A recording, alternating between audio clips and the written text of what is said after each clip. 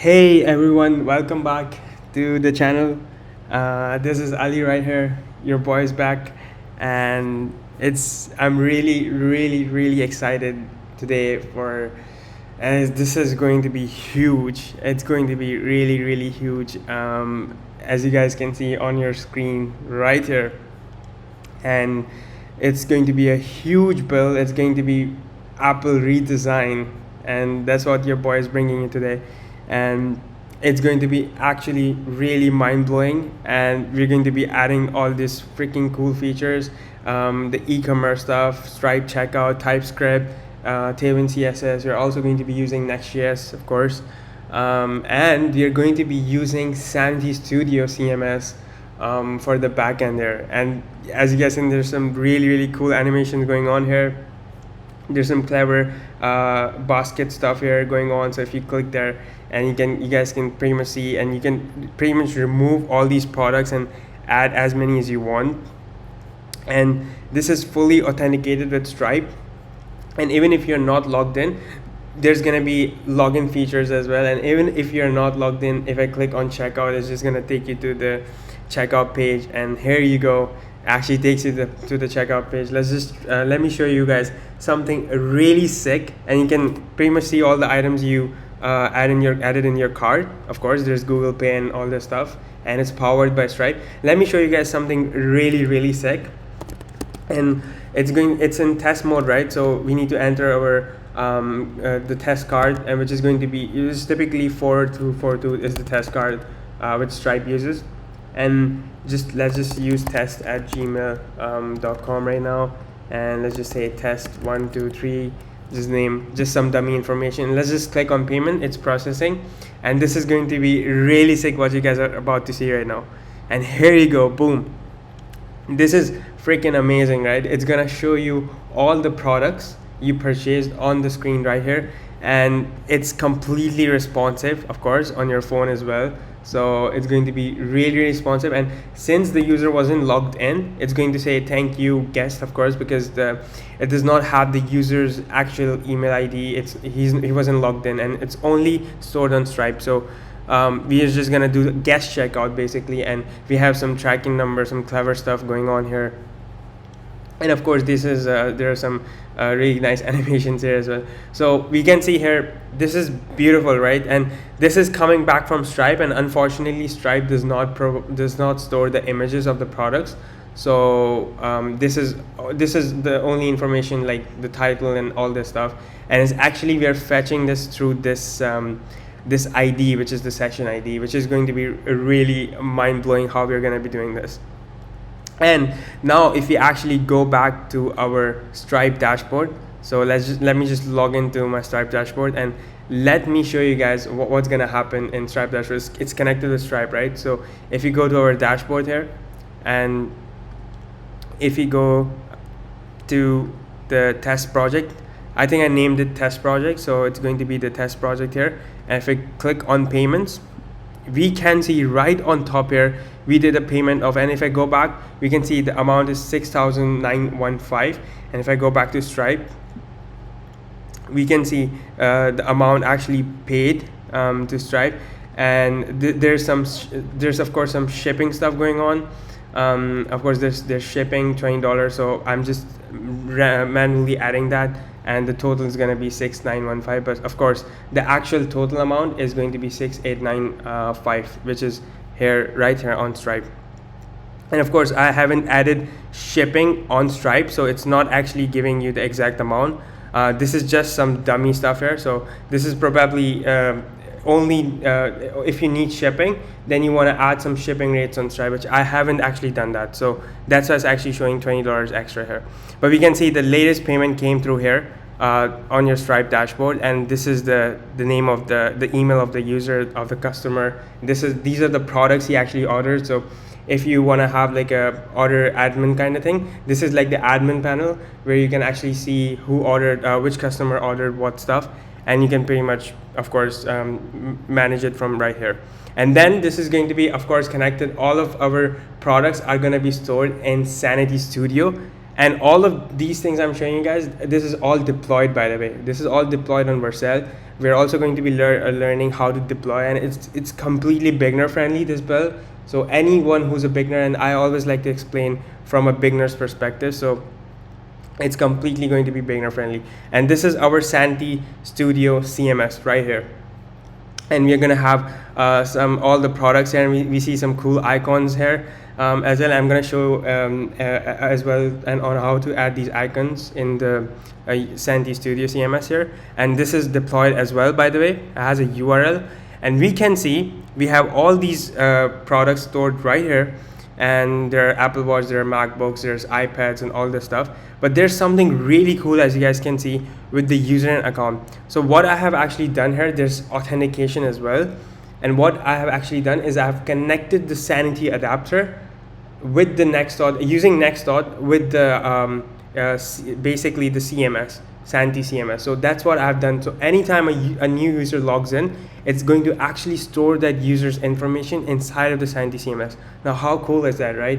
So if I click on the login, the icon here, and they're signed in with Google, of course, and this is completely implemented with Next.js. So if I try to log in with my main account, of course, right now, if I log in, I already have a user here. So if I try to delete this, and to delete this, I have to first delete the account belonging to this. So I have to first delete the OAuth for this. And if I delete this, and now if I actually delete the user, this is going to actually push the user who's actually logged in to this directly to Sanity CMS here. So I deleted my main account, as you guys can see. Now if I try to log in with my main account, this is going to be really freaking cool, and it's just gonna happen with the Sanity adapter, some magic stuff. And we don't even have to do anything. So here we go. We have the user, have my main account right here. We have the email, we have the image of the user, and we also, even if I go to account, we have the stuff here. And the errors you guys see here, this is due to Sanity, of course, because the schemas they're using, it has some errors and stuff. And I hope they actually update those that stuff, and the package which you're going to be using, they actually update the schema, so we get rid of these errors. But this is really freaking cool, right? Because now we can see it actually is connected to that user, which is my main account, and there's an OAuth access token here, there's a provider ID and provider account ID. So this is going to be a sick build. There's a lot of stuff going on. There's TypeScript, there's going to be Next.js, and there's going to be these cool animations. You guys can see the second landing page we have here. It actually scrolls on top of our first page. This is actually what Apple is using on some of their pages as well. So I got really fascinated from that design. I love Apple's UI. It's just absolutely amazing. And this is what we're going to be building. And this design, by the way, is inspired from Dribble. And you guys can see this girl, this is her work, and amazing work. It's a beautiful design. I absolutely love this. And just and the link is going to be in the description as well for the design here. So that's the design inspiration, and I just can't wait to get started with this build. As for some life updates and where I've been for the past 4 months, any of you existing members and have been wondering, I've been working a lot on the bootcamp on my job side, and and I've been hitting the gym as well, improving just the self-improvement journey overall, and just mentally improving my health as well. And my girlfriend's been pushing me as well towards building this build for you all, and any members who are actually showing their support. Shout out to everyone. Shout out to my girlfriend. Shout out to all the members who have been sticking with me till the end. So I just and the last video's response was just insane. I can't believe it. The Netflix redesign, the clone which we did, it was just mind blowing, and we got really good response for that. So let's crush this one as well, and this is going to be one of the best builds, and it's a really powerful, has really powerful features for an e-commerce website. So let's get started, guys. I'm really excited. And let's really get started with this build. And the first thing, as I always do, I always try to explain everything from a beginner's perspective. So we want to open our terminal, of course. Let's get started. So we want to open terminal, and we're going to be using Next.js, Tailwind CSS, We're going to be using TypeScript as well, and all these really production level stuff, I would say, which companies actually use. So if anyone who's not comfortable with using TypeScript, and TypeScript is not something very difficult, it's just JavaScript, but it's just built on top of that, so it has types, and it's a superset of JavaScript. So it has types and interfaces and stuff, which I'm going to be explaining as well. So if you're new to TypeScript, don't worry about it. I'm going to be explaining that part as well, and everything else along the build. So the first thing we're going to do is we're going to go to our Tailwind CSS website, and we're also using Next.js. And if anyone who's new to Next.js, by the way, I mean, Next.js is so much popular, and anyone who's into web development and started learning React and stuff, they should probably know about Next.js. But if anyone's who's new to this, it's a framework basically on top of React, and it's used in production level companies and big tech companies, and it has a really good features. It has image optimization, it has internationalization, it has all these analytics, and it improves your SEO really insanely, and it has some of the best features like server-side rendering and ISR. And if you don't know what server-side rendering is, we're going to be doing that as well in the build today. And I'm going to be explaining all that stuff. And on top of that, I forgot one thing. We are going to be using Redux, guys. We are also going to be using Redux. So there's a lot of really production level tech we're going to be using. So if you want to look at the advantages, the benefits of using Next.js, just go to their homepage and you can just pretty much read about them. They are just the best framework out there. They're absolutely amazing. So let's go to Tailwind CSS, and of course Tailwind CSS is what we're going to be using for our CSS, right? We're going to be using for our design, and it just gives you utility classes and just makes your code really fast and improves your productivity so much. So, and I'm going to be showing some tips and tricks as well on how to like get rid of long class names and make them in such a way that everything's like in sort of components and stuff, because we're going to be using React, right? So that's the goal. And they have an amazing website as well, so definitely check them out. And we are going to go and click on framework guides right here. So this is the link we want to go to, and you want to click on Next.js, and it's insane how many frameworks they actually have. That's really cool. So we want to go to Next.js, and we want to copy this command. So we want to click on this example first. So we don't want to do this manually. We just want a template which is initialized with all this manual configuration, so we don't have to go through all these steps. So if I click on the example here, it's going to open this GitHub repo, and what we want to do is we want to copy this command, because we're going to be using npx to initialize the build. And we're going to copy this command, go back to our terminal, and let me make it bigger for you guys. So, and my bad, let me just navigate to my correct folder. So let me go to documents, and let me go to builds. So this is where I have all my builds stored. So this is just like the folder directory. So now I'm just gonna paste that command right here, and we want to modify this with Tailwind CSS app, because this is the name of our project. So we want to modify this to Apple. I'm gonna name it Apple Redesign YouTube. You can name it anything you want, but I'm gonna name this, and we want to click enter, and we want to initialize the build here. So this is going to be initializing the build, and we want to say yes to install create next app. And this is gonna install Tailwind and everything, so we don't have to do it manually. That's sort of, it's just more faster like this. And now we want to basically set up our Sanity Studio as well, right? Because we're going to be using Sanity. And if any one of you is new to Sanity, again, I'm going to be explaining everything. So Sanity is basically, if you go to Sanity's homepage, it's basically like a content management platform. So, and it's used by big companies, used by Nike, Netlify, Sonos, and all these Cloudflare, these big names, you know, big tech companies. So, and it basically allows you to, as in the video you guys can see, it allows you to manage content like this. And it's really powerful, because as you guys can see, it has multiple users and multiple developers, multiple people, and it's actually non-developers. So it's for people, let's say you're working on a freelancing project, right? And you want to build an e-commerce website for someone, which we are going to be doing today. and the client wants you to build. Now they ask you to build like a backend and stuff, so you can just use Sanity for that, and it's really easy. Anyone can edit this, right? The developer experience is not needed to use the platform here. So anyone who's your client, right? Anyone from your client, they can actually use these portals here, the Sanity portals, and actually deploy it as well to a URL. So they don't have to open this locally. They just open on their website, and they just change stuff and add new products, add new categories. And we have some categories as well, right? So they add new categories, add new products, add all these content, and then you just do some really clever query stuff. And if you have used GraphQL before, if you have worked with GraphQL, again, I'm going to be explaining everything.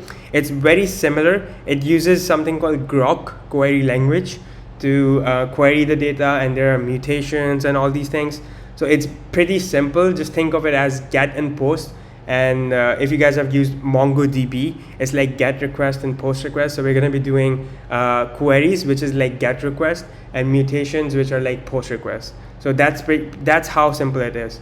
And it's a really, really nice platform. So now what we want to do is we want to get started with this, right? So first, of course, we want to log in. So I'm already logged in. So what I'm going to do is I'm actually going to click on login, just like login.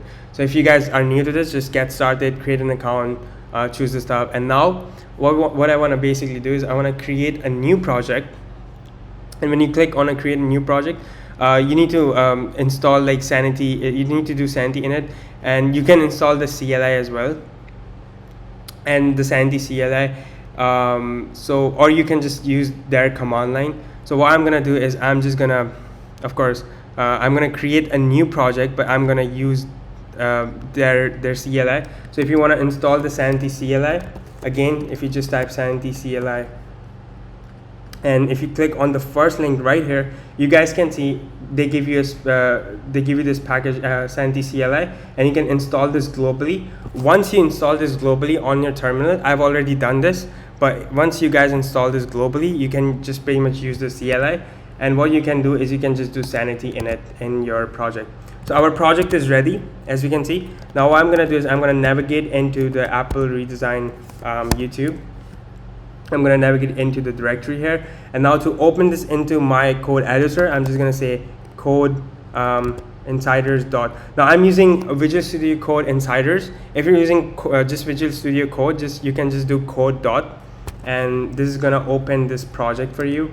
And if you can't do code dot, all you have to do is you just have to say shell command, and you have to just install this code code command in path. So for me, it's Code Insiders. For Visual Studio Code, it's just code command. So just install this, and it's gonna work.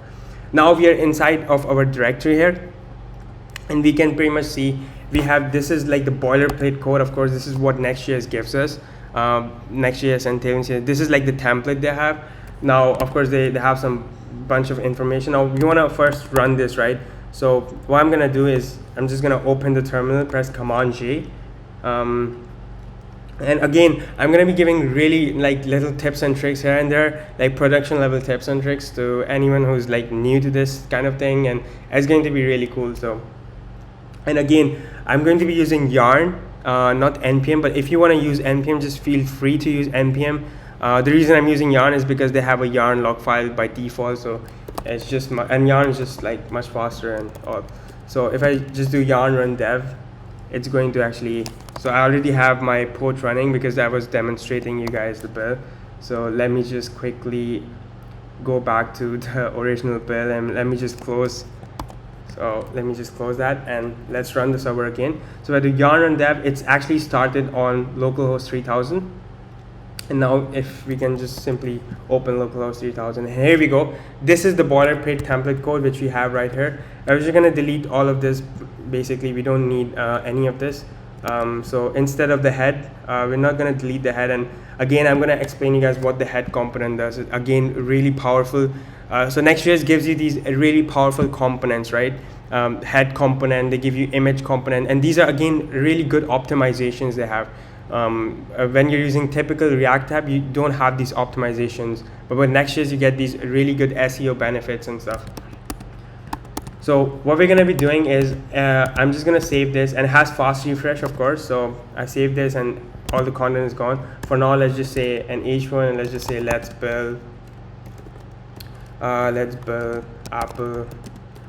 I can't type on this because I've been using mechanical keyboard for a while, so it's kind of hard now to switch back to Mac keyboard. And let's build Apple redesign, and here we go. Again, this is in the center because there's some Tailwind CSS styles going on here, so we want to basically remove all these styles. And again, Tailwind CSS just makes it really fast. And again, the main benefit of using Tailwind CSS is if you're using it for the first time, right out of the box, you can see it has removed all the unnecessary paddings, margins, and all that stuff which you have to do manually with if you're using just CSS or anything else. So with Tailwind CSS, they actually give you a complete clean slate to work on, and it's nothing like Bootstrap. So if you guys if you are thinking it's like Bootstrap, it's nothing like Bootstrap. Bootstrap gives you pre-built components, whereas Tailwind CSS gives you completely unused components, so unstyled components. So you style it yourself. You don't use pre-built components like Bootstrap. And it's my favorite CSS go-to tool, basically. So now let's actually set up our Sanity Studio as well. So let's actually go back to Sanity, and all we have to do is you have to say Sanity init. So let's go back to our project here, and I'm gonna open a second terminal by pressing this button right here because I want to keep the server running. And what I want to do is I want to actually say Sanity init. Again, I have installed the CLI, so it's going to work for me.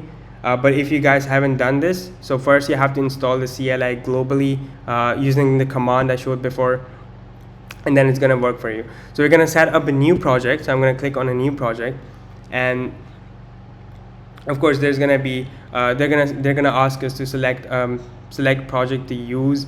And again, this is going to just tell us select which project we want to use, the project name and stuff. So the project name, we can just say Apple redesign, and you can just say YouTube, Apple redesign YouTube, just like this. And this can be just your project name and any of the name you want to basically have.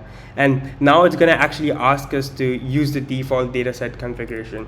Now I'm going to say yes here, and you want to basically say yes here because the default dataset configuration has and dataset is just basically production and development.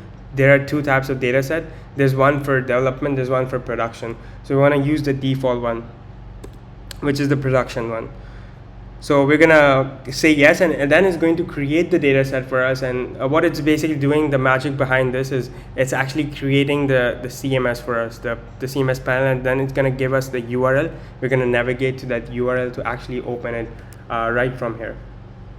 Now it's actually asking us the project output path. This looks fine to me, so I'm just gonna go ahead with this project output path. I'm just gonna say enter here. And now here's the fun part. Now this is going to basically tell us the project template to be used, right? Now I always like to start with some sort of template because to get a general idea when I'm learning this sort of stuff, and because you're going to be building e-commerce website, right? So it makes sense to choose the e-commerce schema. And what basically it does, it gives you the predefined schema and also gives you some sample data. So I'm going to choose the e-commerce schema, and now it's going to ask us to upload a sampling of products to go with your e-commerce schema. I'm going to say no here. The reason why is because we're going to be uploading our own products to the Sanity CMS. So we don't need their products. Sampling means they will upload their own products, some sample products. So we don't have to if you're learning and stuff, so we don't have to do it ourselves. But I'm going to say no here. So we're going to say no. And now it's going to say bootstrapping files from template, and it's going to work around this. Now this is going to build our Sanity Studio, and while this happens, let's get started with the build. Let's build the beautiful UI, this beautiful UI which we have right here, and let's keep this right next to this. Now first thing we want to change is we want to change the head here. Now again, the head is basically the part where, of course, this is what the head is, right? This is what the head means. Now again, Next.js gives us these components for each and every single page. And let me explain the folder structure as well. So Next.js has has an inbuilt router. So if you have used React before, React uses, in React you have to use something called a React Router DOM to manage your routing and stuff. And Next.js is really cool because they have a built-in router, and the built-in router is right inside your pages directory. So your pages directory is basically like a built-in router. So index.tsx is your home page, and if I create another, let's say another route here, if I create like login.tsx, and of course you're gonna say tsx here because you're using TypeScript. And if I say login, just like this, and if I just say login, and if I just save it, now if I want to actually go to the login page, all I have to do is say /login. So if I click /login, you guys can see we are actually on a login page right now. My bad, I actually messed this up. Okay, so we are actually on the login page right now. Now this is really cool, right? Because it has a built-in router, and we don't have to mess around with the React Router DOM and all that sort of stuff. So this is like really powerful. Now what we're gonna be doing is, let's say if we don't have a route, so let's say I type double N, and now it's actually gonna default to a 404 page because this page is not actually created. So this needs to match the route here. So this name here needs to match the routing here. So this is how it actually works. So if I do an incorrect name or an incorrect route or something, it's not going to work. By default, it's going to show us the 404 page. Now if I go on login, of course, it's just going to show us the login page. Now we're not going to have the login page here, so I'm just going to delete that. So this is what the inbuilt router inside of Next.js is. Now, of course, we want to change this stuff right here. So I'm just going to say Apple redesign. So let's just say Apple redesign. And if you actually save this, and let's go back to our home page, we can see the title here is actually changed. And you can upload 5 icons here. So this is the link for a 5 icon, and you can just change these icons here. This is like the Vercel one, but you can change this to pretty much anything you want. And here we go, just like this, the Sanity Studio is actually initialized.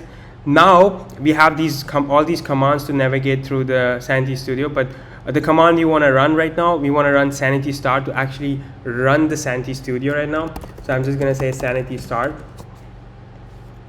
And yeah, this is a mistake you guys are going to get into a lot of times, and I myself get into a lot of times.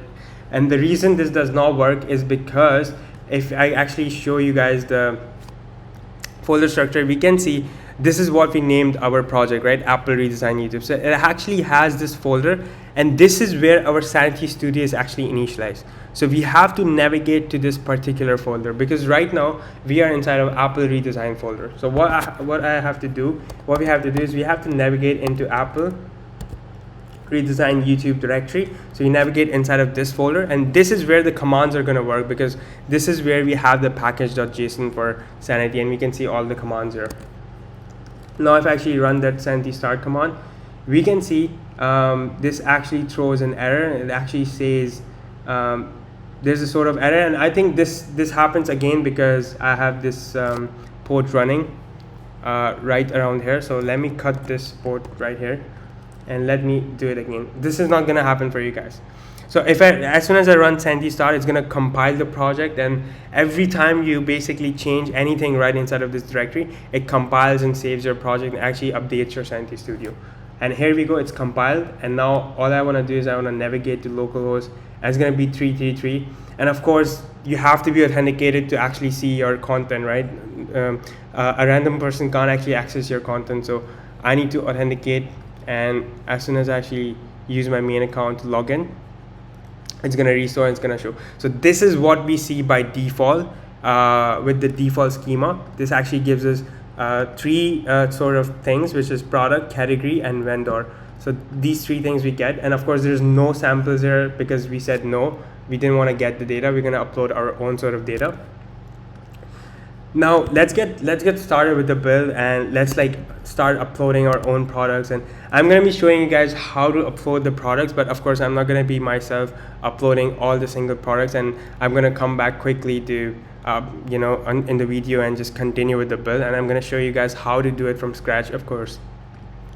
Now we want to go back to our website, and let's actually start doing the fun stuff, which is coding, because we have initialized everything. So now we want to basically start with our home page, right? So we can see on our home page, if I actually put this right next to this, we have our header, right? So of course we want to create some sort of folder structure. So I always like to create components. Of course we need to have a components folder, and inside of our components we're going to create a new file called header.tsx, and I'm just going to say RFCE. Now again, if you guys are not familiar with these code snippets, this is just an extension I'm using inside of Visual Studio Code, which is ES6, ES7, React Redux.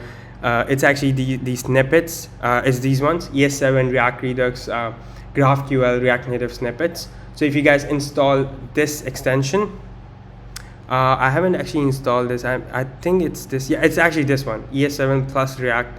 It's this extension right here. So it's these snippets. So if you actually install these install this extension, you're gonna get these really nice snippets. So when you say RFCE, you will get this functional export component. Now of course, let's actually get into our header. So let me just navigate to header on my other screen, and let's actually start building our header component.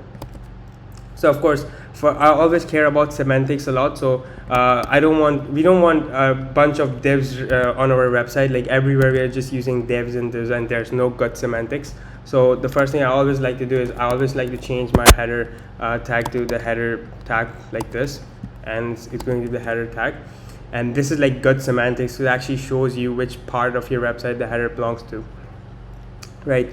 So the header, and we want to basically build our header. So we're going to have a div here, and we're going to have Next.js image here, right? So we're going to be using a Next.js image component here. Right out of the box, I'm going to be importing the Next.js image from next/image.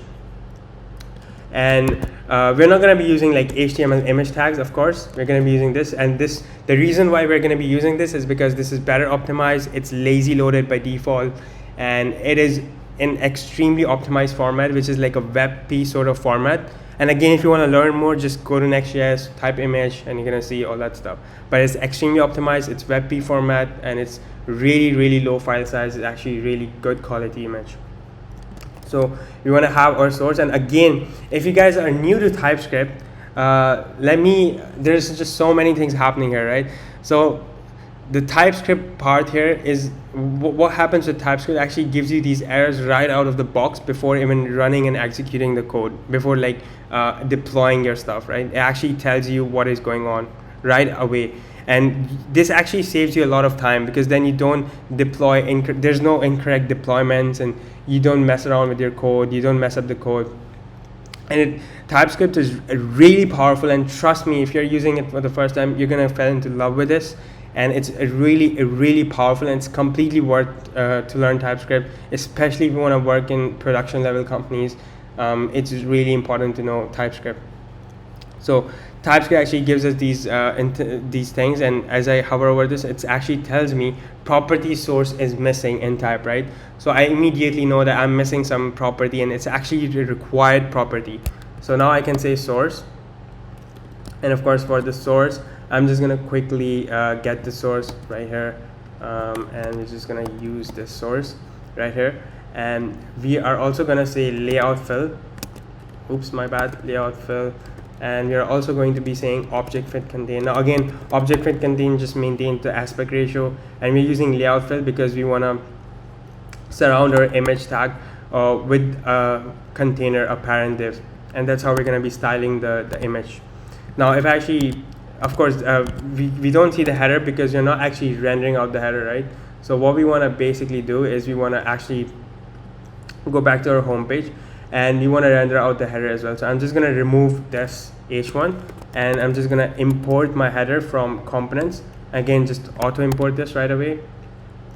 And as soon as I save this, we get an error, and it actually says hostname rb.gui is not configured. Now whenever you're using Next.js image components, you have to make sure that you have these domains whitelisted, because if you actually don't do this, Next.js uses like an image optimization API and actually optimizes the image through that. So we want to make sure that it's connected. All these domains are whitelisted before some requests which we don't want, and the unnecessary requests come in. So we always want to whitelist, and it's really easy. All we want to do is just copy this rb.gui domain, and we want to go back to our next.config.js, And all we have to do is we have to add something called images.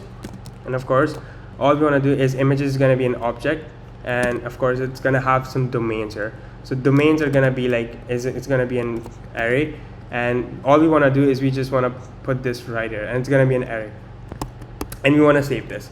So as soon as we save a Next.js config file, of course we want to restart our server. So just quickly restart the server, and we refresh this, and here you go, the error should be gone, and it's gone, and we see a huge image. Now of course we want to style this image so it's not this huge. So what we want to do is basically we want to go back to our header. Just let me go back to header, and let's just what we want to basically do is we want to the surrounding div. And the reason we use layout fill is it's sort of like, think of it as absolute, and what I'm gonna give is I'm gonna put some styles here and make sure I change the image based on these styles. So and whenever you use a surrounding div and when you use layout fill, you always have to say relative. And I know it kind of sounds like overwhelming. You might be thinking, why aren't we using like a normal image tag? Why are we going through all this stuff just for an image, just for a single image? But let me tell you guys, the most important part of your website, most important part of your web application is the images and the videos you're going to be using. So if there are any images and videos, you want to make sure you optimize them really well.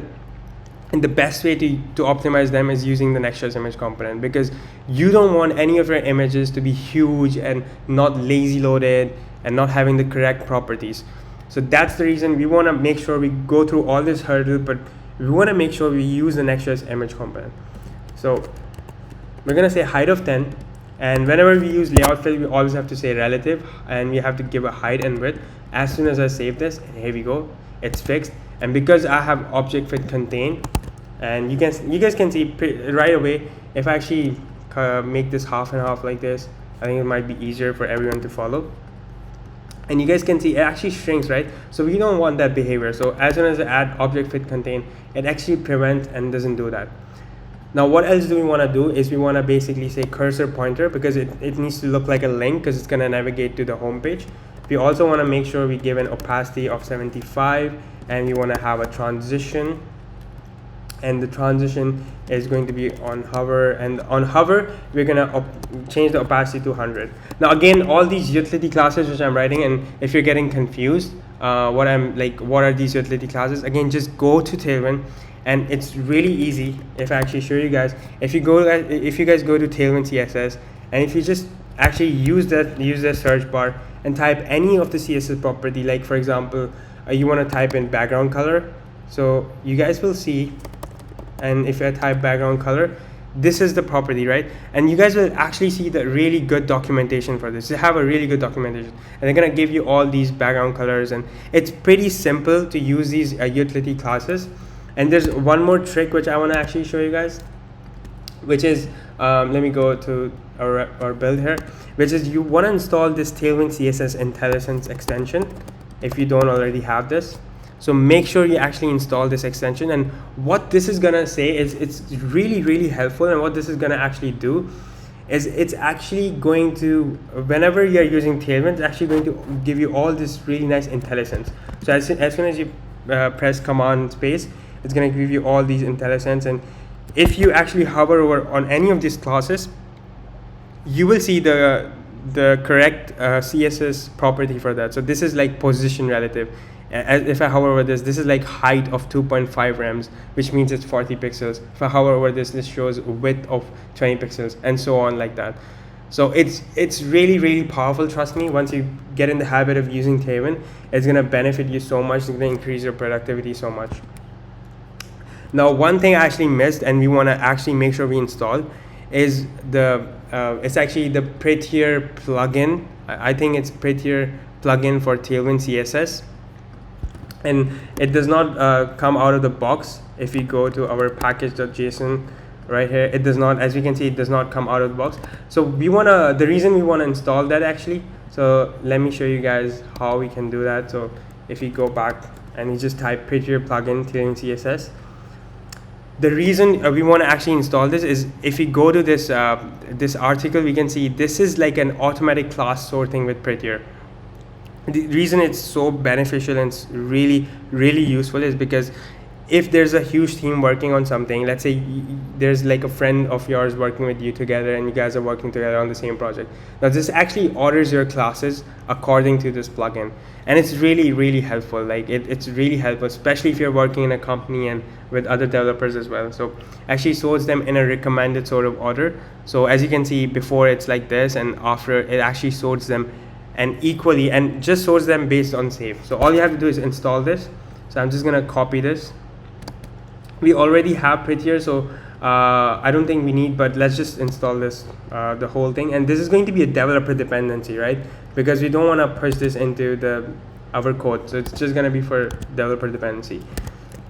So let's just open our terminal. Now I'm going to be opening a third terminal here, and again the reason is because you have Sanity Studio running, and here we have our server running. So we want to make sure we have a third terminal to install all this stuff. So I'm just going to say yarn add -d, and remember to say -d if you're using yarn, and if you're using npm, just use npm install and -d like that. So I'm just going to install, and make sure you're in the right directory as well. So if you're not in the right directory, make sure you're in the Apple redesign YT directory, not in the Sanity one, because that's going to install inside of your Sanity, and we don't want that. So make sure you're in the right directory. Now this is installed, and as soon as I actually save this, so let's say if I have the height somewhere around here, and if I actually save this, this should be kicking in, and this should be working. This should be working well. Let's make sure why it's not working. So we can see, and it actually works on save. So as soon as I save, this should be putting the height somewhere around here, and I'm not sure why it's not working. Maybe because you need to refresh our application. But yeah, this should work, and actually automatically sort your classes according to that. But let's continue with the build. So we have our container div here. The next thing we want to have is, and we want to basically surround this with a link component. And again, this is another component inside of Next.js, and this actually allows you to go to different pages. So we're going to surround this with our link, and we're going to say href, and all we want to say is this is going to take you to the home page. So this actually works pretty similar to a tag, but it needs to contain only one child. That's how it actually works. So if we actually save this, of course right now we are already on the home page, but this actually helps you to navigate between different pages. Again, the reason we are using a component is because when you actually click on the link, it actually preloads the page and actually delivers it super fast. So that's the reason we are using a link tag instead of a normal a tag here. The next thing we want to do is we want to have so we want to also have a div, and we want to put this div inside of here, and we want to have this outer div, and this is going to say flex, and it's going to say item center, and it's also going to say justify center, and on a medium breakpoint. Now this is really cool, right? One of the another reasons I really admire Tailwind, and their team is doing absolutely amazing work. Like, you know, they have a brilliant team, is because they have these responsive breakpoints. The way we actually build this is really cool. They have these breakpoints called medium, small, large, and you guys can see it has min width. So anything on Tailwind is mobile responsive first, and then it goes to bigger screen sizes. So the styles we're actually writing right now are for mobile first, which means it starts from smaller screen sizes and then goes to the larger screen sizes. So on a medium screen size, which means on a medium, so if I actually do medium width, I want the width to be 1/5. So if I actually hover over this, we can see on a min width of 768 pixels, which is like for tablets, we want the width of this container to be 20%. This means the width of this container, this whole container, we want it to be 20% just on a medium screen size. So when it actually goes to a medium screen size, this is what we want to basically do. So if I go to a medium screen size, we can see what happens. It actually gets reduced to 20%. By default, it's right here. Medium screen is actually 20%. Now this is really useful. Now again, one of the main reasons I really love Tailwind CSS. So the next thing we want to basically do is we have the width 1/5 right here. Next thing we want to do is we want to have another div, And this div is gonna be, of course, for our navigation links. So I'm just gonna quickly actually copy this div and just explain you guys what I actually did what I did here. Again, this is just for our navigation links. So if I actually save this, of course, it's actually hidden right now, so we don't see. So what's sort of happening here is, of course, the styling is kind of messed up. But what's basically happening is we have four A tags, four anchor tags, and we have product, explorer, and these are some dummy links. Of course, if you want to make them functional, feel free to add more functionality to the build. But this is the container containing these builds, and by default it's actually hidden, and only on a medium screen size it actually shows flex. So this is like a medium screen size, so it actually gets flex. And then all we are saying is we're saying item center to make them centrally aligned, and we are also saying flex of 1, which means that I want this container to take as much space as possible as opposed to this container right here. So this container is going to take like the 80% on a medium screen, because this is taking the 20%, right? So this is going to take 80% on a medium screen. And flex 1 means take as much space as you possibly can. So that's what flex 1 means. And then we have, now this is a really cool part. Here we have some custom class names. Now, one of the annoying things people don't like when they're using Tailwind is they're so huge and bulky class names, and it makes your code dirty and all that sort of stuff. But there's a fix for that as well. So let me just quickly navigate to my global CSS on my other screen, and let me show you guys how we can actually reduce that and do it in such a clean way. So if I go back to global CSS, and we can see we get these three things out of the box, and actually gives us Tailwind base, components, and utilities. Now what we want to basically do is we want to access our base layer, or actually our components layer, and what we want to basically do is we want to use that custom class name called header link, and we want to use this.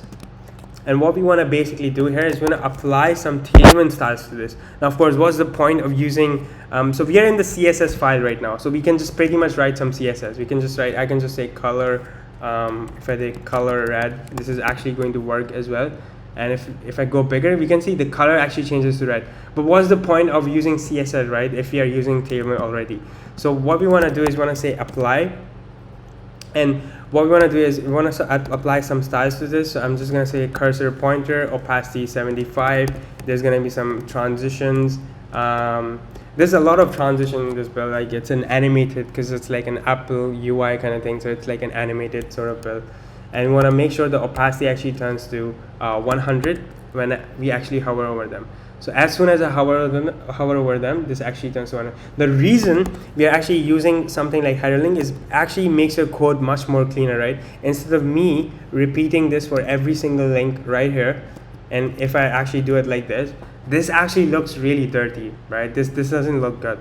So to fix this, we just say header link, create a custom class name, and all we have to do is just modify it at one place inside of global CSS, which is really useful as well.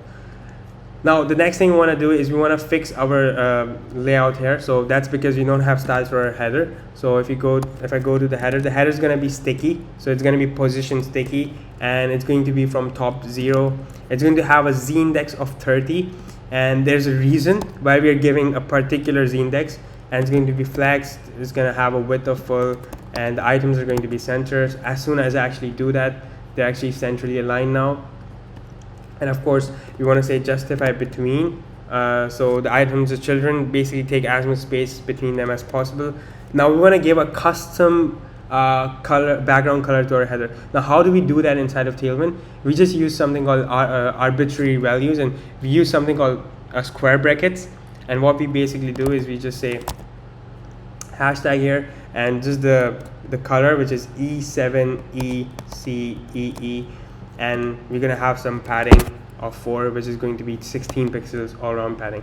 As soon as I actually click on save, we can see our beautiful header coming in right away. Now again, of course, this the reason this is like messed up and it's kind of on the right, because this is taking 80% and this is actually taking 20%, and there's 3 more things on our right side, so we haven't finished that. So that's why this is actually taking like this space. But this actually looks really cool, right? On smaller screens, we can't actually see the links. On bigger screens, the links reappear again. So this is cool. The header container is done. The next part we want to move on is we have another div, right? We have the div on the right side, and we're gonna have some bunch of items inside of this div. Now this div is gonna have class name. But first, instead of putting the styles here, let's put some icons here. Now again, I'm going to be using hero icons. They're really beautiful. Again, the hero icons package, if I actually show you guys, is actually, oh, they actually updated their hero icons. Okay, this is updated right now. Okay, when I was actually doing the build, it was actually version 1. Yeah, it was actually version 1. Now they have actually updated to version 2, which is really sick. Means you guys are going to be using the newer ones. So these are really beautiful icons, and these are actually created by the creators of Tailwind as well. And this is like really some really good icons, some really good looking icons. So what we want to basically do is we want to just search for some icons. So I'm going to search for search icon. And it's going to be this one. And we want to first like go to click on documentation. Let's install these icons. So let's copy this and just open our terminal. Make sure you're in the right directory. Just say yarn add, and let's just use here add the package hero icons react. And of course, these icons are really beautiful icons. And you guys can pretty much search through all the icons you want to use. And there's like 3 variants. They have actually added 3 variants. So there's search solid, there's outline, and then there's a mini one. Really good icon package. So now we want to go back to our website. Let's use these icons. So the first thing I'm going to be using is going to be a search icon. So I'm just going to say search icon, and of course the search icon is again going to have a class name, and the class name is again, it's going to be header link right here, right like this. So it's going to be search icon, and of course we want to make sure we import our icons. I'm just going to import all of them at once. So we have all these icons, and of course it's actually saying that it cannot actually find the module. This can be one of the 2 things, and it's saying it cannot actually find the modules for the hero icons. Maybe with it not installed, we are not importing it the right way. So let me just quickly check. So let me check the package. Let me check the package JSON. And yeah, again, we installed in the wrong place. This is the reason I was confused, because the names are same. So this is the reason. This is actually messing up our code. So we are actually installing this in the incorrect place, and I am glad I actually pointed this out, because the names are same. So I got confused and I thought this is actually the correct directory, but I was actually in the wrong directory. And again, that is the main reason why our prettier plugin wasn't working, because we don't even have it here, right? We don't have the hero icons, we don't have the prettier Tailwind CSS plugin. So let's just install them right again. And this was the reason this wasn't actually working, the prettier plugin for Tailwind CSS. Now, as you can see, it's right here, and now we want to basically remove it from the Sanity directory. So you don't want to make sure you have them here. So just to remove it from the Sanity one, all you have to do is just say yarn remove. And of course, you want to first of all navigate again back to that directory. So again, make sure to name it something else. Make sure to name it like Sanity with Sanity something, so you make sure you remember, because this is what happens if you don't change the names. Like I got confused. So I'm just going to say yarn remove, and that's going to remove that package. And I'm also going to be removing the prettier plugin kind of thing. So let's just remove that quickly as well. So let's just say yarn remove. And if we go back to our Sanity package.json right now, we will see that we don't have it anymore. We don't have it anymore because we removed it. So that's good. We have our hero icons, and we can, I think this should be working right now because we have it. And now it's actually saying that we don't have the types for hero icons React. So what we want to basically do is want to copy this, and I want to install the types because we are using TypeScript. Now this does not happen with JavaScript. Again, these things you're doing, the additional installations, the additional stuff, this is all worth it, trust me. Like, this is all really, really worth it, because TypeScript really, really benefits you a lot in the longer run. So now we're going to go back to our actual directory, and we want to make sure we add the types for the hero icons. So, and it's a bug. I'm not sure why it's actually saying add types hero icons react like that. So let's try to add it again. Let's say capital D, and instead of hero icons, add types hero icons, and let's just say hero icons react maybe. Let's try to install them. I'm not sure which types. Let me just quickly check it out, because I'm pretty sure I installed the type. So let me check it out inside of my build, what the typing is for the hero icons. I'm pretty sure I installed, or actually I did not actually install them. I think it's messing with the newer version. So let's just make sure. Yeah, it's messing up with the newer version, I guess, because that's the latest version they have. So that's what's actually messing it up. So because I did not install types for hero icons. So what we want to do is, for now, let's just migrate to the older version, and let's just continue with the same sort of build.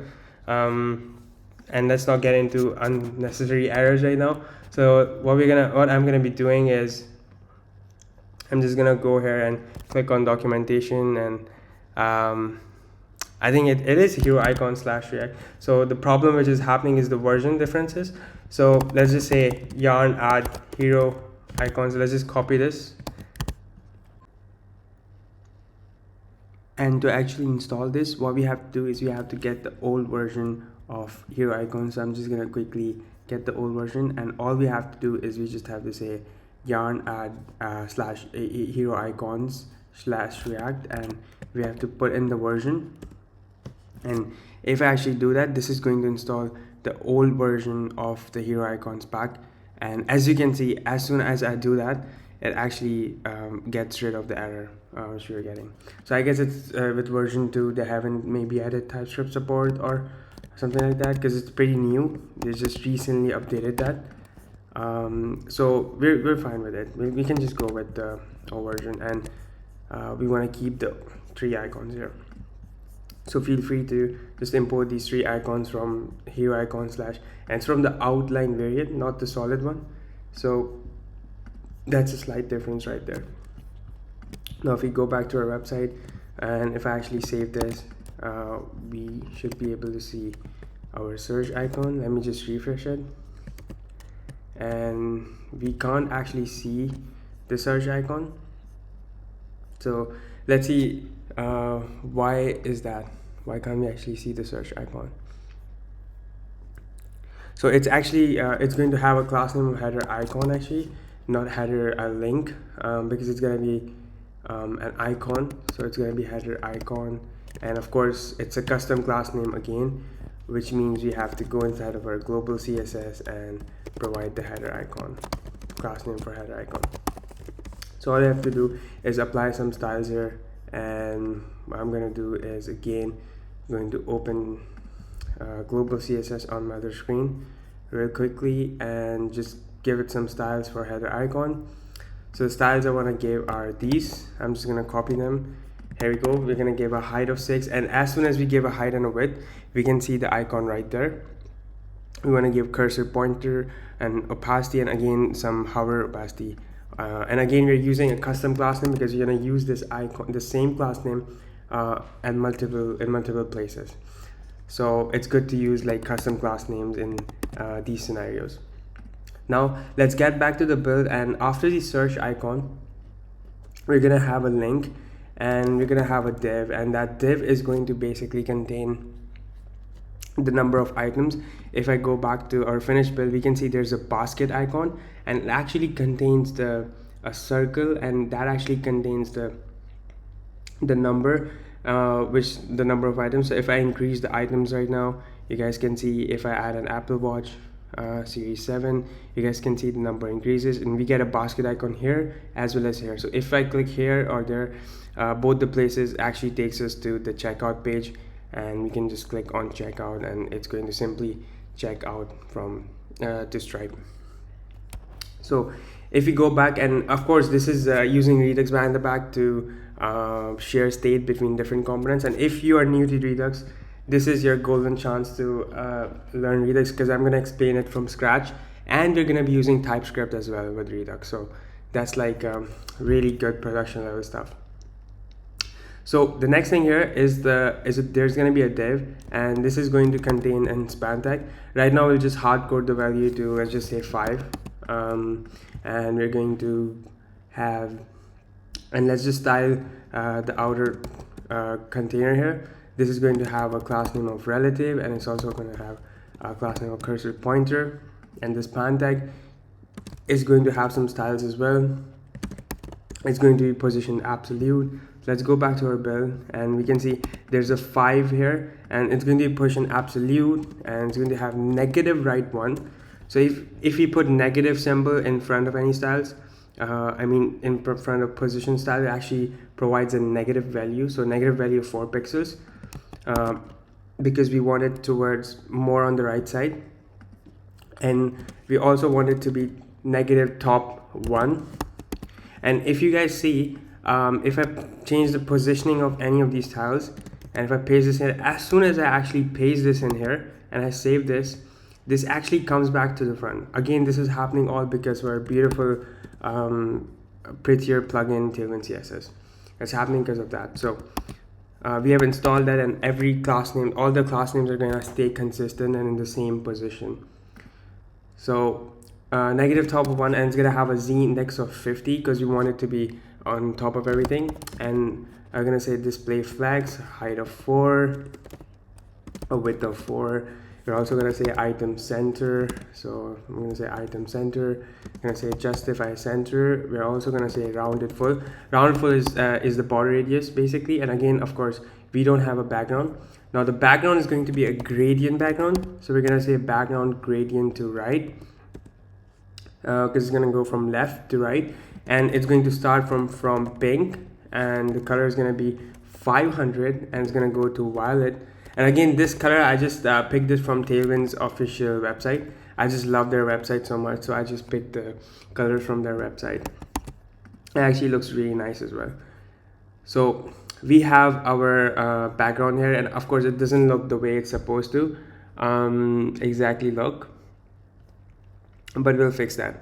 Now, of course, this whole container div is going to contain this, and it's going to be relative cursor pointer, and it's going to have a header icon class, the search icon, and of course there's going to be outside the span tag, there's going to be a shopping bag icon, right? Because of course there's going to be a shopping bag icon. So as soon as I paste that in, we can see the positioning of the number 5 here, the number 5. And of course the text font size is not relevant, is not the correct one, so we need to actually fix that, which we'll fix. So we have and this whole thing will be wrapped inside of a link component again, and the reason again it's going to be wrapped is because it's going to link to the checkout page, which we are going to be creating afterwards. So we're going to put this whole div inside of this link, and of course the link, we're using TypeScript, so it gives us really nice intelligence, and it actually tells us that property href is missing, which means we need to put href in there, and we need to put /checkout. So it's going to take us to a checkout page. So this is going to navigate to a checkout page, and that's pretty much it for the shopping bag icon. Now, of course, the overall container, we need to give some style, so it's going to be display flags, it's going to be items, item center, it's going to be justify center, and it's going to have a gap, and it's going to have a gap x of 4. And again, I'm not using space x because gap x actually works really well here as well. So you can use pretty much space x, gap x, or anything. Space x is going to work as well, I guess. So if we give space x, it's going to work the same way, but I just used gap here. And on a medium breakpoint, I want the width of this to be 1/5. And again, the reason I'm doing this is because we're gonna have those links, right? So if I make this bigger right now, we can see the links are actually centrally aligned, because this is taking 20% and this side is taking 20%, and the links are exactly positioned in the center. So if you make this bigger, this looks really neat and nice, and it's actually responsive. Now we have done this styling for this. Now of course we're going to be having a user. As you can see, the user is logged in, so there's going to be a Next.js image here, and if the user is not logged in, it's going to show us the icon. So for now we're going to have a session for later on, but for now I'm just going to create a variable session, and I'm just going to say session is going to be false for now. So the session is false. What's going to happen here is we're going to pull this session from an actual session, right? This is just some dummy value I've given it for now. So what's going to happen is this is the link, right? And what's going to happen is if there's a session, and what's going to happen here is that there's going to be a Next.js image component if there's a session, and it's going to have some, let me just quickly copy this, and it's going to have some few attributes here. Now of course this isn't going to work, because for now we can just maybe comment this out and comment this part out, and if there's no session, then there's going to be a user icon. So this is, of course, if you guys aren't familiar with the syntax, this is, I'm using a ternary operator here. This is just a JavaScript operator. What it does, it evaluates to true or false. So if, and think of this as an if condition, if else condition. So if session is equal to true, this basically means that if the session is equals, and I'm doing this for any beginners out there who are new to React and stuff. So this is what this technically means, right? And of course this is gonna always return false, because I actually made it false here. So that's why it's actually erroring out here. But what this basically means is that if this session is equal to true, it's going to show us a Next.js image component. Otherwise, it's going to show us the icon. And again, we don't want to, we just want to comment this out for now. So we can just comment this part. Now, of course, it's going to show us the user icon because the session is false.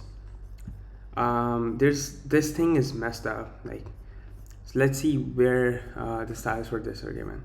So we have the header, and I think I have the styles for the header. Where have I given the text class? I haven't actually given the text class anywhere. Okay, so we have this bunch of stuff. Now what we're going to be doing is we're not quite done exactly with the header. There's some session stuff remaining, of course, which we want to integrate. But for now, I guess we are actually complete with the header portion. It's completely working. I think there's some global styles I have missed, so let me check some global styles I missed. So let's actually change some. Let's go back to our global CSS, and now this time we're going to access our layer of base. The reason I'm actually doing this is we can actually put it inside of components too, but here I'm going to be accessing HTML tags. So I'm going to be accessing the body tag. So I just like to put them inside of the base and just kind of have a nice separation of concerns. So it just makes more sense like this. And we're going to apply font body. Now, of course, we don't have any font body. As you can see, the IntelliSense is not providing us anything. There's no such thing as font body inside of Tailwind. And we're going to provide a text custom color for text 232428. Okay, so where's this gonna where's font body gonna come from, right? We're gonna create a custom, we're gonna use a custom font, and it's gonna be, the font we're gonna be using is going to be Popments. And again, of course, I'm gonna show you guys how to integrate fonts inside of your application. So we want to go to Google Fonts, and what we want to do is we want to search for Poppins here, and what we want to do is we just want to click Poppins, and of course we want to choose the style. So we have chosen Poppins, but we want to choose these styles. So what I like to do is I like to select all the styles, and because we never know which variant we're going to be using, so I like to choose all the styles. And then what I like to do is just basically copy the import statement. So I just copy the import statement from here, and I select all the weights. So we have selected all the weights, and copy the input. You can copy the link as well and put it inside of the head tag. Because we don't have index HTML in Next.js, there's a way to optimize the fonts as well. So if you go to Next.js website and if you search for font optimization, there's also a way to optimize your fonts to load them faster and just for better user experience. But in this case, I'm just going to copy the import statement here, and what we're going to be doing is we're just going to go on top here before everything and going to load this pop-ins font. Now of course we have loaded the font, but we haven't even applied to our body yet. So what we're going to do for this to work, we're going to go to our Tailwind config. And again, how am I doing these things? I just learned from the documentation, guys. So if you want to learn any of this thing, like if you're getting confused like what I'm doing, just search for font family on Tailwind and how to integrate custom font families into Tailwind, and you're going to actually see the how to the steps to actually do that. So now I'm just going to go back to my other screen and just go to my Tailwind config and just choose the font family. So inside of our Tailwind config, so in this extend, and this is something new they added, by the way, the type for TypeScript support. So if you go and actually expand this, you will see that we have, and if you press command space, you'll see you'll have all this really nice intelligence. And again, why is this happening? It's happening because they have added this new feature right here. So it's happening because of that. So we get this really nice intelligence. Now what we want to choose is we want to choose the font family, a custom one. Again, it's going to be an object, so we're gonna open curly braces, and now we can just give any custom name. I'm gonna give the name of body. You can just say the font name or anything else. And now here we're gonna give the font, and again this is just the Google font. So I'm just gonna say body refers to pop-ins and sans serif. Now this is really cool, right? Because what's gonna happen now is if I close this and if I actually hover over font body right now, we can see it actually gives us intelligence. So this font has been added to Tailwind right now, and the font body is, of course, if we go and check here, we'll see there's a we get the intelligence for font body because we just added into the config.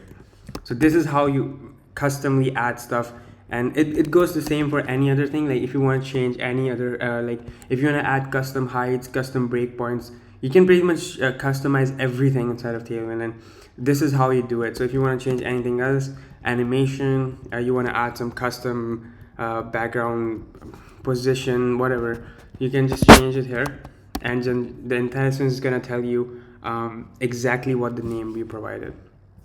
This is really cool in Tailwind. Now of course, let's go back to our website and let's actually see, and as we can see, the font is changed.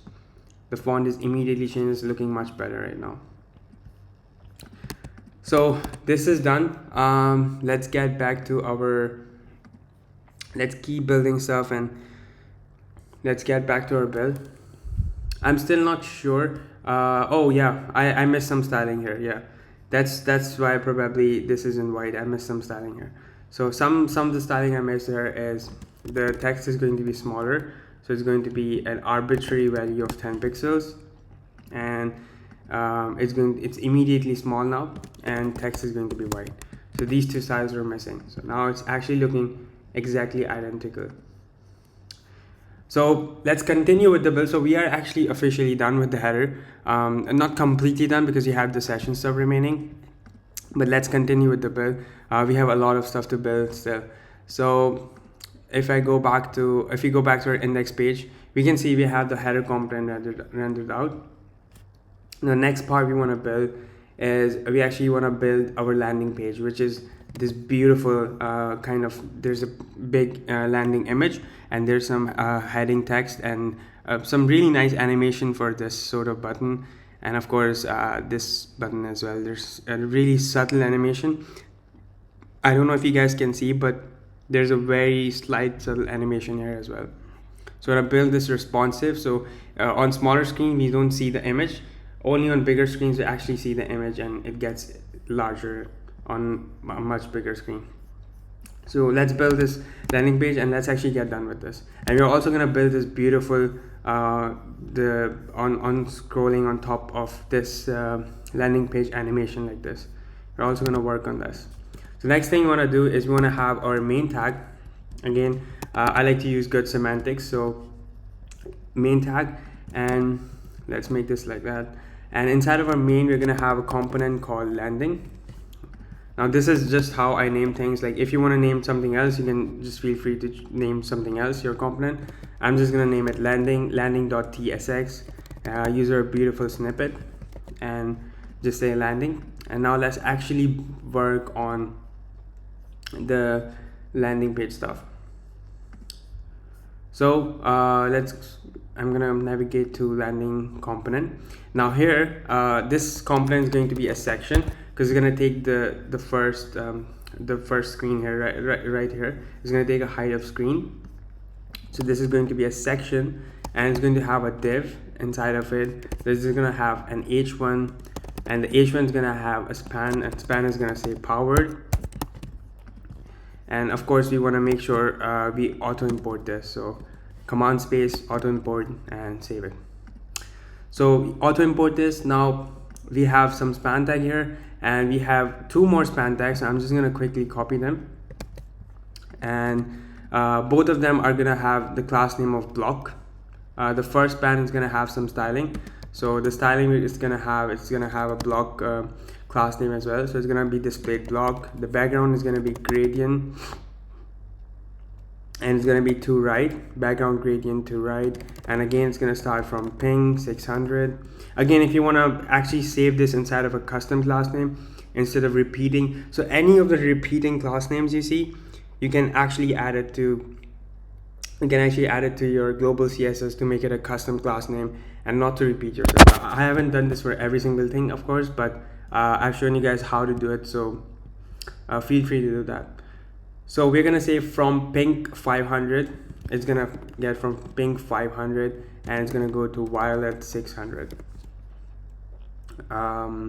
Actually to violet 500. And this is how the background's gonna look. It looks really sick. The next thing we're gonna do is you also want to say, so what we're gonna be doing here is we're gonna be doing the typical traditional CSS where we clip the text and we clip the background on the text basically. So this background, I don't want it on the background, but I want this background to be applied on the text. But how do you do this inside of CSS is you use something called background clip property, and what you do is you just say background clip to text. And this just means the background clip is going to apply to the on the text. But for this to work, actually, the text needs to be transparent. So the text needs to be transparent. And as soon as I make the text transparent, we can see the background is actually applied. The gradient, nice background is actually applied on the text right here. And of course, what we want to do is for the entire H1, we want to first of all give a space wire of 3 because there are 3 span text. The text of 5XL, font of semi-bold, and we're also going to say tracking wide. And the tracking wide is basically the letter spacing between the letters. So I'm just going to give it a little bit more than the default value. And on a larger breakpoint, we are going to be doing text of bigger. So on a larger breakpoint, we're going to say text 6XL. So if we make this bigger, we can see it actually gets 6XL. It looks really nice.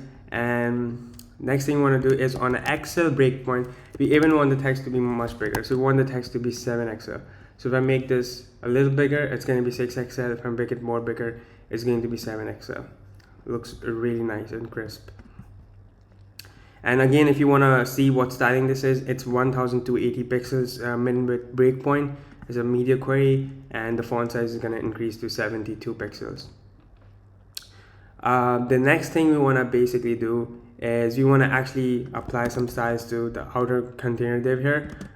It's just one style. All we want to say is space wire of 8 here. And the next thing we want to do is for the entire section here, we're going to make it sticky. We're going to make it top 0, and we're going to say margin left and right of auto, display of flex, height of screen, because remember it's going to take the height of screen. And the max width is going to be of arbitrary value of 1350 pixels, item center, justify between, item center, justify between, and the padding left and right of 32 pixels. And as soon as I save that, boom, it already looks so much better and so much in place. Just by giving some paddings, it actually looks really, really nice now. And we can see it's exactly where it's supposed to be right now. So this is looking crisp, looking really nice. The next thing we want to actually do is we're going to have some buttons, and as I can see, the color is actually going to be same as well here. So we need to probably change the color as well. So what I'm gonna do now is we're gonna have, after the H1, we're gonna have a div, and this div is going to have a button, and this button is going to be a reusable button component. So we're gonna create a reusable button component, and it's going to be a really, really good reusable component.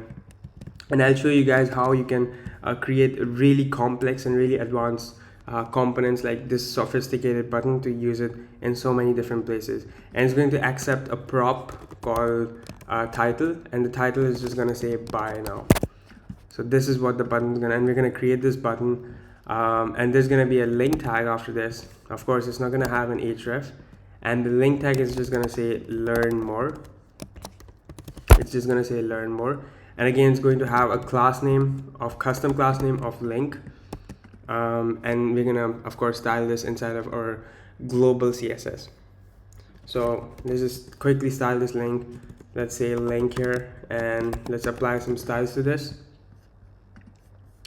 For this link, we're gonna say it's going to have relative, it's going to be pushed in relative, it's gonna be cursor pointer, text is gonna be large, font is going to be medium, and it's going to have some before and after pseudo elements.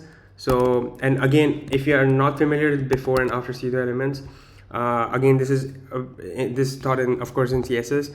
What this basically means is when you say before, just think of a div before this exact element. So for example, before pseudo element means that we are actually introducing before the link here, we are introducing a div.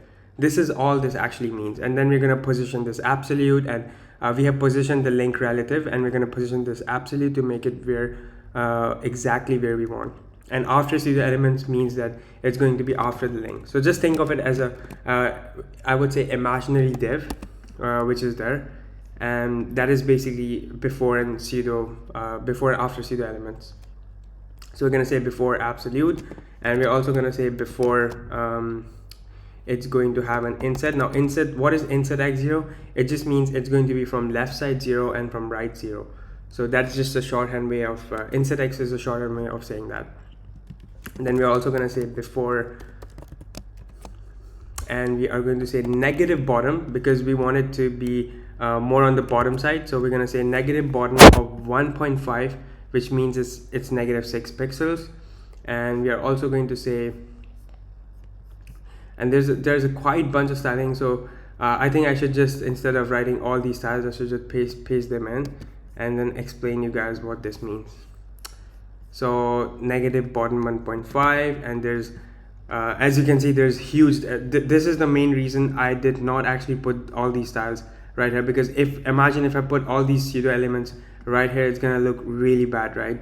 So what I did is I actually created a custom class name and put all these styles in. Again, this is just some pseudo elements now, so we're giving a height to it, and we're saying origin left because we want it to start from the left side, and then we are scaling it to be 0, and only when we actually hover on it, we want to scale it to be 100. So we actually hover on this, you can see this beautiful underline animation comes in. And of course, how the animation is going to work is using the transition all property right here, and the duration as well.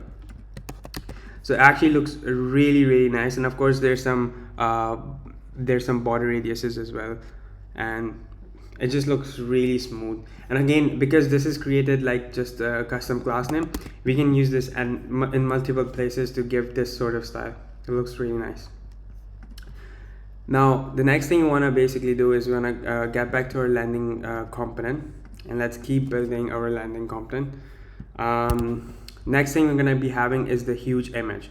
So for the huge image, what we're going to do is we're going to have a div and we're going to have an image, and the image is going to be having a source prop, and again this image is going to be a local image, and this is going to be an image for an iPhone, of course, and of course it's going to have a layout because it's a Next.js image. So first we need to import this Next.js from next/image, and as you can see the error is gone. The next thing we want to do is we want to say layout fill, and we also want to say object fit of contain because we want to maintain the aspect ratio for the image. Now the div, remember whenever we say layout fill, we always want to say position relative to the container, and we want to say hidden because imagine it's going to be hidden on the phone screen, right? And only when it gets bigger, sorry, so this is the height, so the height and width is going to be 450 pixels. So it's just going to say 450 pixels here, and the transition is going to be an all transition. There's going to be some duration of 500, and of course on a medium breakpoint it's going to be inline. So on a medium breakpoint we actually want to show the image, and on a larger breakpoint we want the height to be 650 pixels. And again, all these values are going to make sense when you guys see the image. Actually fix the image, and again on a larger breakpoint the width is going to be 600 pixels. So instead of 650, it's going to be 600 pixels the width. And now we just basically need the image. So to get the image, I'm going to open my old build, and what I can do is I can just drag it here, and of course the repo is going to be linked in the description, so you guys can just easily get the image from the repo. And the image of course is going to be inside of public, and what I can do is just open it here and just put it right inside my public folder. So whenever you're using a local images, this is how you use local images in Next.js, by the way. You store them inside of your public directory, and the path name is of course going to be of course going to be /iphone.png.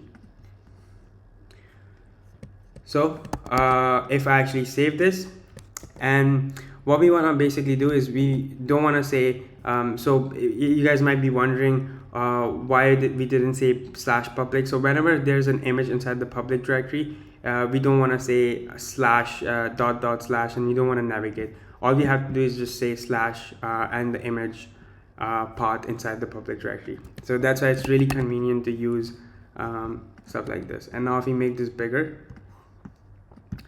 we can see there's this iPhone image, and of course it's not looking good because the background color is actually not the same, so it's not actually looking the way it's supposed to. But we have our image, and it actually hides perfectly on smaller screens.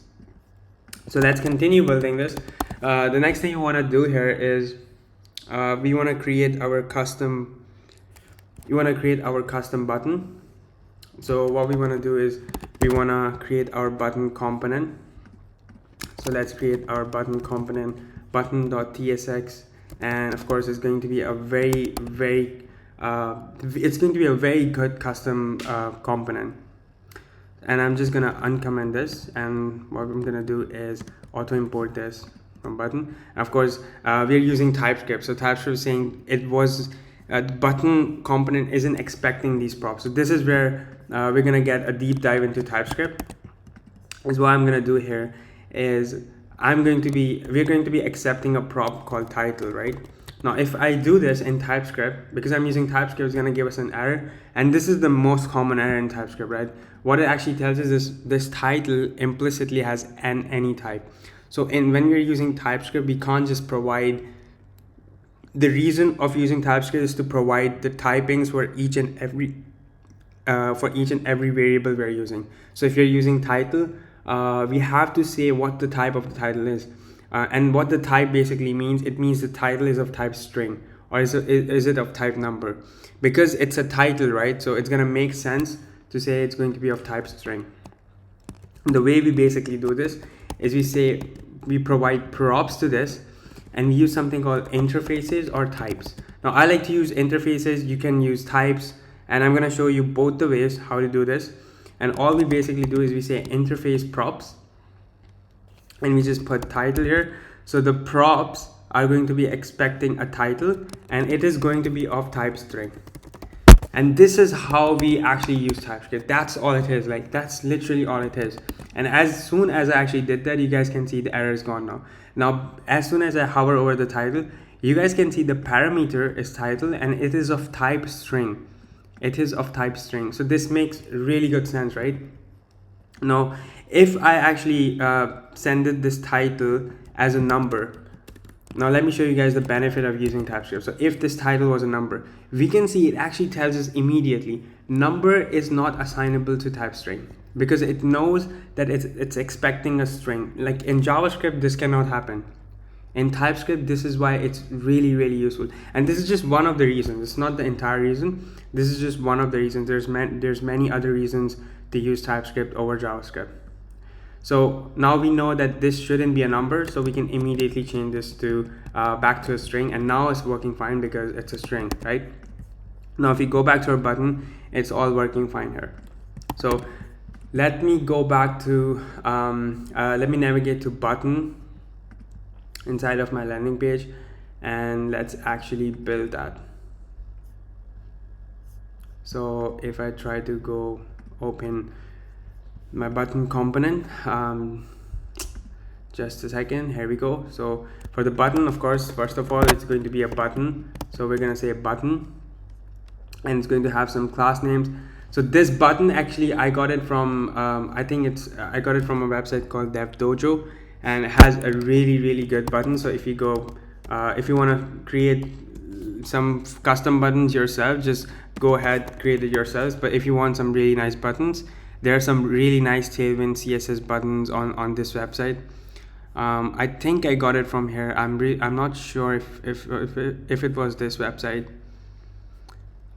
Maybe it wasn't this website. Maybe it was any other. But this website also has a really, really good looking button. So you guys can see if you just want to quickly, if you're building just a sample test UI or something, you can just pretty much grab the buttons from here and just do a quick landing page for Apply. So a really good website if you want some custom buttons. But in my case, I got this from somewhere. I'm not sure where exactly, but I got this button from somewhere. Now this button is going to accept a number of props. However, it's not just going to accept title. It's going to accept a number of props, and we're going to be sending these number of props. So it's going to accept a function prop of onClick because it's a button, and it's going to accept a width prop. Now, why am I putting this question mark here, right? So whenever you put question marks here, what happens is this means it's not a compulsory requirement to send this prop to the button. So if I put a question mark on the title here, we will see that if I don't actually send in the title here, this will not actually error out. The reason this is working is because title now is not a compulsory field. If I make the title compulsory, and by removing the question mark, it means that it's compulsory, we will see that it's going to give us an error. It's going to say the title is missing, but it's required in props. So whenever a field is compulsory, we just don't put the question mark. If it's not, then we put the question mark. So the title is compulsory. We definitely need the title. For all the other fields, they aren't compulsory. So we have width, we have loading, and again, loading is going to be a true or false value. So we want to provide the correct typings for each and every field. And this is what you do for every component, basically. Wherever you have prop sending in, you create interfaces or you create types. So the way you create types actually is pretty simple as well. All you do is you just say type props, and all you have to do is you just have to say, so instead of interface, all you have to do, the only difference between type and interfaces is that interfaces are extendable. And again, if you have learned Java or any other object-oriented language, you will know what it means. It can be extended to other types as well. So that's a benefit of using interfaces over types. But if you're using types, you just have to put an equals to here, And this is the same thing as using an interface, but you can use interfaces or types, it doesn't matter. As long as you use it correctly, it does not matter. As for the button, it's gonna be a really good reusable button component. So I'm just gonna paste the code in here. And of course, there are a lot of things missing here, of course, because we want to have loading. So we're gonna have all these states. So I'm gonna accept all these things like together like this, and this is going to be title. And now we can see we are not getting any sort of error. So this is the reusable. Now this button has some class names and has some really clever stuff going on here. Of course, what I'm doing here is I'm saying if I'm sending the width, and the width is going to be a string, right? So we're going to be sending a custom width for this button. So if the width is true, we want to apply the width. Otherwise, we want to apply. Otherwise, we want to make sure the width is auto. So we're doing some clever styling stuff here. We want to send, if we send in any custom padding, we wanted to make sure that we apply the custom padding. And if the button does not require an icon, so we're gonna basically show this SVG if this is true. And for the loading, what we're gonna do is we're just gonna say if the loading is true, the button is gonna show the text of loading instead of the title. And if the loading becomes false, the button actually shows title. And where this is happening is, if you guys notice the checkout page, like if I show you guys the checkout page here, so this is the reusable button right here. Now if I click on checkout, you guys will see this immediately turns back to loading, right? And if I go back right now, this will turn back to, now of course my cart is empty because we are using Redux, but we are not persisting. So our cart gets empty. So of course, if we ever want to do some clever stuff, so that's how we do it with this custom sort of button. Now of course we can see it's checkout, but only when I click here, this actually implements turn loading, because we want to show good user experience to our user. We don't want them just waiting around and clicking on the button and nothing happening, right? We don't want that to happen. So we want to make sure we change the text and show the user what's happening. So that's what the button is about. A very sophisticated, nice sort of component, and we're going to be using this in multiple places as well. And we can see it's right there. We can see it. Now, of course, it's going to have the title prop, and the title is going to say buy now. And there's going to be some spacing between the button and the link tag. And of course, the spacing is going to be on the parent right here. And the space is going to be space x of 8. And as soon as we actually do that, we have some spacing right away. And we can see it's actually looking exactly identical, except the background color, which we have to still change. So I guess the background color we have to change. It's going to be inside of the main tag, which we have. It's not going to be inside landing component. Remember, the landing component is actually wrapped over the main container here. So for the main container, we're going to say position of relative. And we're going to provide a height of 200 view height. Now the reason I'm actually doing this is the main is containing the landing component, and the landing component actually takes the height of screen, which means the 100 view height is actually remaining. And what we do is we pull our next section, which we're going to be building, and we give it a negative margin of 100 view height to actually pull it on top of it. Now this is some really sick styling, but this is something I learned what Apple does on their websites. Whenever they have this nice sort of animation, this is what they do. So imagine this whole thing has a height of 200 view height. It means there's some 100 view height, imaginary 100 view height on the bottom here. But then what happens is, for this next section, we actually give it a negative margin of negative 100 view height to bring it on top of this. So when we actually scroll, we get this nice, very nice effect. So this is what's basically, this is what Apple basically does. It's a really neat trick, and this is something I learned, something really, really nice. And as for the background, we want a custom background of E7, E, C, E, like this. And as soon as I click on save, we can see the background looks identical. Now we don't have that image issue which was happening before. It's completely responsive, and we are actually done with our landing component. I'm sorry, it was this one. That was the finished build. Sorry. Yeah, but it's exactly identical. As you guys can see, it's exactly identical. We can't see any difference here. So it's looking really beautiful right now. So of course we don't have the next section, so we're gonna build the next section right now. Now this is really looking really nice. So let's keep working. Let's work on our next section, which is going to be after the main tag. And this section is going to be having some styles. First of all, it's going to have an h1 tag, and the h1 tag I'm just going to quickly copy, and the h1 tag is just going to have some styling. It's going to say text center, text of 4XL, font of medium, some letter spacing, and on a medium breakpoint the text is going to be a little bit larger. So if you go on the bottom, we aren't actually seeing the heading. Is because we haven't given the styles to our section. So for our next section, the styles we're going to be giving is we're going to be giving position relative. We are also going to be giving z index of 40. Remember, we had the z index for our landing component, or I guess it was for our, yeah, I think it was for our landing component. We had a z index here. So what we're gonna do is we're gonna give position relative z index of 40, and we're gonna give a negative margin top. And as soon as I actually do that, we will see that this actually comes on top of this, right?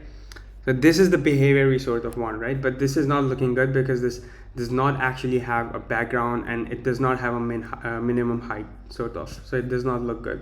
But we can see as soon as I give it a negative height of 100 view height, and the reason again I'm doing this is because the landing page has a height of screen.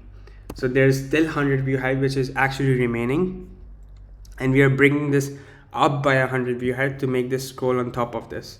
It's a really nice effect. And another point what is happening is we are making the landing page sticky, and this is the main thing. So if we actually remove sticky, you guys can see it's actually not working anymore, right? It's not working. So sticky is the key word here. Like, by making this position sticky and sticking it to the top, what's happening is this is actually scrolling on top of the landing page. It's a really nice way. So if you guys want to ever build this kind of effect on your landing pages, this is how you do it. This is how Apple does it. Which is really cool. Now what we want to basically do is we want to also say some other stylings here. So the minimum height is going to be height of screen, and the background of course is going to be a custom background again, and it's going to be 1B 1B 1B. And as soon as I actually save that, we can see it looks really nice. The animation's kicking in, and it's actually going on top of the header as well, so we don't actually see the header anymore, and it's actually position sticky. So it looks really nice. Now let's actually work on the texture. So the text is actually going to be inside of a div, and this div is actually going to have some styling as well. The div is going to have some styling, and it's going to have styling of space y of 10. So vertical spacing is going to be of 10, and there's going to be padding top bottom of 16. So as soon as we save that, you can see there's some padding from top and from bottom as well. Next thing you want to do is you want to implement headless UI here. Now if you guys have heard of headless UI, again, headless UI is a library which allows you to build custom components like tabs and check forms and stuff like that, so check boxes and stuff like that. So let's actually see, and it's really cool. Again, this supports Tailwind, and it's fully accessible UI components. So, and it integrates really well with Tailwind CSS. So it gives you these modal components, disclosure, and I've used this previously as well in my builds. But this is just really sick. Like this headless UI is a really good library. So to install this, of course, we can click on the GitHub link right here, and we can see how to install this. So all we have to do is we want to use the latest package for React, and this is the insiders version. We're going to be using the normal latest version here, and we're going to be using it for React. So let's open our terminal, and we're using yarn. So we're going to say yarn add headless UI React at latest.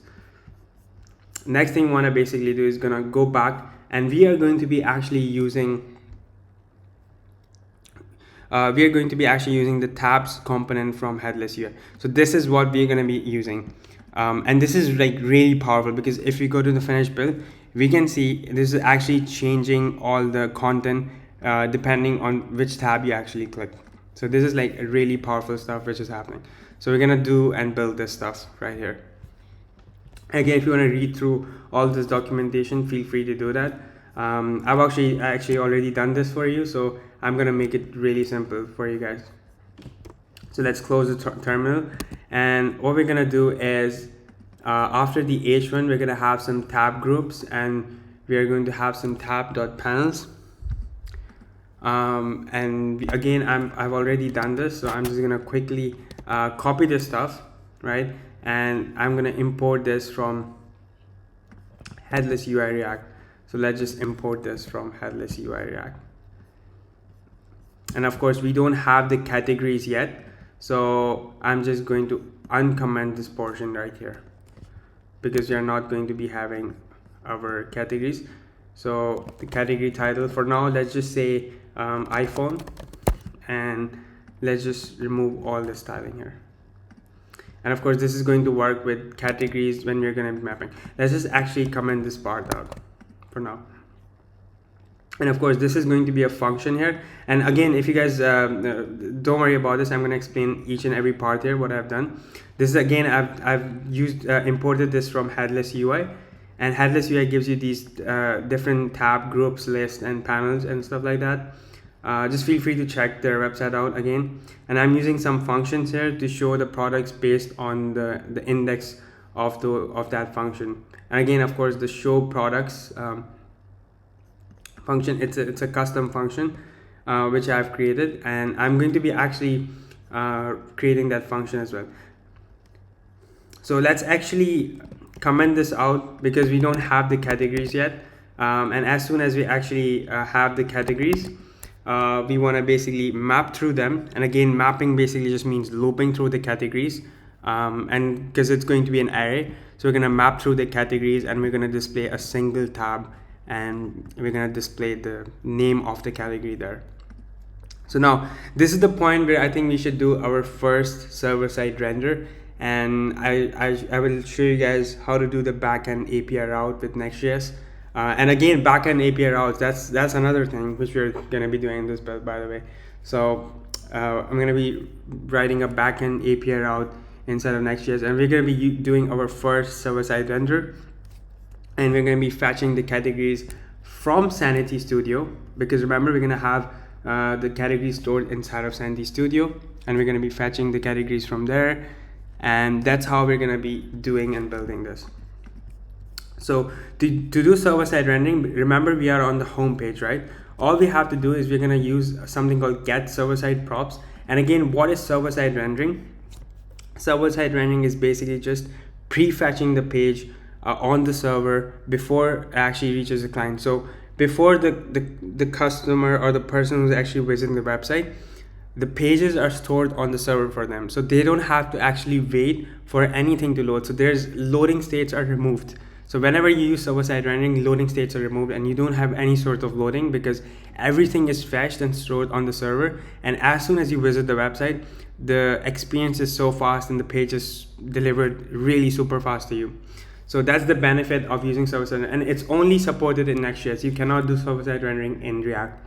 So you have to use Next.js to do server-side rendering. So let's do our first, and the way it actually works is on the bottom right here is going to be our backend code. So this is going to be our backend code. Server-side rendering is actually our backend code, and this is our front-end code. So you can do it, some people like to do it on top here outside the function. I just have a habit of doing it on the bottom, so whichever you prefer. So the function is going to be called get server-side props.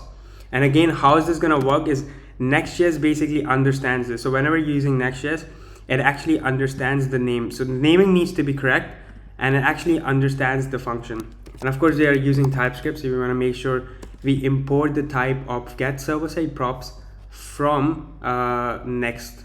So we import get server-side props from Next, and we provide the typings here. And again, this just means that this function get server-side props is of type get server-side props. That's exactly what it means. Think of this as, like, for example, this is like a title, right, which we saw in the previous example, and the title is of type string. So this function is of type get server-side props, and this typings is already written. So if I actually if you actually command click here, you will see this typings is already written by the people over at Next.js. So we don't have to write this manually. And this is so useful because the reason this is like really useful is because if we want to actually if we actually change the namings here, and the reason this is erroring out is because we are not returning anything. So if we return something, if we just say return, and in Next.js we always want to return props, so we want to say return props, and that you can see the error is actually gone. Now if we actually mess this up, the function here, the get server side props, because we have the typings here, it's actually going to error it out, and it's actually going to tell you what you actually messed up in the function. So that's why it's really useful to have the typings here. So the next thing we want to actually do is we want to have our products, and we want to basically fetch our categories. So what we're going to do is we're going to say get const categories, and this is going to be fetched on the server. And when we're using Next.js, it has a middle server, and again, of course, it's Node.js, it's running on Node.js as well. So it has a mid server where the pages are stored, and it's delivered super fast, and it's actually cached, and it's delivered super fast to you. So what we're going to be doing is we're going to be doing an await request, and we're going to be requesting fetch categories. Now of course we don't have this function yet, but this is where we're going to be creating our fetch categories, and it's going to be a utility function inside of our utils folder. So let's create a util folder, because so what I like to do is I like to keep my code clean, right? So whenever we're writing like huge functions, because this is going to be a huge function, so we want to keep this separate from this component, so it actually looks really neat and clean, and there's no dirty stuff going on here. So what's going to happen is what we're going to do is we're going to create a folder called utils, and inside of our utils we're going to create a function called fetch get categories, and it's going to be .typescript. Now if I actually try to go back to this function inside on my other screen, fetch categories, so this is going to be a function we're going to be writing, and this function is going to be exporting fetch categories,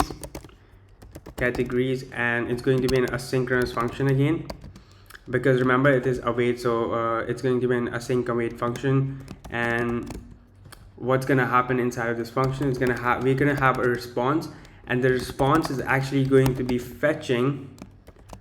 And this is where we're going to be needing our next public base URL. Now we want to basically use something called an environment variable here, and the way you actually use an environment variable inside of Next.js is you just use process.env, and you just say the name of the environment variable. Now we don't have this variable yet, but I'm going to show you guys how we'll create this, create all these environment variables. And it's going to say /API, and it's going to say /categories, get categories. And I'm gonna just save this. So this is where it's gonna do a fetch request, and again this is the backend API route inside of Next.js. This is a backend API route we are going to be creating inside of our Next.js, because there's an API directory. So in Next.js, remember I told you guys in the beginning that there's a built-in router. So we have pages, and everything inside the pages is like acts as a route, right? So we have an API, and then we have a route called hello. So what if we try to say API, because remember the API is inside of your pages directory.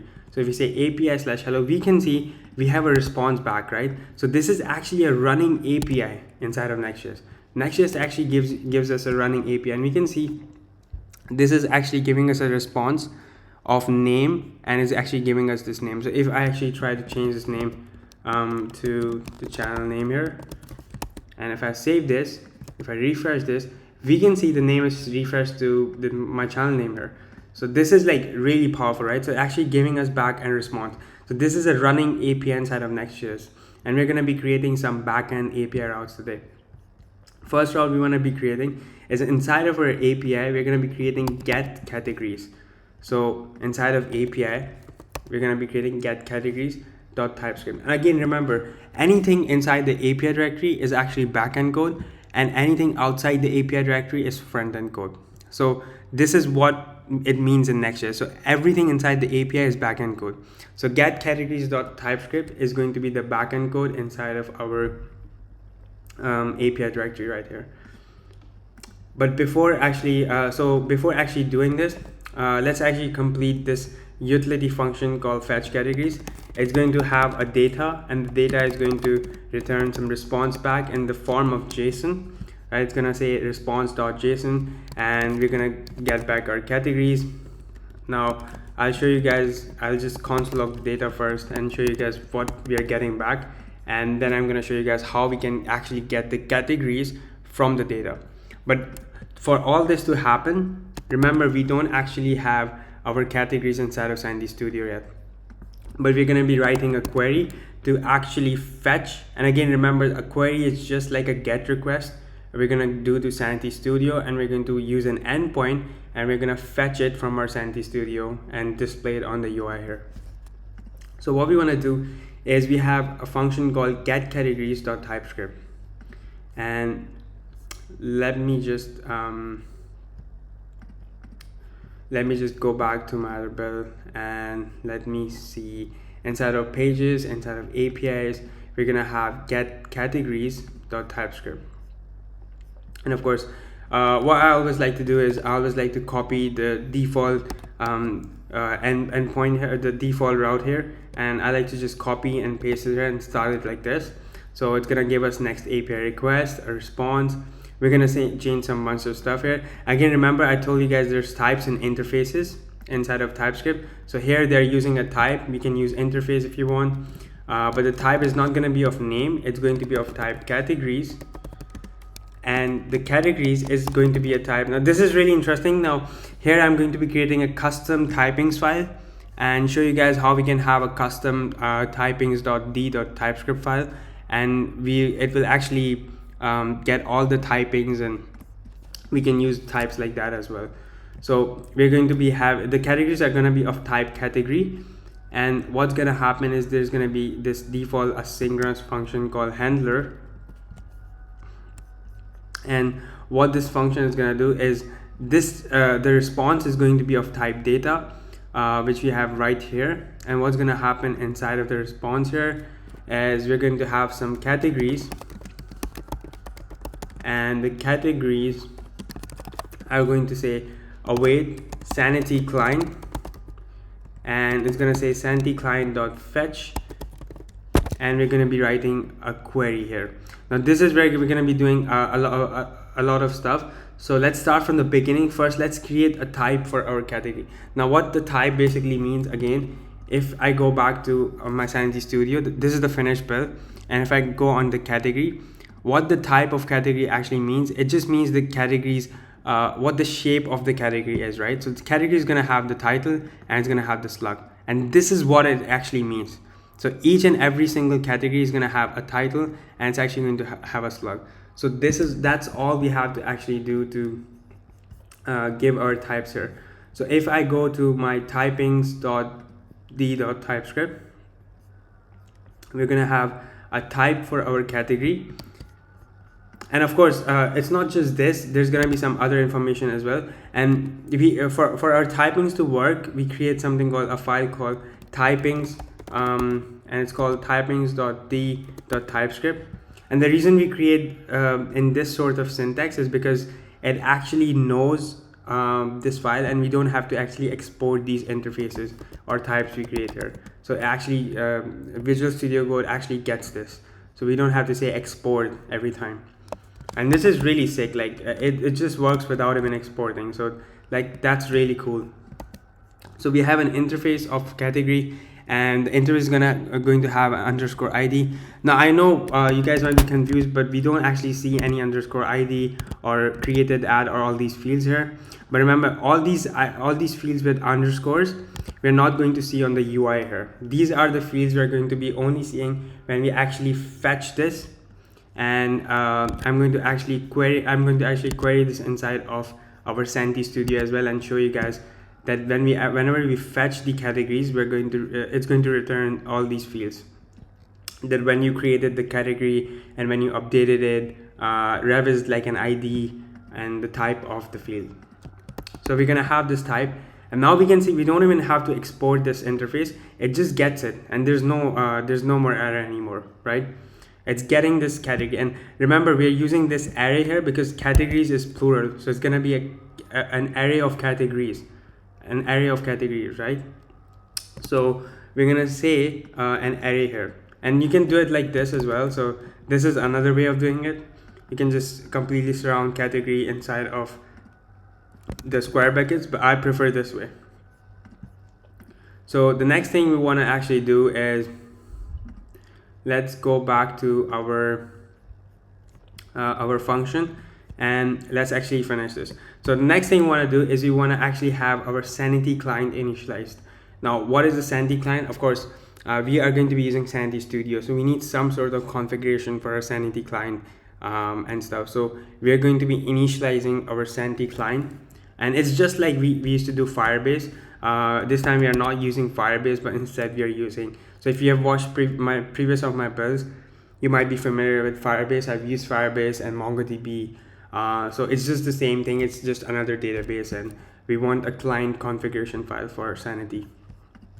So what we're going to be actually doing here is we are going to go to our so on the package lock JSON level, a package.json level, we're going to create a new file, and it's going to be called sanity.js.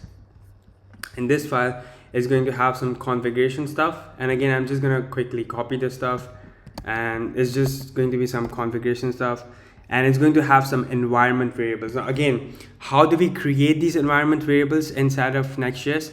All we have to do is we have to create a file called .env.local, and this file actually gets all the environment variables. This is where we store all our environment variables, and any environment variable with next public in their prefix means that it's going to be exposed to the client. So Sanity API token, it does not have next public, means it will not be exposed to the client. Next public, anything which has next public means it needs to be exposed to the client for it to work. So Next.js is like really smart. So whenever we use next public, it actually exposes the environment variable to the client. So the whatever the configuration actually always works. But whenever we are not using next public, it does not expose it to the client. So something really useful. So we just have a basic config here, and what we want to do is we want to get our actual, and I'm gonna actually explain you guys where you guys will get each and every of this environment variable. And it's going to be in Sanity Studio. It's really easy. And the next thing we want to do is we want to create a Sanity client, and we're going to use this create client function. And again, I'm just using JavaScript here and not TypeScript. It's just personal preference. And there were some typing stuff which wasn't there inside of Sanity, so I just prefer to use JavaScript. And you can do this as well, as it's not a big deal that you are using JavaScript just for configuration. But for everything else, just to stay consistent, just use TypeScript. So, and the last thing here is just a helper function. So this is going to be used to generate images we are going to be fetching from Sanity Studio. So any of the images we are going to be storing inside of our Sanity Studio CMS, we are going to use this function to fetch those images. Otherwise, it's not going to work. So we have to use this function. So we have this function set up, we have the config. Now all we have to do is we have to get our environment variables.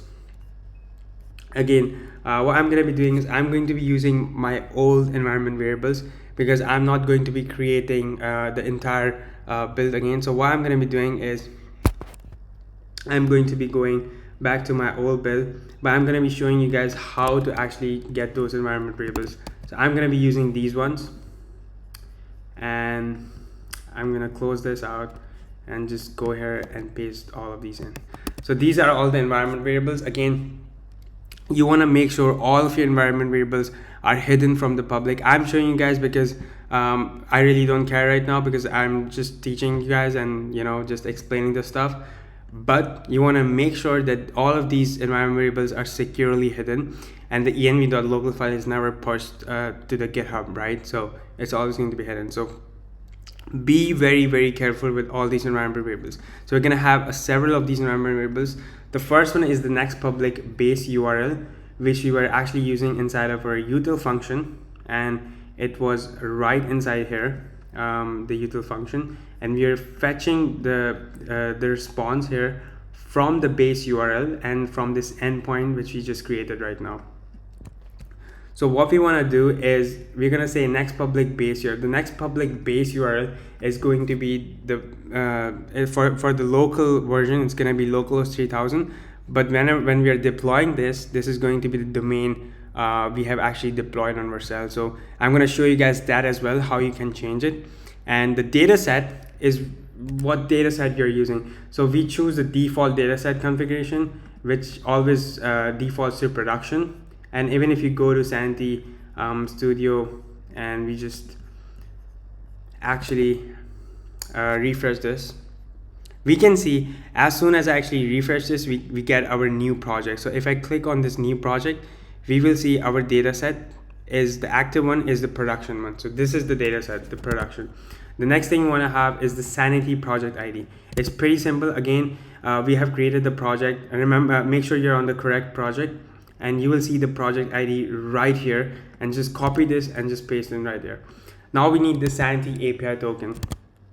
Where are we going to get the token from? Is when you click on API, all you want to basically do is you want to create you want to add an API token. So when you click on add API token, all you want to do is you want to create, just name your API token, just name like Apple redesign or something, and make sure that you give the editor access. Do not save it on the viewer, because you're gonna need read and write access to all the data sets. So make sure you give the editor access, and then you want to save it. And as soon as you save this, copy your API token and just paste it right in here. And make sure you copy it, because you're only going to see this one. So make sure you copy it and paste that inside of your environment. And this is something I'm gonna explain later. We're gonna be using Stripe for our payment and stuff. So we're gonna need these three things for our Stripe, which is going to be the publishable key. And this is again very straightforward from the Stripe dashboard. I'm gonna be explaining this later on. And the Google client ID and the client secret, of course, is gonna be for authentication. Again, this is something I'm gonna be explaining later when we implement the authentication stuff. And we are also going to be having the next auth URL, which is going to be again the localhost 3000, and there's going to be next auth secret. And again, I'm going to explain where we are going to be using all these things, so don't worry about them right now. But if you want to generate this next auth secret, it's just a random super secret string. Just go to this website called generatesecret.vercel.app 32-bit. So this is the website I use to generate all of my super secret passwords. And whenever you refresh this, it actually gives you a random string. So make sure you use this website to just or just use any of your own super secret password. And when you save these environment variables, make sure you restart the server for them to actually take in effect, because whenever you change any of the environment variables, you always want to make sure you restart your server. So I'm going to cut the server, Control-C, and run it again. And now we are going to go back to our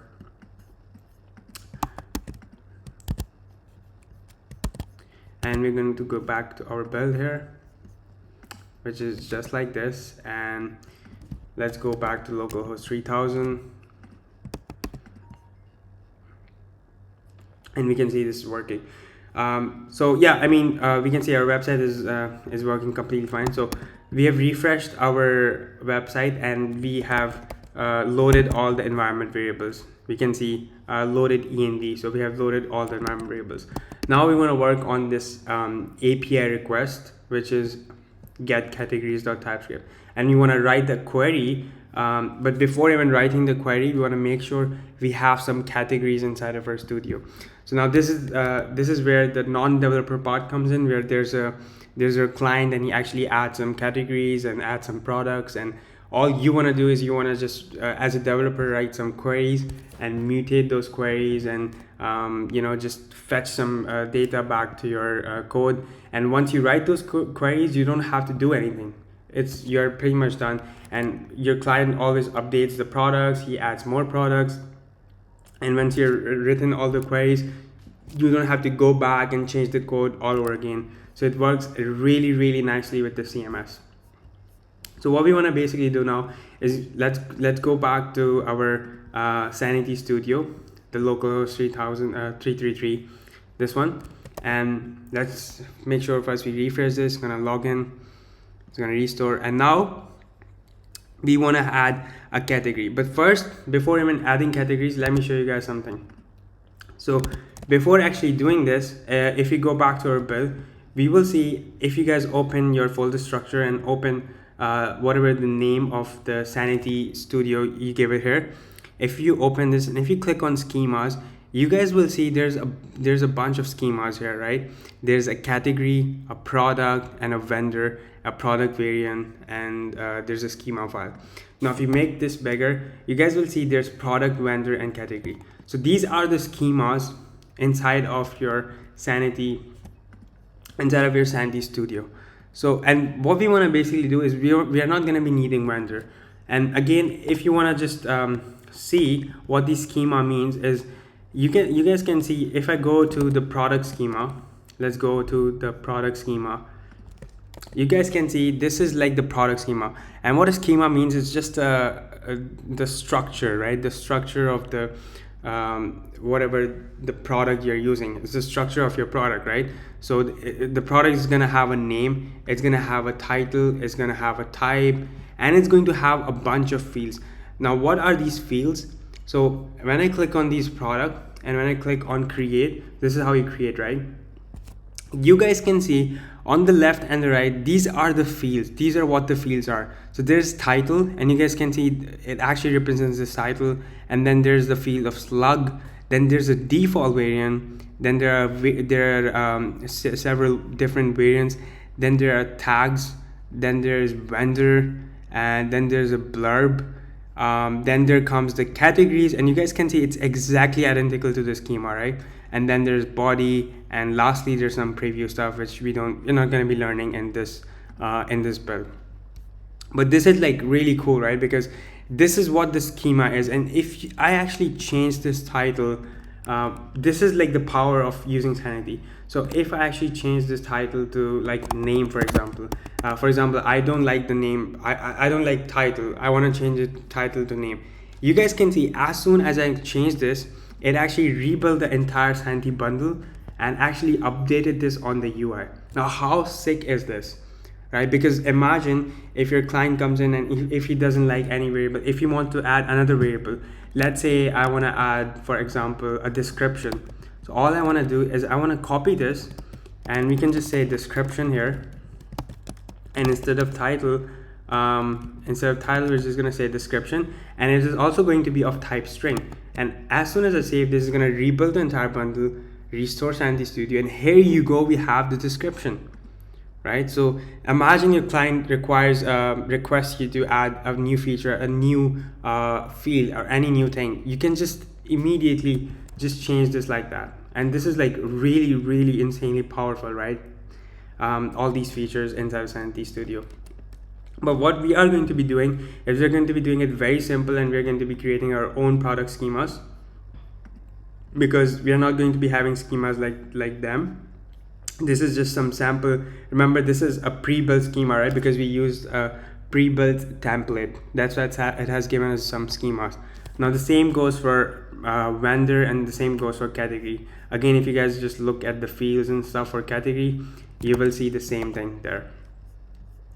But as for the product, what I'm going to be doing is we're going to be having our own schemas. So what I'm going to be doing is I'm going to be going to Sanity Studio, and we'll get our own sort of schemas. So for the product schema, we're going to be having this schema. So I'm just going to change this code right here, and I'm going to change this code to this code right here, and this is going to be our schema for the product. Now as soon as I actually save this,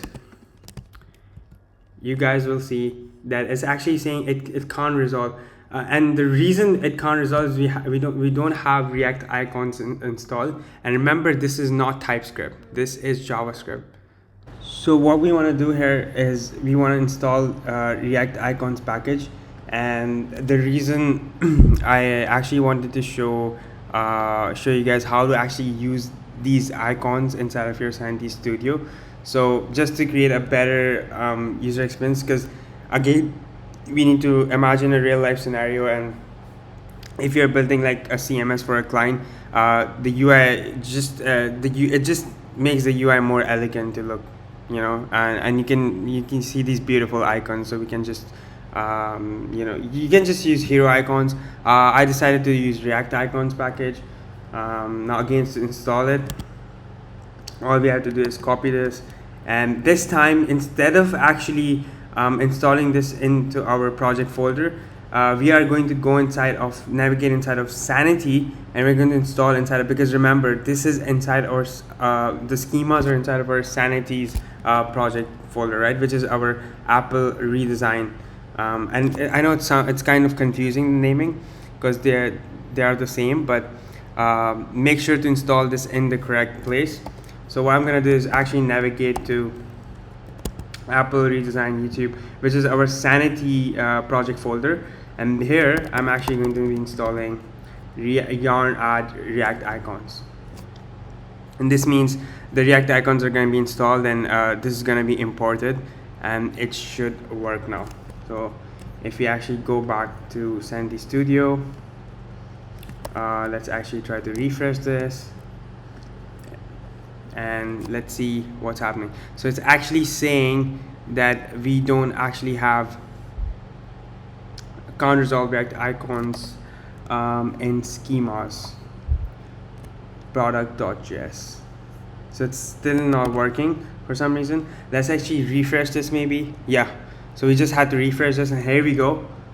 This actually works, and we can see product has a nice icon right there, and it has the product. And if you want to change this icon, feel free to just like choose any other icon. I just decided to choose this one, but feel free to choose any other icon. But the interesting thing about this is, like, we can see, if I close back the terminal, we can actually see the fields here. We're going to be using are going to be title, the slug. We're going to have a product image. We are going to be having a reference, and this is where you can think of a relational kind of thing comes in, when you have a relational database sort of.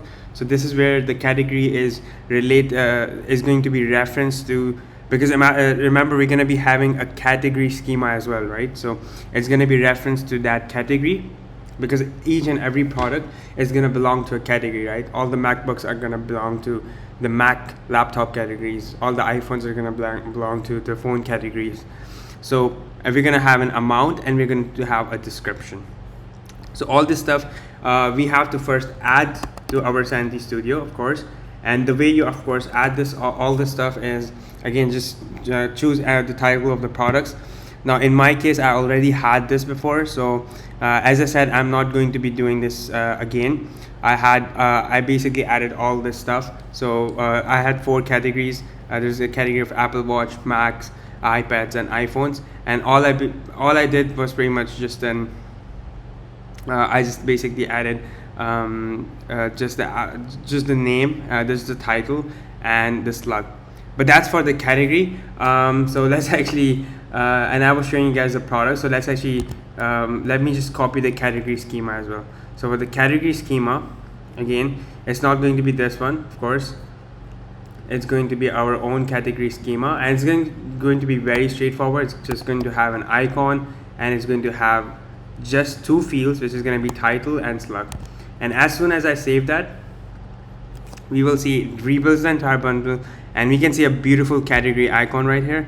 And if I click on create, you guys can pretty much create the title and the slug. And as I said, when you basically create this, so for example, if you create like a Mac sort of category. And if you click on generate, this actually generates the slug automatically on the title here.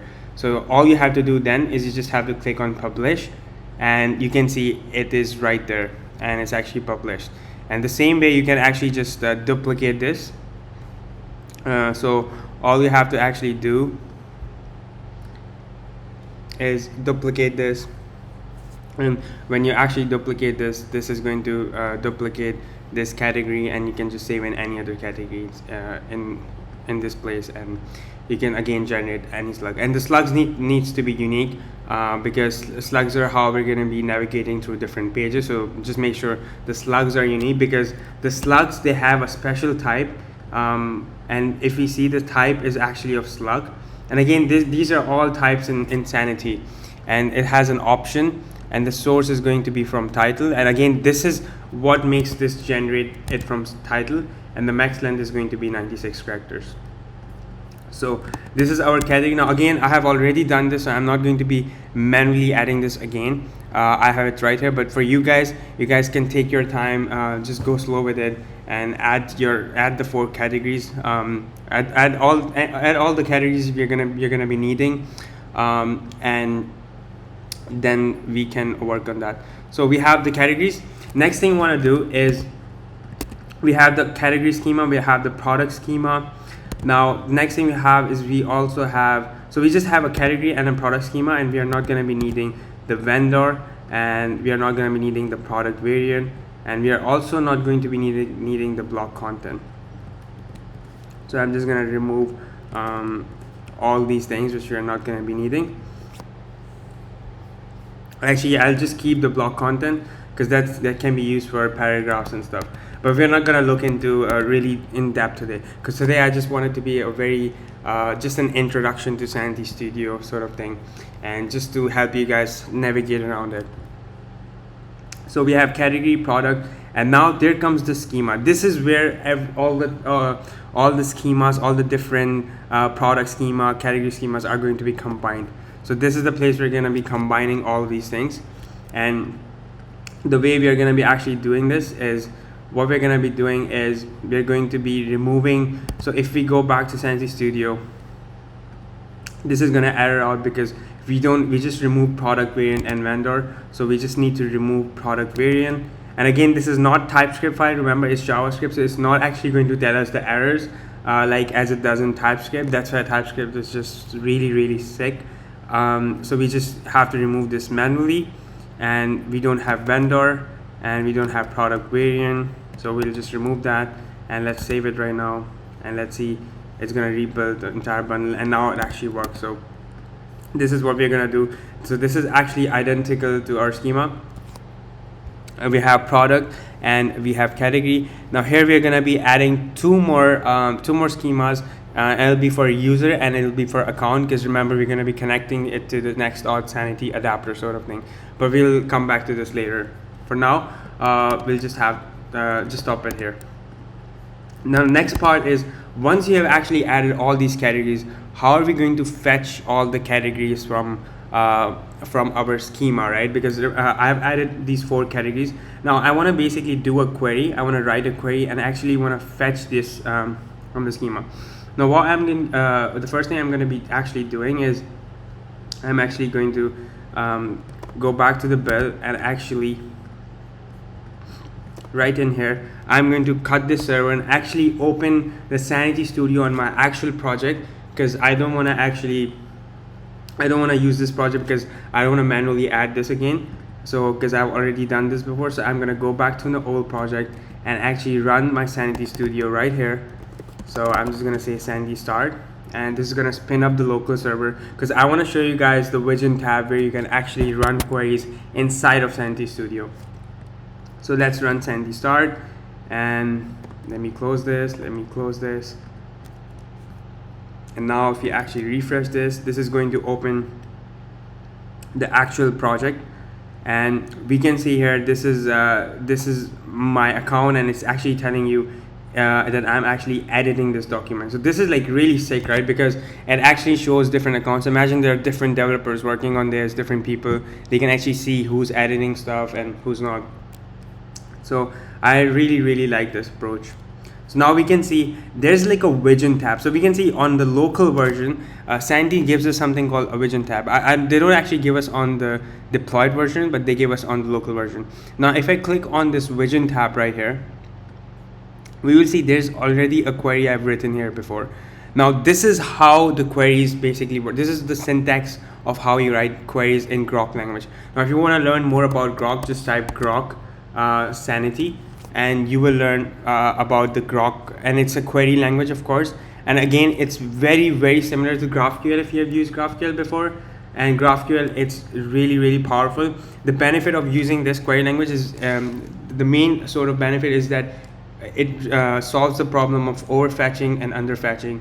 And what this basically means is we only fetch the items we actually need instead of fetching every single thing. So for example, if we don't need so here in this case I'm actually getting back the ID, and let's say for the product I want to get back the, and remember there's a bunch of products, so I'm going to change this product to actually category, because I haven't actually showed you guys the product one. So let me change this to category. And again, this underscore type, remember, is the schema of the category. So if I go back to category, you guys can see the underscore type for this, the type for this was actually it's actually category. It's the name. This is what this underscore type refers to. So this is going to be category, and I'm just going to not actually do this right now. This just basically means it's going to order in ascending order, but let's not do this, and let's just get back the ID. And I'm going to click on fetch. Now we see we have 4 results immediately as soon as I fetch this, right? And we can see we have 4 IDs returned to us. Now this is only returning us the ID, however, but what if you want every single thing, right? So the way to actually get this inside of Grok, we just put 3 dots here, and it's going to give us the rest of the details, and we run this query, and we see we get all the details now. Now the benefit of using a Grok, something like GraphQL or Grok query language, is that this is like really useful, because imagine if there's a big company and they don't want many requests and overfetching and underfetching, and you just want like slug and title. You don't want these unnecessary updated and created that stuff. So all you have to basically do is you just say slug, and let's say you want the ID because ID is a unique field and you actually need the ID. But let's say you just want the slug and the title. So all you have to say is you just have to say slug and you have to say title. And if you actually run this right now, you guys can see it is only returning us the underscore ID and the slug and the title. This is how powerful this Grok query. So if you're seeing this for the first time, this is insanely powerful, right? Because it's only returning us, and imagine this was like these were 1,000 categories, 1,000 results, right? Or 1,000 products, right? Now, if we actually do this, this actually saves so much execution time, right? It's actually saves so much execution time, saves so much stuff, saves so much memory, and it's really fast because we don't want unnecessary things. So it solves the problem of overfetching and underfetching as well. So that's like really beneficial to use GraphQL, and this is the reason I really love GraphQL and Grok query language. So again, this is how you query, and again, the similar way I have actually created a query inside of our API route. So if we go back to our get categories API route, which is right here, and remember we had the data here, and we had this API inside of our backend code. We have this API route. Now I'm going to create a query variable here, and we're going to be using Grok here. Now we don't have Grok. Now where is this Grok coming from? This is coming from a package called Next Sanity, which we have to install again. So if we navigate to Next Sanity, again this is sanity.io toolkit for Next.js. And it's a really powerful package. It actually gives you Grok syntax highlighting. It gives you some really cool features. So we want to basically install, and I'm just going to copy this command and install these 3 things. So we want to install Sanity image URL. We don't need the portable text. We just need Next Sanity, and we need the Sanity image URL, and we just need this. But let's actually install these 3 things, and let's go back. And remember to actually navigate back 1 folder because we were in the Sanity directory. So we want to get back to our main directory, and you want to install these 3 things. Now Grok is going to be imported from I'm going to be importing two things, and it's going to be Grok and it's going to be Sanity client. So we're going to be importing these two things, and we're going to be needing the Sanity client basically to do the fetch query here, as you can see. And Sanity client will actually give us a function called fetch. So if I put dot here, you guys can see it gives us fetch, and also gives us different sort of patch, config, create, different functions.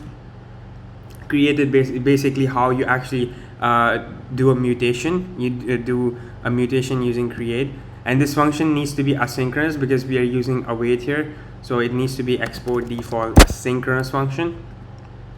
And now we can see Grok is and Grok basically gives us syntax highlighting. So what happens here is this is going to give us really nice syntax highlighting for our Sanity.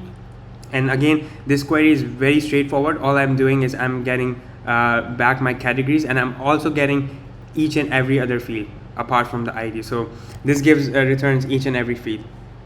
If you don't want each and every field, you can again choose, go back to the widget tab, just modify the queries. And when you modify the queries, what you want to basically do is just copy the query from here and come back here and just put it right inside of this block, which is the Grok block. Just put it inside of your Grok block, and this is going to work exactly fine. So next thing we want to do is we want to basically continue working on this, and you want to display it on our beautiful UI, and you want to get back the results. So what I'm going to be doing is we have our categories, and we're going to use Sanity client to actually fetch, and the fetch basically accepts this query. So if we remove the query, you can see the function actually accepts a query. So it accepts an argument, and the argument is actually a query, and it needs to be in string format. So we need to pass in the query here, and the next thing we want to do is we want to console log our categories. So let's just say console log our categories, and next thing we want to do is we want to return the response.status, right, because it's our backend API route, and we want to return the JSON back. And what we want to do is we want to return our categories right in here. And again, you guys can see we have nice intelligence because of TypeScript. So this is going to return back the categories right there. So the response back is going to return the categories, and this is how we're going to be receiving the data inside of our utility function. So if we go back to our utility function right here, we have the data, and the data is going to have categories. Now let's actually see what the data actually returns us back. So if we actually go to this API route, and if we go to API get categories, and here we go, this works right out of the box, guys. As you guys can see, we actually get, and the reason you guys are seeing it like this is because I have like an extension, Google Chrome extension installed. I'm not sure what it's called, but it's like JSON clean, it's like a JSON extension or something. So it actually shows in this nice sort of way.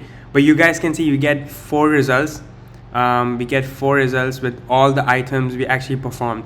So this is the data we are actually getting back. Now, if you want to see this on the server, you guys can see we are actually seeing this on our server as well, because I was console logging the data. And we can see that the data, this is what the data is actually returning us. Now what we want though is we want the categories from this data. So what we want to do is we want to say data dot categories, because we want this array, and this data is an object, right? We can see this data is an object, so we want to get our categories back. So what we want to do here is we want to say const categories, and the category is going to be of type. Remember, we're using TypeScript, so take advantage of that. And each and every category is going to be of type of category, and it's going to be an array. And we're going to say data, and we're going to say dot categories. This basically means that it's going to get this categories array and going to return us that. And then all we want to do is we want to basically return, and we can remove the console log anymore because we don't need it. And what we want to do is we return the categories back. Now we can use this beautiful function which we have created. So you guys can see how clean the code base is right now, how sick it looks, right? Like this is how you do the code in production. Like we have make sure to keep the code really, really clean. We are using nice utility functions, and we are using backend API routes, right? Now if we go back to our home page, which is our index page, and if we actually uncomment this out, we can auto import this function called fetch categories. we can see it looks really clean. Like it's just one line of code, and all the dirty work is actually done inside of here, right? So this looks really clean. So we have fetch categories, and this fetch categories is gonna return us the categories. Now we can go back and actually work on our home page. And of course, the categories are gonna be returned through our props. So it's going to be returned through props, and we're gonna just say categories here. And a really sick part about TypeScript is that we can also wrap this, and we can say this cat server-side props is of type props, but we haven't actually defined what our props look like. Now this is like really powerful, because if we actually do this, and if we again define props, and remember how we can define props, there are two ways. We can use interfaces or we can use types.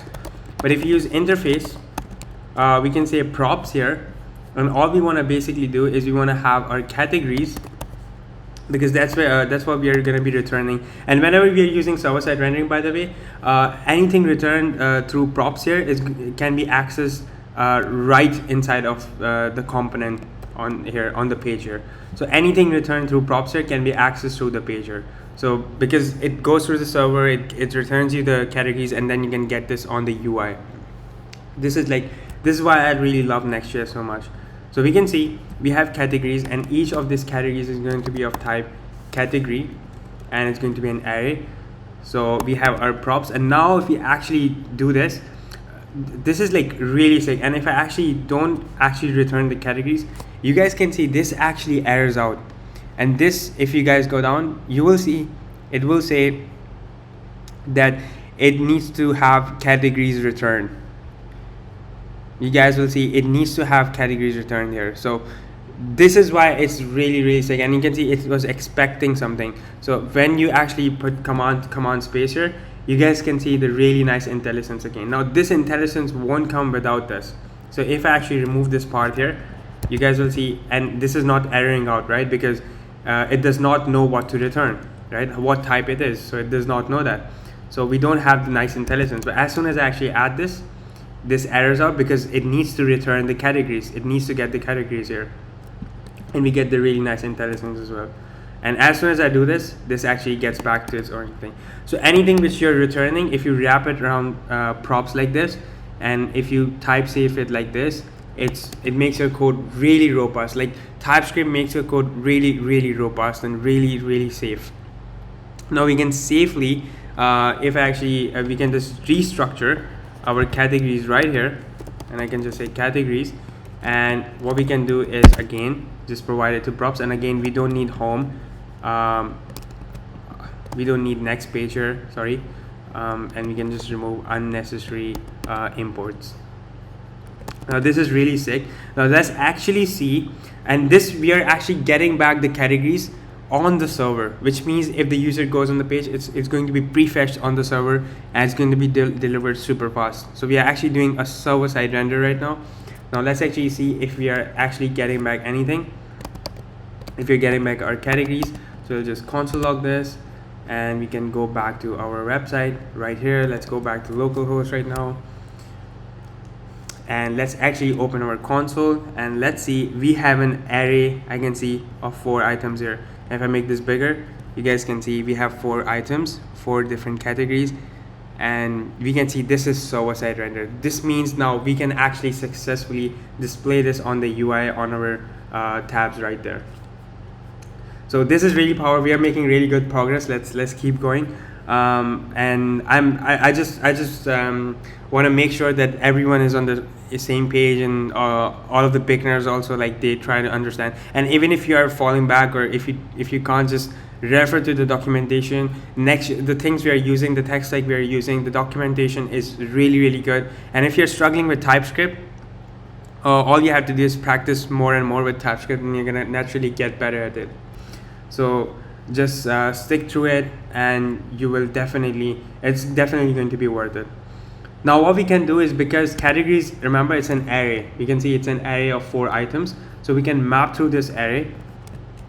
And again, I'm just gonna keep it side by side. I'm gonna uncomment this code out, and we can see we're gonna map through these categories, and we're gonna, for every single category, we're gonna render out a headless UI tab, And headless via tab gives you something called a selected property, which means the tab which is actually selected is going to have some different styling, and the tab which is not selected is going to have some different styling here.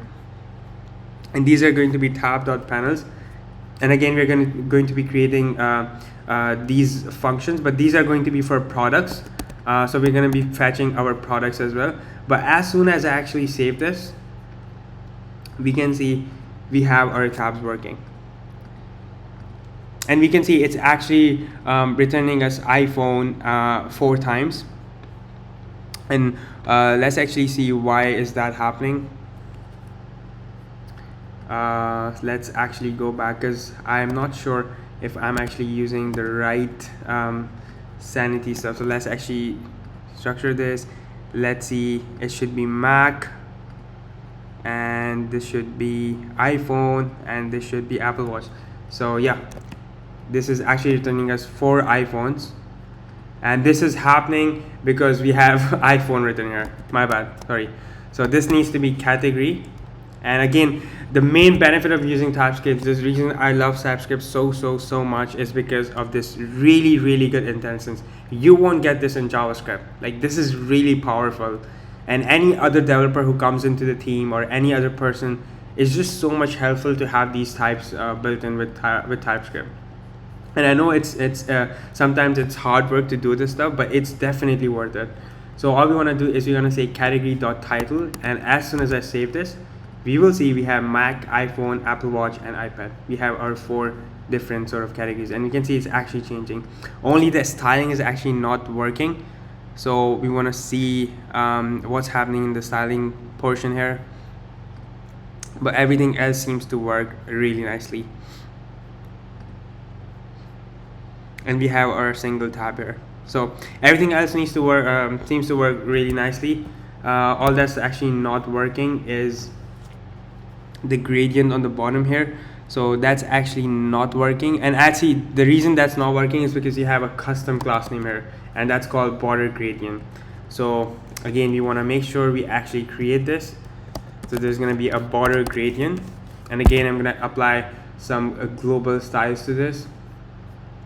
So the border gradient is going to have and again, this border gradient, I actually used normal CSS for this.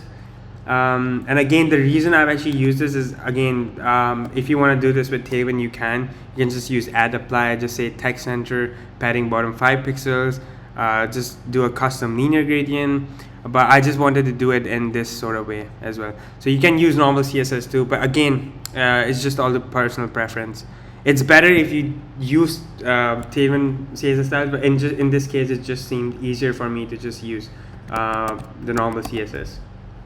So as soon as I save this, you will see we have this beautiful border gradient, and it's going to apply it for the active one, whichever you actually click on. Now all we want to do is whenever we click on each of these products, we want to make sure we display the products right here, and then we want to build in our add to cart functionality. There's just so much in this build, and then there's Redux, and we have authentication. There's just so much. You guys are in for a treat. Like, there's a lot of stuff which you're gonna be learning. So let's keep going. Let's do the server-side render for the products now, because we have done server-side render for the categories. Now again, for the products, it works the same way. We can just add the products first. Of course, if you guys, I showed you guys how to actually do that. So if again you guys go to products, we have already actually added the schema for a product. Remember, we changed the schema. We have added our own schema. So all you guys have to do is add a bunch of products. So when you click on add, you'll have to add the title, the slug, the image, and I'm gonna show you guys one of the products for any reference. So you guys can take screenshot here and just add it like this. And all you have to do is pretty simple. All you have to do is just the title of the product, and the slug you can just generate it based on the title, some images if you want to, and the category, what the product actually, which category it belongs to, and the price. And you can actually add the description. I haven't done the description, but if you guys want, you guys can do the description as well and render out the description too. And you guys can see the description is actually of a different type here. So if I go back to product, we will see the description is of type block content.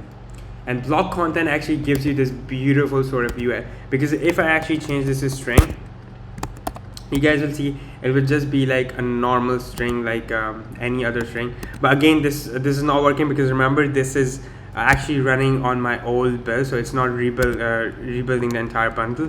But basically what this means is this is of type block content, which means it's going to give you this beautiful text editor sort of thing, so you can use H1s and all this sort of thing.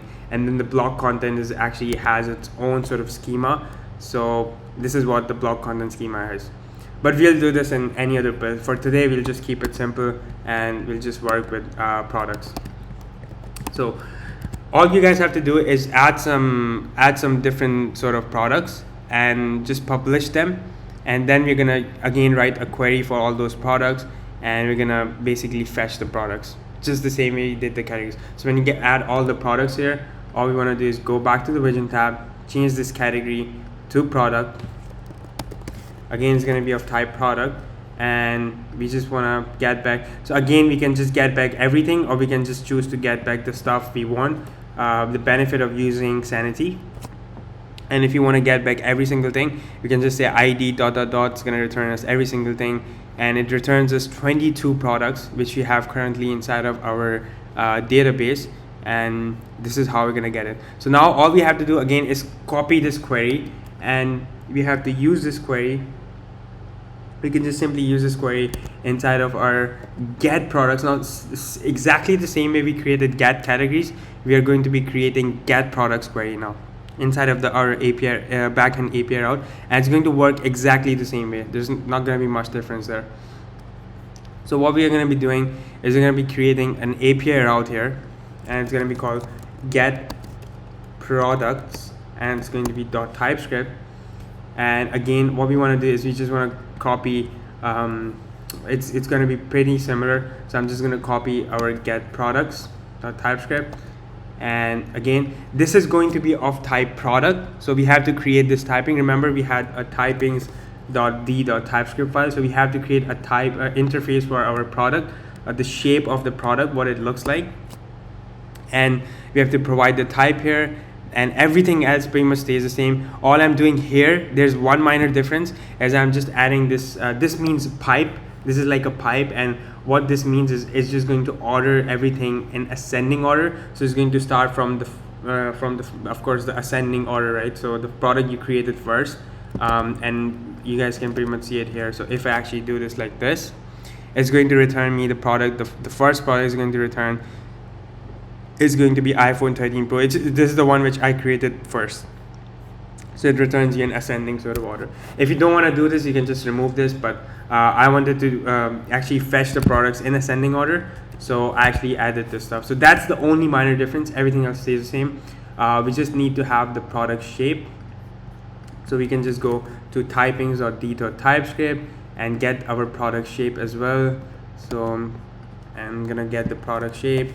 And this is how we're going to get our product shape. Now, again, the product is going to have these underscore fields, and it's going to have title, price, slug, and the slug is going to be of type slug, current, string. It's going to have description. It is going to have category. Remember, it's going to have a reference to the category field, and the type is going to be of underscore type reference, because it's going to be a reference to the category. And there's going to be an image, and the image is going to be of type image, which we haven't created yet, so we have to create the type image as well. So for the type image, we will create it just right here. Now this is how the image type will look like. Right now, again, you can just pretty much do it like this. There's a way, like you can just pretty much, instead of creating a type, you can just do it like this. But instead of doing it like this, I just like this way much better. Just create a type for an image, and we can use it anywhere else again. So this is the type for the image. And again, if you aren't familiar with this, once we actually fetch our products, you will see these exact typings, what I have written here, and then you will know why I have actually done it like this. So let's actually, and we can see the errors are gone. It's actually getting back because we have added the types. Now what we can do is again create another utility function, and it's going to be for fetch products.typescript. So I'll create a new file here, fetch products, and it's going to be fetch products.typescript, And what we want to do is we want to actually get the utility function. And again, I'm just gonna paste this in here. Again, it's exactly the same way we have actually fetched the categories. It's like basically getting, it's like two GET requests, and the GET requests are pretty similar. So what we are doing is just a GET request in both these places. The only difference is here we are fetching the categories, here we are fetching back the products. So everything else stays the same, only the typings change. We have the base URL, and the API route changes, of course, because it's gonna be get products this time. Now again, we are returning back the products. Now let's go back to our index.typescript and let's see if this actually works and if we are getting back the products. Now this time we are going to be using, so after categories, we're going to be using fetch products. We're going to auto import it from our utility function. And again, we can see the code base looks really clean, right? We just have 2 lines of code as opposed to like writing all of this stuff right in here. It's gonna make it look really long. And again, we want to make sure we actually type save this. So when we actually return this, it's gonna return products, and it's gonna be of type product. And what's gonna happen is gonna be an array of a product. Now it's gonna give us an error, and if you go back here, this is going to give us a really nice IntelliSense and going to return us products. And we have products here. And now let's actually see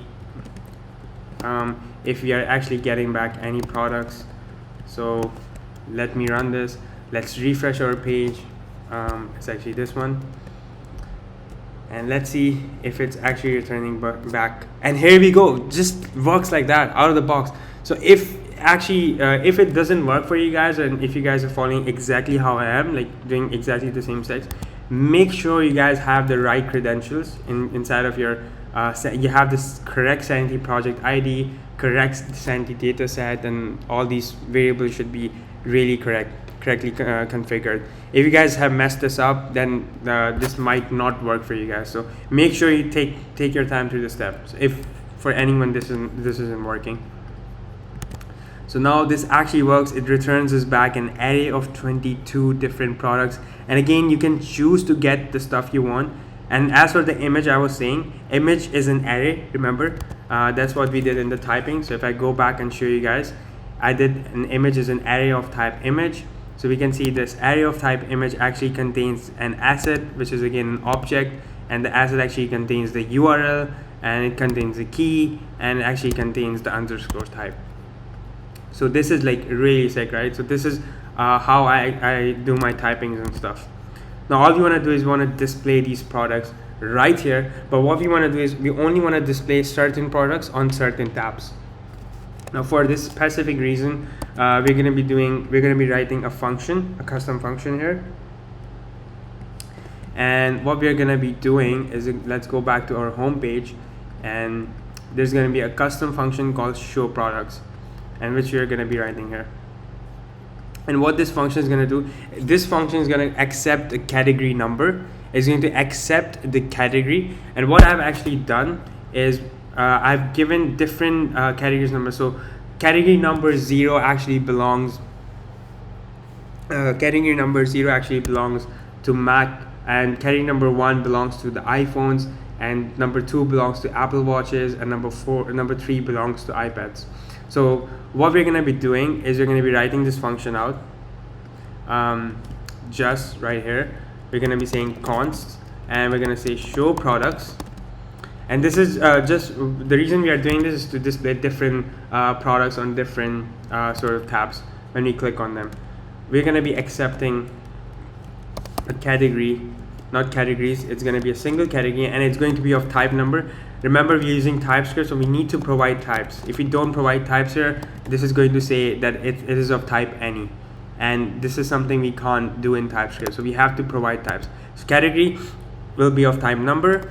And now we're going to be returning our products, and we're going to be using a really powerful function, and it's going to be a filter function. So we're going to be filtering through all the products. And again, if you guys are not familiar, if you guys are beginners and you aren't familiar with what filter function does, you can just pretty much search through it, go through YouTube videos, just watch some videos, and just come back to this again, and you will understand what the filter basically does. It actually takes in the value of the product. It will take in the value of the product, the item, okay?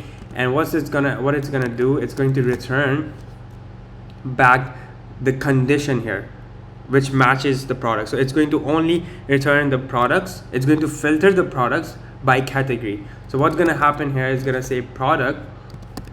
Again, we're using TypeScript, remember? So we can say product.category and underscore ref. So there's a reference for every category. Remember, we had a reference for every single category. Now we need to make sure that this underscore reference for each and every category actually matches with the categories and each and every single category, and it actually matches with the underscore ID. So if this condition matches, what we are doing here is we're just saying the categories which we are returning back, if it actually matches with the category, with this category's ID, and if the product's reference actually matches with this. So we're gonna filter through them, and remember there was a reference attached. There was a reference attached for every single product. So this is what the reference is useful for. And we're going to use this now, use this condition. Again, I'm just going to add a comment here. And this comment is just going to say it's going to filter products by category. So it's going to filter products by category. Next thing you want to basically do is you want to continue this and you want to say .map. And now the reason we are actually mapping through this is because we want to return our products. So we're going to map through this, and each and every time you map through this, this is going to return a single product component, which we haven't actually created yet, and we're going to be creating a product component. So this is what's going to happen each and every single time we go through this. What's going to happen, again, let me explain to you guys again. What's going to happen is we have a function called show products, and here we are actually sending in a number, and when we send in 0, what happens is it actually takes in the category number 0 and actually does products.filter, and then it actually goes through that product.category.reference. And what the category means, it actually means that it goes through the first, it goes through the product. So we have the number of products, and actually takes in every single product, goes through its category.reference, and it compares with the categories, and then it actually compares with the number we actually sent. And we know that the first number, which is the index 0, it's actually going to be for our MacBooks, right? It's actually going to be for our, it's actually erroring out right now because we don't have any product component. So we know that the 0 is going to be there, it's going to represent the Macs. So now it actually needs to match with their ID, and the product needs to match, and then it's going to return those specific products. So I hope you guys understand. Again, if you guys aren't familiar with filter or map, just go and search through these functions, and it's really simple once you get the hang of it. Now let's create this beautiful, our beautiful product component. So let's create a new file. Let's say product.tsx. This is going to be this component right here, this beautiful component right here. So we're going to create this right now, and let's save this. And what we're going to do is auto import this. And now this product component is going to accept some bunch of props, and it's going to accept a product prop. So it's going to accept a product, and the second is going to be the key, because remember, whenever we map through different items, it always has a key. So always we have a key, and the key is going to be product, and it's going to be product.id, product._id. Now again, TypeScript is saying it does not expect, the product component is not expecting the product, so we need to make sure we have the props in here. So we need to make sure we have interface props, and we need to make sure we have product, and the product is of type just product. It's not going to be an array because it's a single product, so it's type of just a single product. And now this should not error out, and this should be like this. So it's going to be product, and the props are going to be like this, and now it shouldn't error out anymore. We can see the error is gone. So this is actually accepting, and we are destructuring our props here, and we are accepting a product, and the props are actually type saved. Now we have a single product. Now we're gonna create UI for our products, and we're gonna display them right here and you can see we have different sort of products. And as soon as I click here, you guys can see there are more number of products here for the Macs. There's like 5 for the iPhones, there's 5 for the Apple Watches, but there's 4 for the iPads. This means that our function here is working, and it's actually only showing the products, and it's actually filtering the products by category, which is really nice. Now what we want to show is, we don't want to show product, but we want to change this and create this beautiful product component right now. So let's actually work on creating this product component now. So let me go back to my components, and let's actually navigate to product.tsx, and let's start creating this component. So first of all, this is going to have an internal div here, and this internal div is going to contain the product image. So it's gonna be an image from Next.js. So we're gonna get the image. You're gonna have the source for the image. Now here the images are going to be returned from Sanity Studio, so we need to use that helper function we created before. If you guys don't remember, and if I navigate to Sanity, remember we set up this helper function. So this is what we're gonna be using for using the images from our Sanity Studio. But for now, let's just comment this out. And so we're gonna have this image, actually not comment this out, let's actually do this, and we're gonna use that helper function. So I'm just gonna auto import this from Sanity, and what we're gonna be doing is we're gonna be saying product, and the product is going to have, again, the benefit of using TypeScript is this beautiful intelligence, right? We know exactly where to go now. We can just say product.image, and the image, remember, it's gonna be an array, so we need to make sure we select the first one. So it's just gonna say asset.url. And we don't actually need to say asset, it's just URL. We don't actually have to say asset. And there's one more thing which I actually forgot, and that's basically when you do product.image, there's gonna be it's just gonna be this, and there's no asset URLs, so it's just gonna access the first one, and then outside of this you just have to say URL and make sure you invoke this URL. So URL for is going to get us the URL of that exact image. So we don't need to say .asset and .url here. We just need to access the first image by saying index 0. Now here, this is actually giving us an error, and it's saying it needs to contain layout fill. So what we're gonna do is we're gonna say layout fill, and we can say object fit contain as well, because we want to maintain the aspect ratio. Next thing we want to do is, because we have layout fill, we need to make sure we have position relative on the container. But before doing that, we can see again it's giving us that whitelisting error. It's saying that cdn.sanity.io is actually not whitelisted under your configured domain. So what we want to do, again, go back to our next config.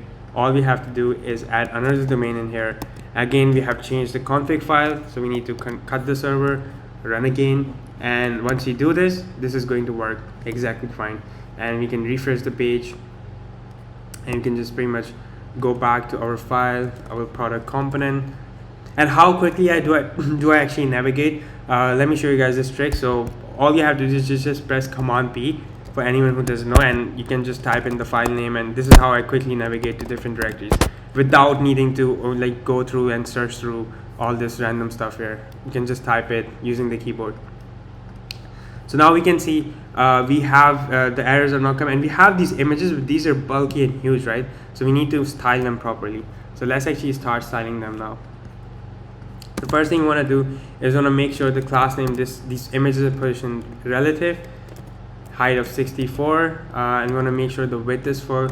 And on a medium screen, we want to make sure the height is actually 72, and we save this. And as soon as we actually save this, we actually don't see anything. The images are pretty much gone. Let's actually find out, is it because I haven't given styling for my parent container here? So let's make sure we give some styling for a parent container. So we're gonna say it's gonna display flex, the height is gonna be fit, the width is going to be an arbitrary value of 320 pixels, select is gonna be none, and this is just user select, and the flex is going to be column, space between the vertical components is gonna be 3, and there's gonna be rounded axle border radius. The background is going to be a custom background value of 35383C. is going to be this value, and padding is going to be all around 8 padding, and there's going to be on the medium breakpoint, the height is going to be 500 pixels. So it's again going to be 500 pixels, and these are all custom values. That's why I'm using these square brackets in Tailwind. And again, on the medium breakpoint, you want to make sure the width is going to be 400 pixels. And on the medium breakpoint, we also want to make sure the padding is all around of 10. And as soon as I actually do that, we can see the images render out properly now. All we actually can't see is there's no sort of space why actually happening properly. So we just have to fix that. But we can see the images are there, and if we make this bigger, the images get bigger as well. And if we go to iPhone, we see the iPhone images. And if we go to Apple Watch, we see the Apple Watch images. If we go to iPad, we see the iPad images. So really sick, all of this is working. Let's keep building this. And next thing we want to have is outside this container div or the image. And another thing we want to basically do is if we go back to our home page, so we already have the key here. So we're not actually sending in, so we're already sending in the key here. So let's continue building this. Yeah, I just wanted to see if we had the key. Okay, next thing we want to do is we have a div, and then we have another container div here, and now we're going to be building this stuff right here, the text, the price, and the shopping cart icon. And then we're going to build this beautiful UI, and we're going to use React Hot Toast. So whenever we click on any of these items, for example, if I click on MacBook Pro 13, it's going to add to our basket, and we're going to implement Redux and power it with authentication and Stripe and everything. So let's keep going. So there's going to be an internal div, and there's going to be 2 p tags. So if you do ×2, you can just get 2 p tags right away. And the first one is going to say product.title, and the second p tag is going to say, you guys guessed it, product.price. And we hit save it, and we have the price and the title info. Next thing we want to do is we want to style this. So the container div here, we want to say space y of 2, we want to say text of Excel, and we want to make sure the text is white, and on a medium breakpoint the text is of 2 Excel. And here we go, the text is looking really nice. The main container div, you want to make sure we say flex. It's going to take flex 1, items are going to be center, justify between, and space between the children is going to be 3.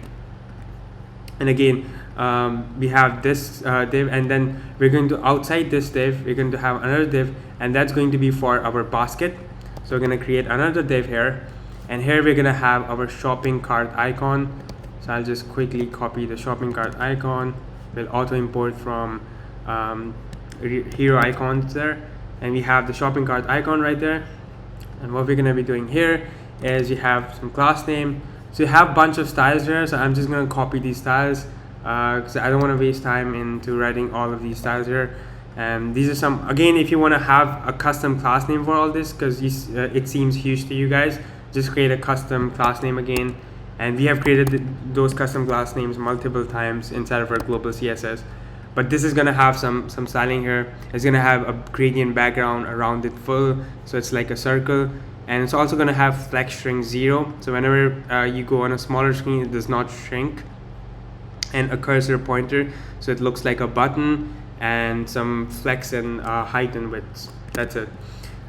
So we have our shopping cart icon here, and actually we are done with our product component. I guess we have actually completed our product component. Yeah, we are actually done with our product component. Only thing which is not actually working is the main container styling. So we need to make sure we actually give that, and that's probably happening on the home page. So if we go back to our home page, we can see that we have tab.panels here, and we can see we have product. So let's actually go back to home page and let's see if our products are wrapping. So our products are actually wrapping. So each of our products are inside of tab panel, and tab panel is a custom class name which we have given.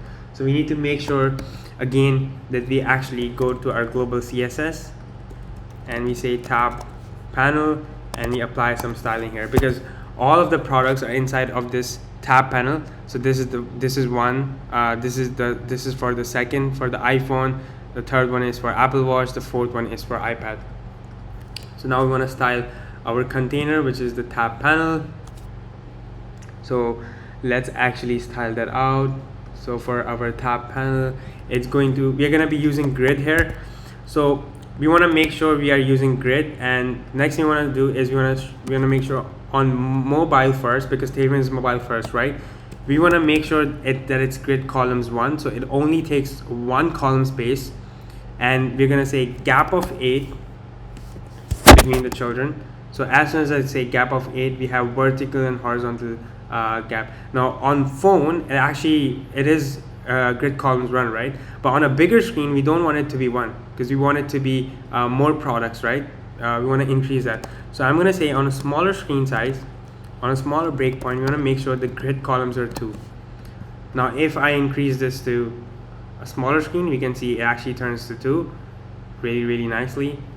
And on a bigger screen size, on a medium screen size, we want to make sure we turn this to grid columns 1 again. So on a medium screen size, we want to turn this to grid columns 1 again, and you want to make sure that it's grid columns 1 again. And the reason we're actually doing this, so if I actually show you guys on phone, so this is like an iPad mini kind of, so this is like the tablet size.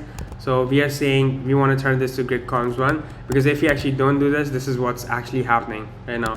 So we want to make sure we actually turn this to 1 again without messing up any of the styles. But on an iPhone 12, actually looks 1 column, but on a bigger screen like an iPad Air, it's going to be 2 columns.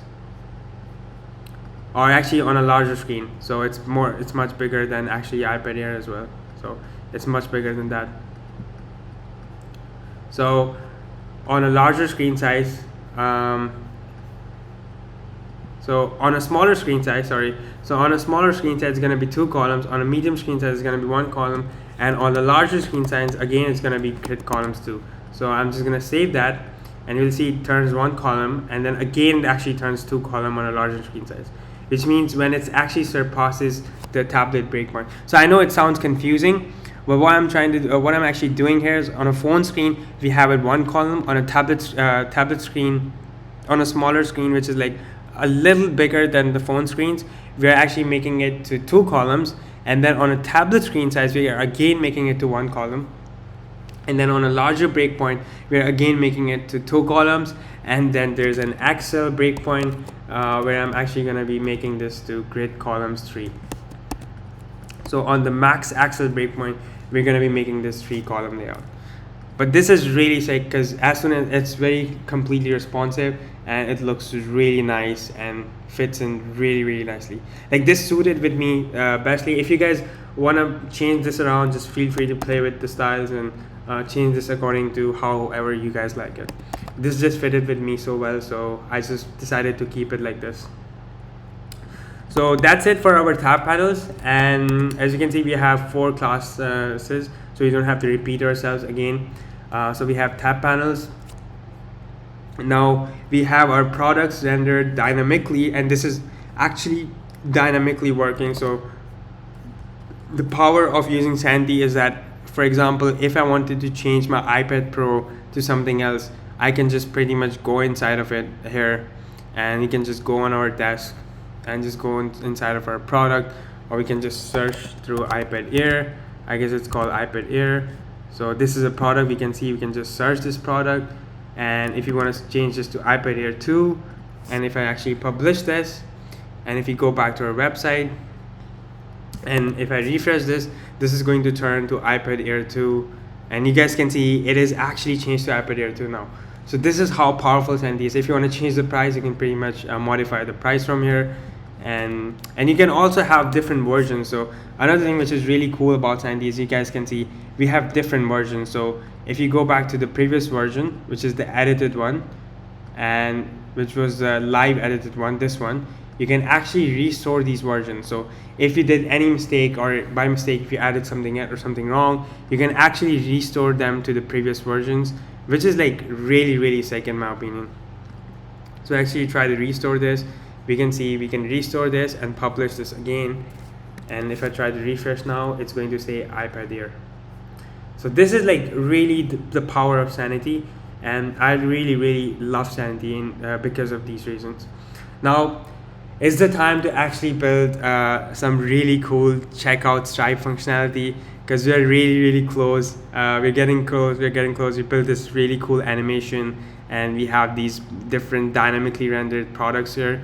Now all we want to basically do is, and we click on this basket button, you want to make sure this actually shows us a notification that the product is added to your cart, and it actually displays a mini cart here, and we can actually go to our checkout page to do the checkout stuff. So let's actually work on that stuff right now. So we are pretty much done with our homepage.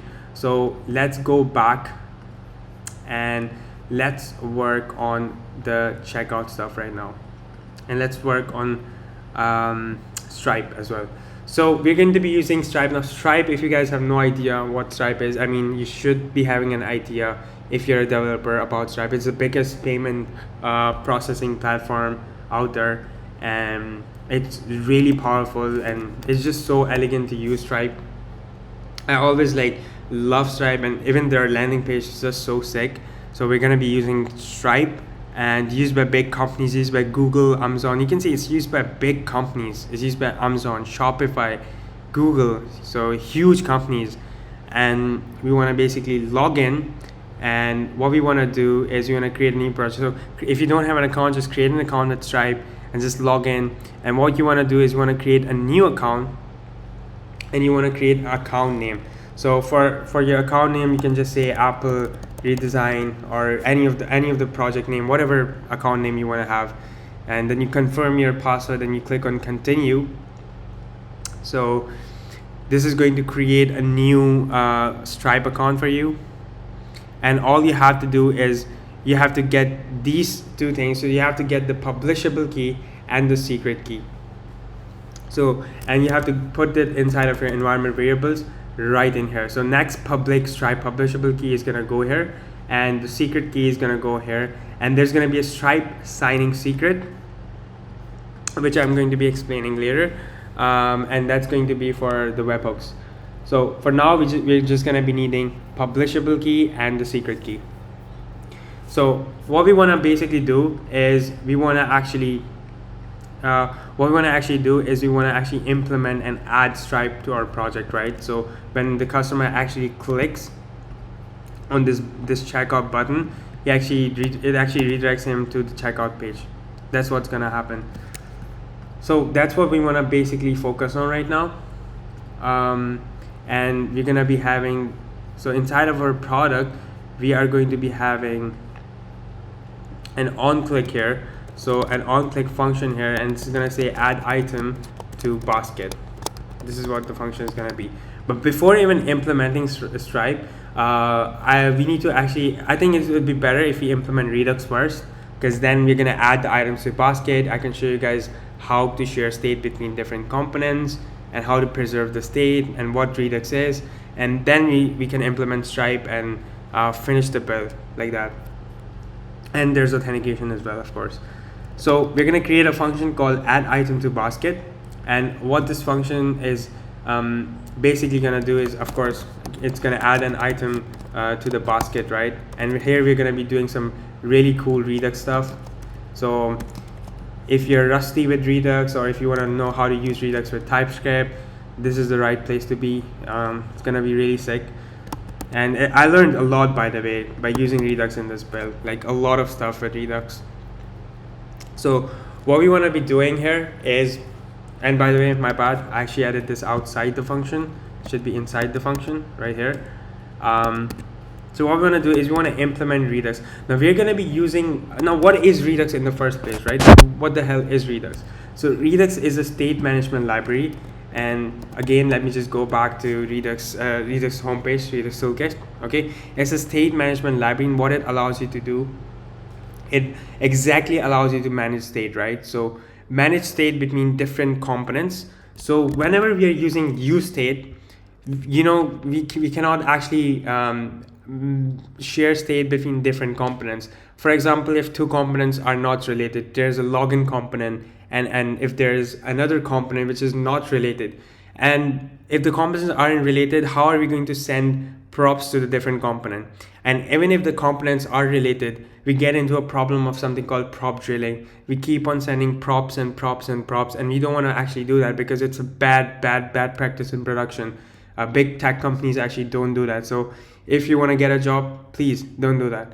So that's something we don't want to actually do. So we don't want to mess up the code. We want to make sure, and we want to make sure to follow dry principle, right? We do not want to repeat ourselves. We do not want to keep on doing prop drilling. If it's only 1 or 2 level deep prop drilling, and what I mean by prop drilling is basically that if there's a component, let's say there is products, like there's a products component, and then there's a product component. So you're sending a product to the products component as a prop, and then inside of product there's another component where you're sending more props. So that's like causing an issue of prop drilling, right? Because you keep sending in a prop from component to another component to another component, which is a very bad practice. So to solve that case, we use something called Redux, and of course Redux allows you to manage state between different unrelatable components as well. Let's say if you have a user, and if you want to have, and it's just like React context, right? But it's a more powerful way of using state management because it's a big library, and really big companies actually use it. So, and I'm going to be going step by step with this Redux toolkit, and this is the most modern approach. I'm going to be showing you guys how to use the most modern approach to use Redux in your projects. So we want to make sure we click on get started here, and when you click on get started, they actually give you 2 things here. So they give you an official Redux Redux JavaScript template and Redux TypeScript template. Because we are using TypeScript, we can actually open their template as well, and we can just mess around with their template and look at the stuff, look at how they're actually doing stuff and all of that. But we're going to follow the guide here. So first thing we want to basically do is we want to actually add our add Redux.js toolkit. Now remember, we are not using Redux traditionally, like the Redux core package. Instead, we are using Redux.js toolkit, which is like, think of it as like using Next.js instead of React, right? It gives you more benefits. So in this example, we are also using Redux toolkit instead of the core Redux thing. It gives us more benefits, and it's much more easier to use this. Now we are going to be actually installing Redux.js toolkit. So I'm going to make this bigger, and make sure you're in the right folder again. And let me actually close this because we're not going to be running Sanity Studio in our project because I'm running on my old. You guys need to run it, but I'm running it on my old one. So I'll just close this and just make this smaller, and I can say yarn add Redux.js toolkit. Next thing we want to basically do is we want to have a sort of folder structure, right? Because we always want to have a sort of folder structure when we are actually using Redux. So the folder structure I like to have is like, I like to create a folder, and again you can just follow the repo, the Redux TypeScript template. So if you go to the template, you can see the folder structure they're actually using. If you click on the source, they have features and they have an app, but the way I like to use it is I use an outer folder called Redux, and again it's just your personal preference, however you prefer to use this. And inside of Redux, I have my slice. In this case, we just have 2 things. We have the store, and you just have 1 single slice. So I'm not going to create more and more folders and overcomplicate stuff. So I'm just going to create a new file called store.typescript. And we're going to have store, and we're going to have something called slices. And I'm going to explain what they are and what the purpose of store and the slices. So if you actually go to their example, and if you actually see what the store means and what the slices actually means, let me see if I can find it right here to show you guys what this actually means. So if we go on into quick start, yeah, so we can see in the quick start section, they actually show us that we need to create a file named store, and we need to import the configure store API, and we also need to install React Redux, by the way. So let's actually install React Redux too, because I forgot to install that. So make sure you install these 2 packages, React Redux.js toolkit and React Redux as well. And the first thing we want to do is we want to create a store.typescript. And you can see again in TypeScript, you want to make sure we do it like this because you have some additional types here. And we just want to save this right in here. My bad, not right here. You can press Command K to actually clear out the terminal. I'll just completely cut it. So we have React Redux, and this is basically an helper function. So the main benefit of using Redux.js toolkit is actually gives us a lot of helper functions which are already created. So we don't have to manually create it ourselves. So configure store is one function which basically is an abstraction, as it's mentioned there, over the standard Redux create store function. So it's like an abstraction, it's like an improvement sort of over the standard way of create store function, which you used to do with the typical Redux stuff. Now what this means is there's going to be a bunch of reducers. Now again, I'm going to explain what reducers are, what actions are, what payloads, dispatch. I'm going to explain all this stuff, what slices are. But the first beginning point is we want to create a store, and store is where all of our slices and all of our reducers are going to be. And think of reducers as of like actions and sort of stuff like that. So think of reducers as actions. For example, there's going to be like a basket reducer, there's going to be like a login reducer, there's going to be like a modal reducer. So for every single different component, state management components, there's going to be different sorts of reducers. In our case, we're just going to have one single reducer. So what we can say here is you can just say basket reducer, and of course you want to create this and import this from the basket slice. So what we're going to be doing first, what we're going to be doing is, and we want to make sure that we have app dispatch, so, and we have root state as well, and we have all this stuff. So now what we want to make sure is, now let's get into the slice part. Now inside of our basket slice, we're going to create a slice called basket slice. Now what slices are basically, think of it as slices of onions.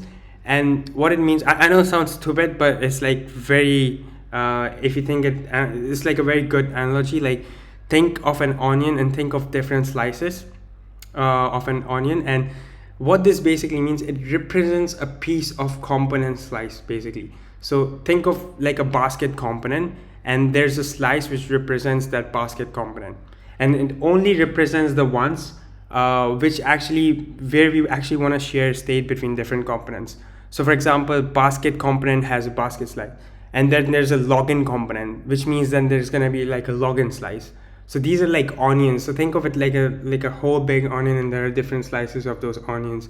You know, and there's like a basket slice, there's like a user slice, there's like a modal slice for the modal component, and there's like different sorts of slice where you want to share different sort of components, and that's what these slices means. So the basket slice here, what we're going to be doing, again, let's go back to our documentation, and we can see provide the Redux store to React. We need to make sure to do this. Now we are using something called Redux. Now how is it going to allow us to share state between different components? It's going to use something called provider, and the provider is actually, it's a higher order component. Now if you're not familiar with HOCs, like higher order components, you can just search them up and learn about them. But what higher order component means, that it's going to wrap around your entire application, and it's going to allow all of your components to access that piece of state and all those components. So for example, your app contains all the components, right? And all those components will be allowed to use that state because the provider is actually it's actually wrapping your entire application, and the store is actually sent to the provider, which means that it's going to allow you to use the state in all those components. So we need to make sure we actually do this step, and it's pretty simple. All you have to do is you have to import provider from React Redux, and you have to go to app.tsx, and all we have to do is import provider, and we have to wrap component. So we can just say provider and component, and again we are using TypeScript, so it's actually telling us it's missing in type children, but it's required. So what is required is property store is missing, so property store is required. So store is something you want to get, and again we're going to auto import this from redux/store. Now this is going to wrap around our entire application, and it is an HOC, so it is like a higher order component. And I think I've explained this in my previous builds as well. So feel free to check them out if you want to like learn more about them. I explained this about, and you can just search on Google about them as well, what higher order components are. And this is basically this will allow us to share state between different sort of components. Now we're done with this step. Now we go and we can see we have to create a Redux state slice. And I've explained you guys what the slice means. It's like a part of an onion. And what's going to happen in this slice, again, we're using TypeScript. We can just pretty much go ahead and copy this code right here. And we can then just modify this. So if I go back here and we can just copy this code. Now inside of this slide, we have something called a basket reducer. Now this is the main portion of the build. This is where most of the stuff is going to happen. Like main portion of Redux. This is where everything's, all the juice part is going to happen. This is where we're going to have all the actions, the reducers and stuff like that. So again, think of reducers as different sort of actions, right? Reducers are these different sort of actions. Now this is like a counter slice, right? As the name is, it's like a counter slice. So counter slice means it's going to increment and decrement a counter starting from 0. It's going to increment that, decrement that, and it's going to have an increment by amount function as well. So it's going to do all these sort of things. Now, of course, we are using TypeScript, so we need to make sure we provide different sort of types. We need to provide the correct typings here.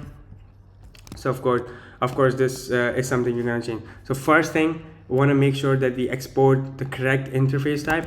We want to export basket state, and we also want to make sure. So I'm naming my interface basket state here, and we want to make sure instead of value and number, we're going to be having items, and items are going to be of type product. Again, this is something, because you're using TypeScript, you have to do this.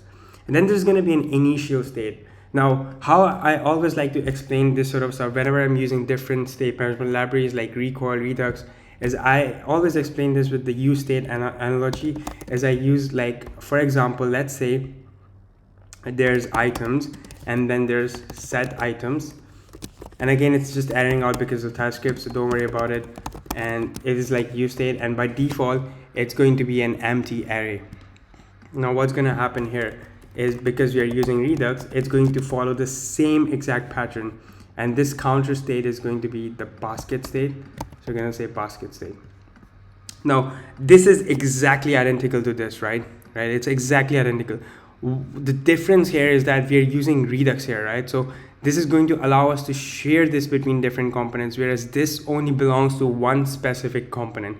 We cannot share this between several components, whereas this actually allows us to share, right? So that's the difference.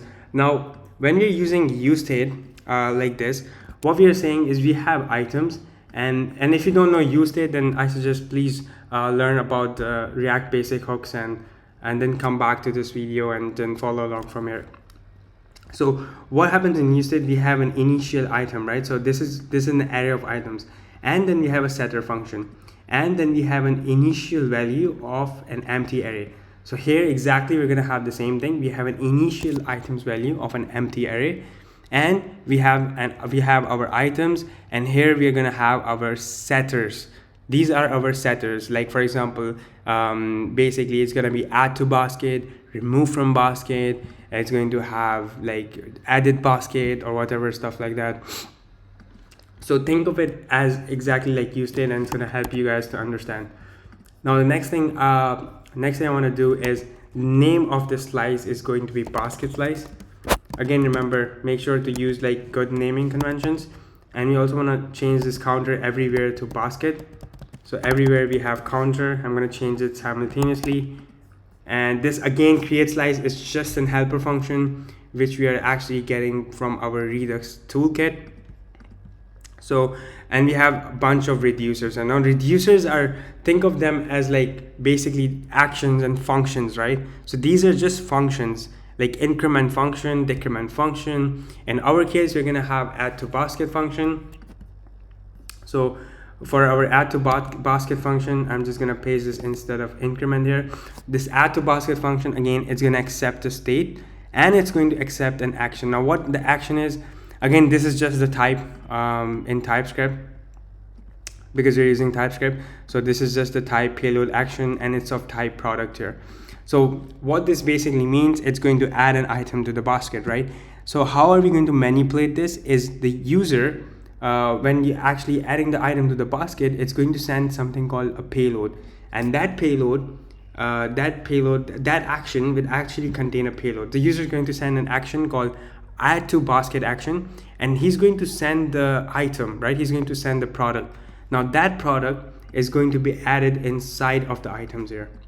So state.items, and again, it's going to give us this nice intelligence. You can see, so state.items, it's going to preserve the previous state because we don't want to empty the previous items we added. So it's going to keep the previous items, and it's going to add the new item next to the array, and it's just an array, right? So that's what we are actually doing in our add to basket function here. The next function is going to be an interesting one, and it's going to be a remove from basket function, and that's actually going to be a long one, but it's going to be an interesting function. So it's going to be remove from basket. So I'm just going to paste it out here, and again, these are just we're going to be exporting these functions. So remove from basket, we're going to be just exporting, because remember, these are actions, these are just functions, so we need to export them to be able to use them in our components. Now remove from basket is quite a tedious function. Now what we are doing here, again, it's going to accept the state, and it's going to accept the action. Again, the user is not just going to say remove from basket, he's also going to select a specific product, right? So he's going to select a product, and that product is going to have an ID, right? So we're going to accept an ID of that product, and then we're going to find the index from the items, and we're going to find, and this is, again, we're using a find index function. It returns the index of the first element where the condition is actually true, and this is the condition we're going to match with. We're going to say if the item.id actually matches with the ID the user is actually sending, so it actually matches with the product ID. If that's the case, it's actually going to return the index of that element, and then what we're going to do is we're going to have a new basket, and that's going to say preserve the old state.items, and if the index is greater than equal to 0, what we're gonna do is we're gonna have a splice function. Now splice function basically removes elements from an array, and what we're gonna do is we're gonna remove this element from an array, and splice function accepts an index, and then it removes that specific element with that index. So what we're gonna do is we're gonna say index, and 1 basically means how many items do we want to remove. So we want to only remove 1 item, and this is why we use splice function, and we just say new basket dot splice, and we remove that specific index, and only if the index is greater than or equal to 0, which means it actually returns you an index. The next thing we say is if that's not the condition, we can't remove the product because as it's not in the basket, right? Because the ID, the product with the ID is not actually in the basket, so we can't actually remove it. After we are done with these steps, we just update our basket with the new basket, and we just say state.items is equal to new basket. And I know it's kind of tedious to understand this, but if you guys take this step by step slowly, you guys will actually understand what this function does, and actually makes a lot of sense, and especially if you know about these JavaScript functions called splice, and these are really powerful functions. Find index, splice, and allows you to modify all these things, and allows you to problem solve through these steps when you're using Redux. And then we want to basically have our actions. So of course we want to export these functions. The next thing we want to do is we also want to have some selectors. Now what are selectors, right? Selectors are basically what are selectors? Selectors are basically, they actually allow you to select items, right? As it suggests, right? As the name basically means, allow you to select different items. But more in depth, what it basically means is, let's say you're going to basically add items to basket, you're going to remove items from basket, but how are you going to actually retrieve the items back? Like we have these items here, right? We said state.items, update the items with the new basket, but how am I actually going to retrieve these items? This is where the selectors actually come in. Now to use selectors in our and again this is, of course, it's complex because and it is definitely complex because it's Redux. It's it's the hugest, it's the biggest state management library out there. So of course it's gonna get complex, but it doesn't get easier than this, and I'm actually trying to do my best to explain as easily as possible for anyone, even for beginners. So how we actually write this piece of code for a selector is we just say export, and we just say export const, and we just say select basket items, and it accepts the state. And again, this is going to be root state. Again, we're going to get this root state from our store because if you guys remember, we had this exported right here. And what we're going to be doing is we're going to go back to our basket slice, and we're going to say state.basket .items, right? And of course, to make sure this actually works, we can go back to the store and we can actually import our basket reducer. So we can just say import. So if you go back to store, and it's actually a default import, so you can say import basket reducer from basket slice, and now we can say it turns yellow, and it's actually having getting the basket reducers, and now these errors are gone here. It was just because we weren't actually importing that. Now it actually works. So what we want to basically do is we want to have selectors to select the items from the basket, because we're going to retrieve the items and show it in a different sort of component, right? So that's what we're going to be using the selectors for. They're going to be for so I'm just going to write it out. There's going to be for retrieving state, retrieving items in state to use in different components, right? That's what we use selectors for. So it's for retrieving items in state to use in different components, right? That's why we use selectors. And now here the syntax here basically just means it's going to go into your state, it's going to select the basket, it's going to select the slice, and the slice is going to be the basket slice, and then it's going to select the state, which is going to be items right here. So this is what it's going to select. The next thing we're going to be having is we're going to have select basket items with ID. Now again, why is this important? Because we're going to have unique IDs, and we're going to display similar grouped basket items together. So what we want to do is we want to so if I could actually show you guys something really cool we have done in the build is, if I actually keep clicking here, the same product, and I've added this product like 7 times, and I've added this product like maybe 10 times, you guys can see it is actually grouping these items together. It's not actually rendering this product out 10 times, right? It's actually showing 10 here. So it means it's grouping it together. And how are we actually doing this? We are actually doing this by doing select basket items with ID. And we're actually sending in, what we are doing is we are selecting the basket items with a specific ID, and then what's going to do, it's going to filter through each of the item, and then again, of course, it's only going to return the ones where the ID is actually the same ID.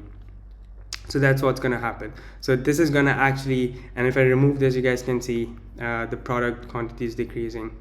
So something really nice. So this is like really cool. So this is what we want to do. So now what I'm going to be doing is let's keep on building this.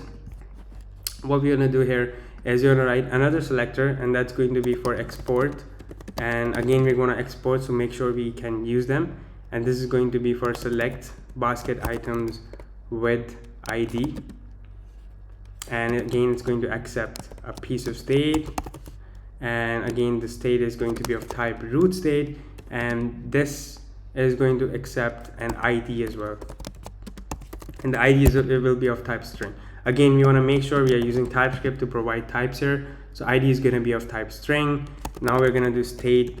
Now we're going to do some filtering stuff, and we're going to say filter through all the items, and for every single item which is of type product, and every single item is of type product, right? So filter through all the state.basket.items and filter through them, and return only the ones where the item.id is equal to the ID which we're selecting broad item set. This basically means it's only going to return the one where the ID matches and only going to return the grouped ones to be similar. The last selector we want to have is going to be the basket total, right? It's going to have the total amount of the items in the basket. And how are we going to actually do that? It's again very simple.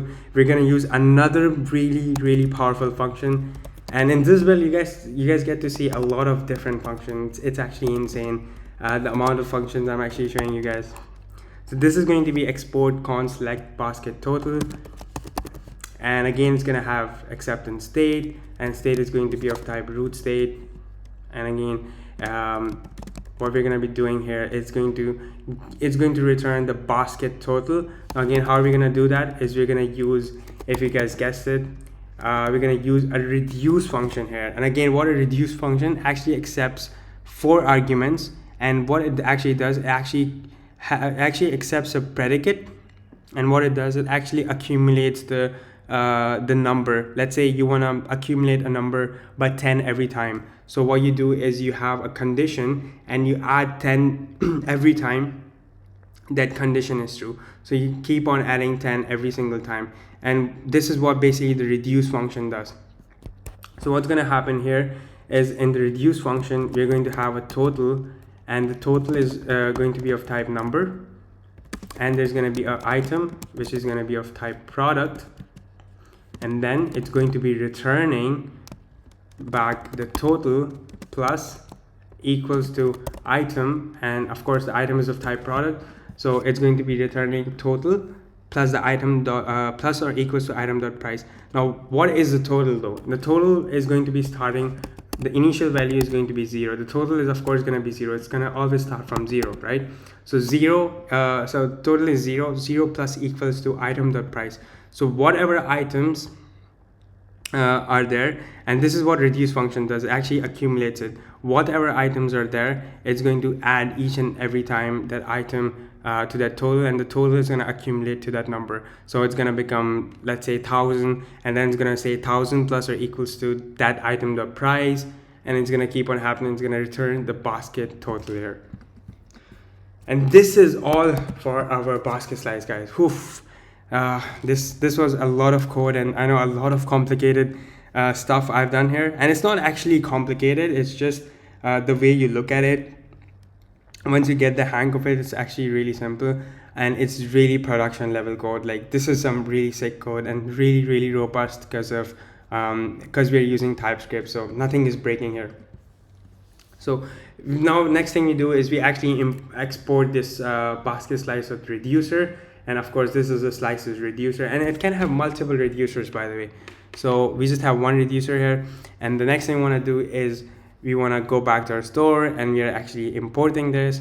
And again, we can have multiple slices here. We can have a login slice, you can have like a modal components or modal slice, so different sort of slices. The concept is the same. All you do is you create different bunch of slices, and you keep the code. And also the code, like guys, I don't actually remember this bunch of code. All I do is I just go check these examples out and just go through these examples and just use these examples as a reference, and that's how I actually find out how to actually write anything new and learn anything new. I just go through the documentation. So that's what we have done here. The next thing we want to do is we want to actually use this inside of our application, right? So we have implemented Redux. We want to make sure we actually add an item to the basket dynamically and share that state between different components so we can display it on the UI. So now let's work on the UI stuff. Let's go back to our website, and now let's work on this add item to basket function. Now what's going to happen here is inside of this function, so basically when we're using a Redux toolkit, when we're using React Redux, it actually gives us something called dispatch. Now what is dispatch? Dispatch, think of it like a gun, for example, which you shoot with. It shoots action into your store, into your Redux store. So dispatch is like a gun which shoots actions into your store. That's what dispatch is. So we're gonna say use this. You're gonna use something called dispatch, and it's a really powerful hook. given to us by React Redux. So we're going to say use this patch. We're going to say use this patch. And of course, what we want to do is we want to import this from React Redux. And we just want to do this. And use this patches. Again, you can see it's a hook to access Redux dispatch functions, right? And actually returns Redux stores dispatch function. So what happens is actually you can shoot actions with this dispatch, and it's a gun basically. Think of it like a gun. Now what we're gonna do is we're gonna say dispatch, and again it accepts, you can say, an action. Now what the action is, remember we were exporting the actions. Here we want to use the action called add to basket action. If you guys remember, we added something called add to basket action, and the add to basket action was accepting a payload, and the payload was in the form of an item, which is the product, right? So we're going to be sending in the product right here into our add to basket function. We're going to be sending in the product. The next thing we want to do is we want to show the good we want to implement like React hot toast, right? Because we want to show these really cool animations. So whenever I add a new product, we get these really sick animations. Because if you're not doing this, like kind of boring, and the number is still updating if you don't show these animations, but it still isn't elegant. But if we do this, it just changes the whole UI and whole appearance. It gives you like Apple-like feels. So let's actually do this, and let's implement React Hot Toast. Again, there are a bunch of different libraries too, but I just love React Hot Toast. Like it's literally the best. It's literally the best React notifications in town. So we want to make sure we implement React Hot Toast. So let's copy this command and let's add this to our project. Again, go back, React, we want to add React Hot Toast. Again, it gives you these really nice, we're going to be using the success and error states, and it gives you these really nice, it also has one for Tailwind, as you guys can see. So it's really nice React Hot Toast, and it has dark mode, and it has a lot of different bunch of stuff.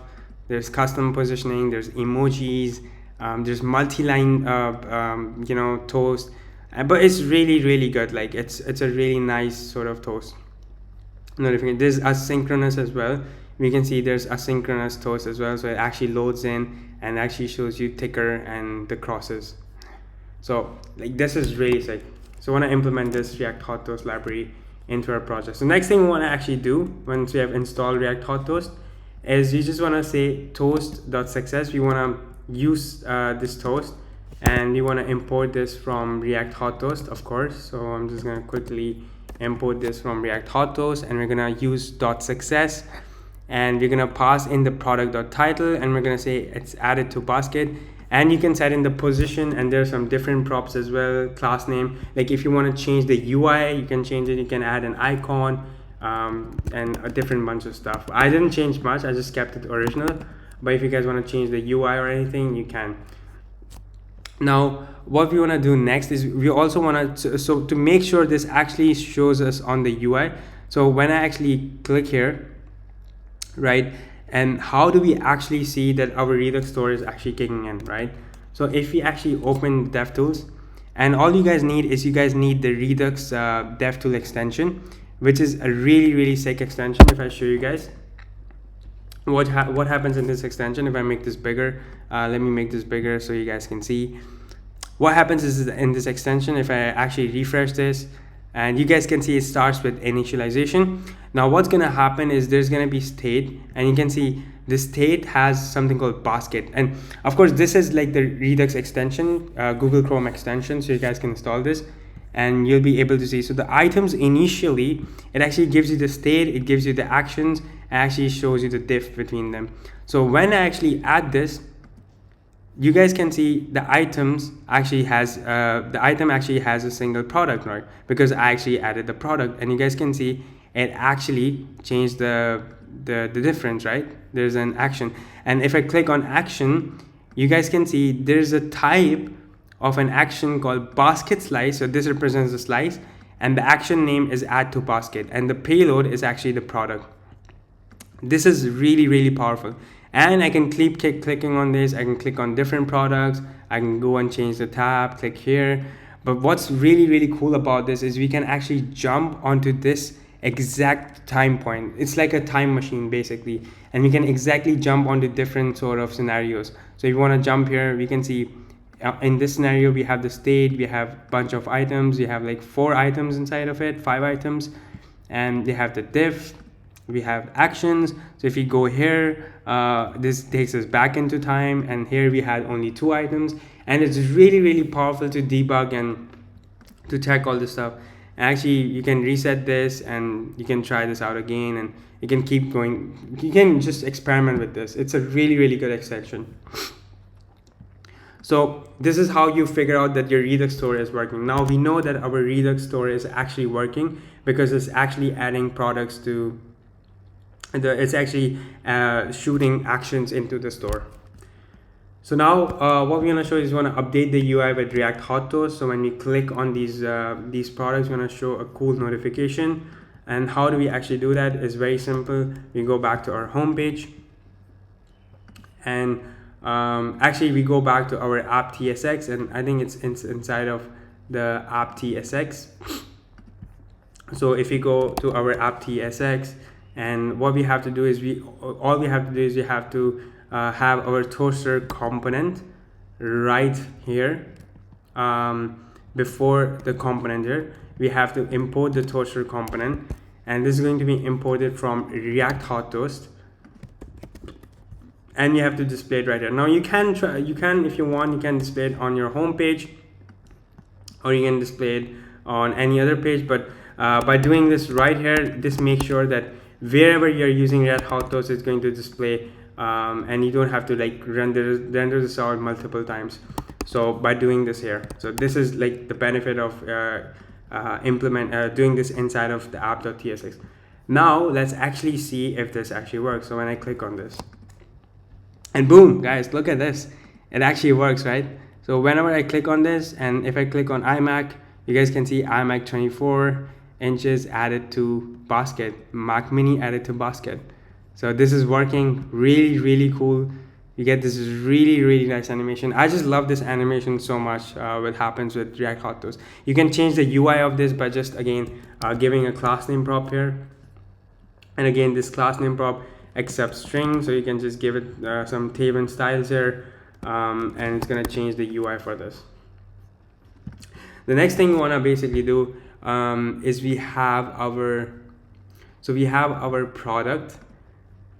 Next thing we want to actually do is we want to show the total number of products. So instead of showing 5 here, we want to actually show the actual number of products we have actually added to our basket.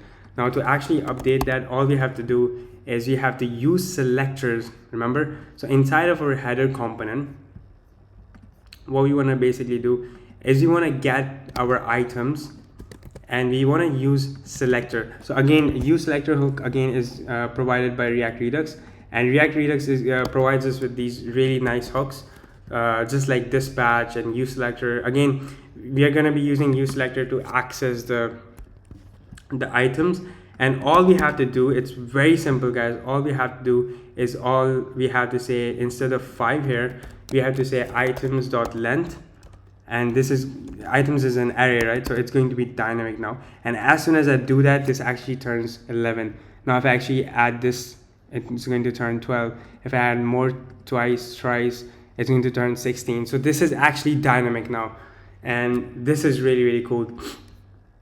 Next thing we want to do is we want to keep on working on this, and we want to also have a sort of shopping back cart icon, because imagine you have this whole freaking website, but you're scrolling and you have a lot of different products, and you're scrolling through them. You can have a sticky header, but in our user kind of interface, the sticky header is not the kind of experience you want to give.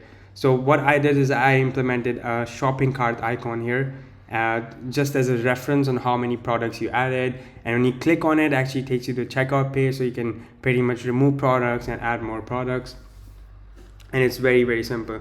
So what we want to implement a shopping basket icon here, and it's very simple. All we're going to do again is go back to our home page, and here's where we're going to create that component, and that component is going to be called basket component.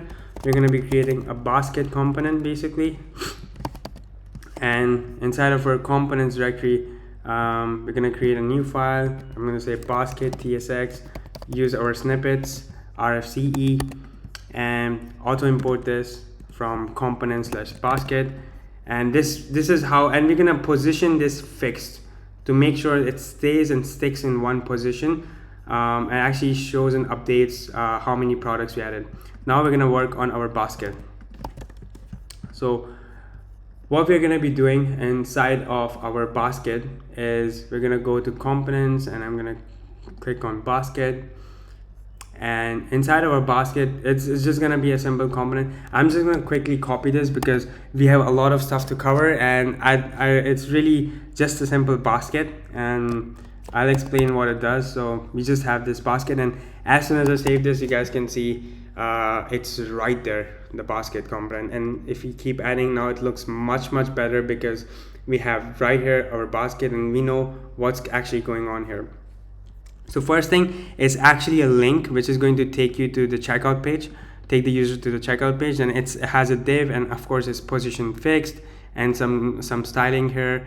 And what's having, it's only going to show if the items.length is actually greater than 0. So if, for example, I refresh this page, the items.length is going to be 0. It's not going to show that basket. You guys can see it's not showing the baskets. It's only going to show if the items.length is greater than 0. Then only it's going to show. And we don't need the basket total. So you don't need the basket total. So if I add a product, you guys can see now immediately it pops up and it appears, because we don't want to show this if there's no items in the basket, right? So we keep on adding, and the basket basically updates. So it's just a simple component and updates the basket. So we have the basket. The next thing we want to do is we want to implement our checkout page. So when we actually click here, it actually takes us to the checkout page. It does not exist right now, so it's giving us a 404 error. And even if I click here, it will give us the same 404 error, right? Because they both take you to the same page. Now we're going to be creating or working on our checkout page.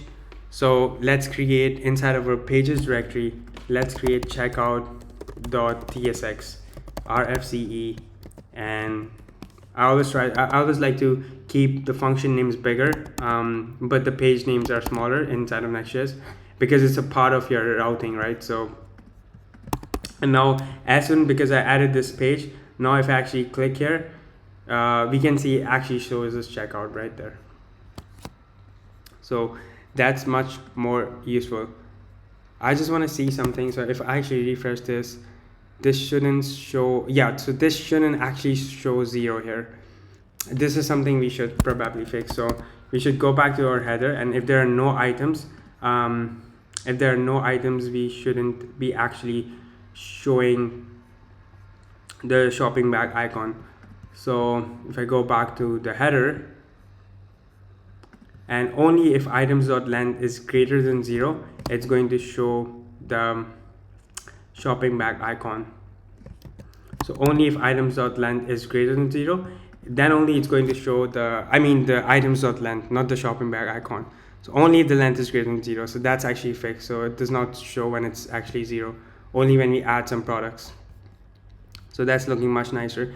Now let's build the checkout page. So if you look at our finished build right here, we can see that our checkout page looks really sick as well. It has a really good looking UI, some product images, what we added. We can remove products, and shows React Hot Toast again. So let's build this page, and let's crush this, and let's implement Stripe here. So for the checkout page, let me open the checkout page right now. What I'm going to be doing is going to checkout.tsx. And this is fairly one of the most biggest pages we want to go through, and we want to crush this. So what we want to do on this checkout page is, first thing, we want to have a head component from Next.js, and we want to make sure we import it from Next.js, and we're going to say bagged apple. So when you actually go to the top here, it actually changes this to bagged apple, and we want to have a header. So of course you're gonna have the header. It's a reusable component, so we can just copy paste this and we can directly immediately have the header. The next thing we want to have is the main tag, and the main tag is going to have a div. This is where we're going to start styling and start doing some stuff. And this div is actually going to have an h1 tag, and the h1 tag is going to say based on your items.length. So again, we need to get our items using our hook called useSelector. So we need to use this hook useSelector, and I'm just gonna import some bunch of stuff and explain this later. Just gonna export. I don't think we're gonna be using Axios, so I'm just gonna remove Axios and head component. It's like basket items we've already done, so let's actually remove that. Header we've already done, and I'm gonna explain this bunch of stuff, so don't worry about this stuff. I'm gonna explain all this stuff, and we're gonna create these components. So these are some imports I'm gonna be creating later on, but for now we have items and we have header, and here we're gonna have items, and we're gonna say if items.length is actually greater than 0, which means if there are products in your cart, it's actually going to show us some different text. And let me actually just copy this, because again, this is very straightforward. If the length is greater than 0, it's going to show review your bag. If the length is not greater than 0, it's going to say your bag is empty, and it's going to also tell you to continue shopping. So right now it says review your bag, and then the next on the next line we're going to have a p tag, and the p tag is just going to say free delivery and returns. That's what it's going to say. The next thing we want to have is we want to style our h1. So we want to say class name, the margin top bottom is going to be 4, text of 3XL, font of semi-bold, and on a larger breakpoint is going to say text of 4XL. Instead of 3, it's going to say 4XL. Already looks much better. The next thing we want to do is after the p tag, we're going to say if the items.length is greater than 0, if it's equal to 0, we're going to use the Next.js built-in router, and we're going to push to the home page. So what we're going to do is we're going to say const router, and again Next.js has this hook called useRouter hook. Again, it's imported from next/router, and what it does, it gives you these functions called push and back and all these different functions, and actually pushes you. And we're gonna have this button. Remember this reusable button we had? We're gonna use that button, and we're gonna say if the item's length is equal to 0, we're gonna say continue shopping, and we're gonna push back to the home page. But right now it's not 0, so it's not actually showing that. The next thing we want to do is we want to say outside this div, we want to say if items.length is actually greater than 0, then you want to actually show another div, and this div is going to have the grouped items in the basket. Now remember, I told you guys we're going to be having all these items, we're going to be grouping these items, because if we had like MacBook Air with M1 chips, or we had MacBook Air with M2 chips, like we had 5 of them or 6 of them, this is actually going to group them together. So that's what we're going to be working on right now. So we're going to group these together, and the way it's going to work is we're going to have our grouped items in basket, and the way we can actually do this is using a use effect. The first thing we have to do is we have to create a use state, and the use state is going to be like this, and I'm going to explain what this means. This basically means there's going to be a use state of grouped items in basket, and we're going to be setting grouped items in basket, and then there's going to be a use state variable. And what's going to happen is that this use state variable initially is going to be an empty object. It's going to be an empty object. It's not going to be an empty array, but instead it's going to be an empty object, and it's going to be rendered as of type And the reason I'm actually doing this is because without this, it's going to actually give us an error. It's going to be rendered as of type of a key value pair. The key is going to be this string, and the value is going to be the array of products. That's what it's going to be. So it's going to be a key value pair type. And next, we're going to be using like a use effect, and I'm going to be writing a use effect, and inside the use effect, and what a use effect is actually runs, and this use effect actually runs on the mount, and this is an empty dependency array. This means anything we write inside of the use effect right now, it actually runs on the mount. When the component actually mounts, when the component actually renders, it mounts, then this use effect is going to run. And it's an empty dependency. This means it's only going to run on the mount. So what we're going to do here is we're going to have a variable called const. We're going to have grouped items, and we're going to be using again our favorite reduce function. And what we're going to do is we're going to say results and item. So we're going to say items dot reduce, and reduce is going to have accept results, and the item, single item, and what it's going to do, it's actually going to say, and this might get complicated for any of the beginners, but stick with it, and I'm going to try my best to explain each and every part possible. And what we're going to do is we're going to say results are going to have a key of item.id, and what's going to happen is this needs to be equal to results, and the key of item.id, and what needs to happen is it needs to be equal to this, or we're going to use this represents OR operator. This is like the OR operator, or we're going to represent an empty array, and we're going to push inside of this, and we're going to push the single item we have. And what we're going to be doing is we're going to be saying return,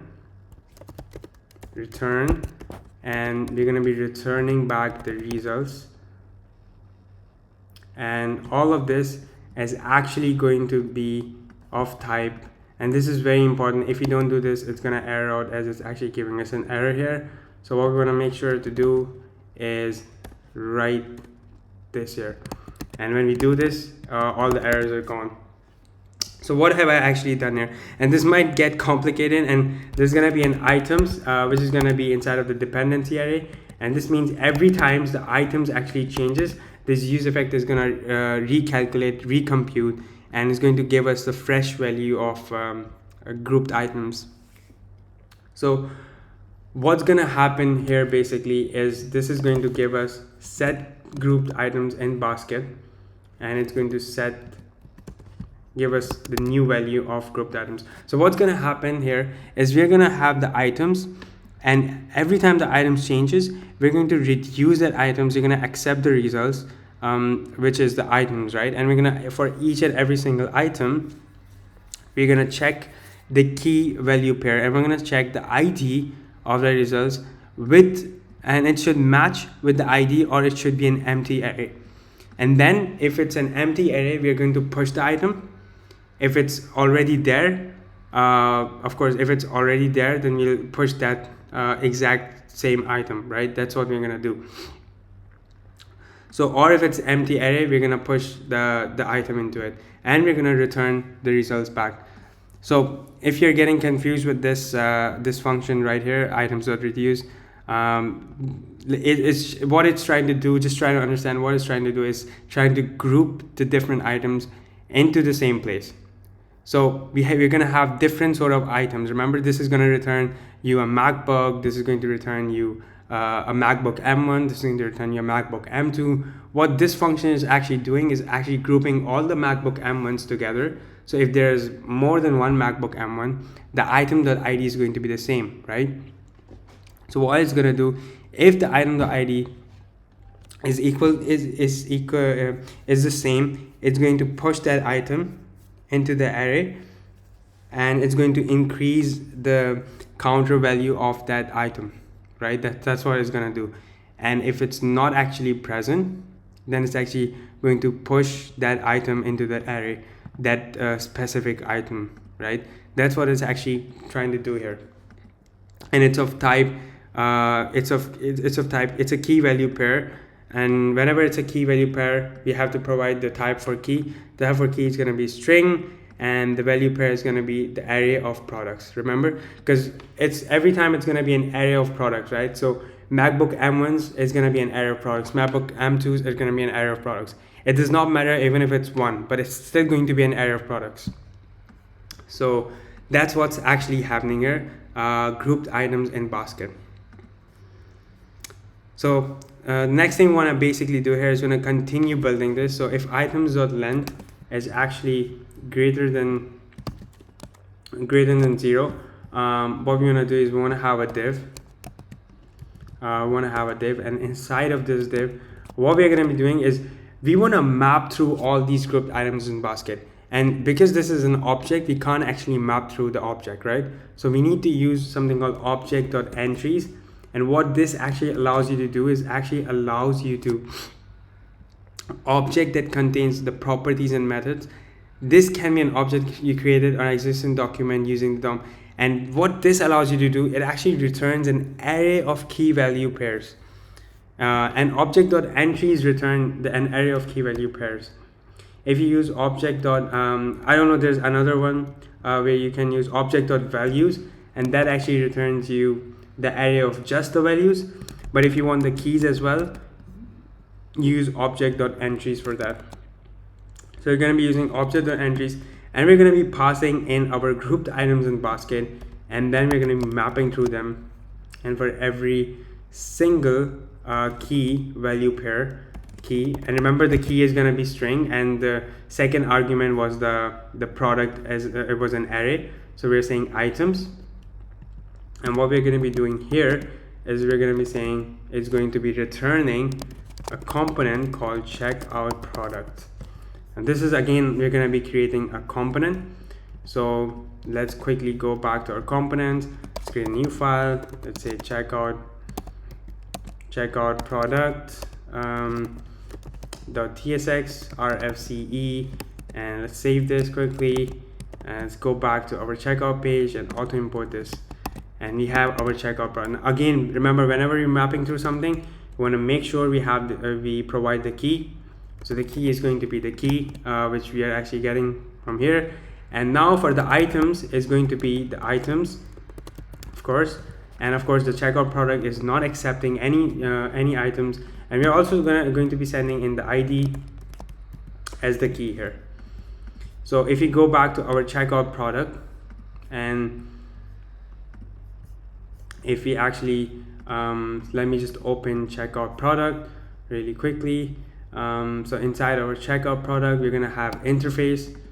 So we're gonna have an interface of props, and the interface of props is gonna accept two things. It's gonna accept items, which is gonna be of type product array, right? And there's going to be an ID, which is going to be of type array. And now we're going to destructure here, and we're going to say of type props, and here is going to be ID, and it's going to be items. Now this is not going to error out anymore. And now what we want to basically do, and remember, this is only one product. So for example, if we added more products in here, so let's say I added more and more products. Now if I click here, we can see we have 4 different products right now. So what I want to make sure is you want to actually change and create the checkout product component right now. So to actually create the checkout product component now, let's actually work on this checkout product component. What we're going to be doing is this checkout product is going to have a div. Again, it's going to have a Next.js image component, and it's going to have a source. The source is again going to be a URL for it. We have to use that in order to use images from Sanity. And it's going to have items. Remember, this was a key value pair, right? So what we're going to do is we're going to access the first value, because we only want to display the one value. Because remember, MacBook M1 is going to be like, for example, there are 4 MacBook M1s, right? There are 4 MacBook M1s. We don't want to display all 4 of them. We only want to display it once, and we want to show the length of that, right? That's what we're going to be doing. So here we're just going to access the one value because all of the grouped items in the basket, they're all going to be the same. So we don't want to map through them and display them over and over again. That's why we actually did object.entries and we wrote that function out. Now what we want to do is you want to access any one of them. So we're going to access the first one of them, and you want to basically say access the image, and of course access the first image and say .url, and just use this. And of course we want to make sure we're using layout fill, and we also want to make sure we are using object fit of contain. So layout fill, and as soon as we do that, we have our product here, and here we go, it actually works. So this is what we want to basically do, because remember, we only want to show the product once, right? Because it's the same product. We don't want to show them over and over again. So we want to access the first one basically. Next thing we want to do is we want to say relative, because it's layout fill, give some height and give some width, and actually save this. As soon as I do that, we have 4 different products right here, looking really, really beautiful. The next thing I want to basically do is we want to say, so outside of this product, we want to have another div.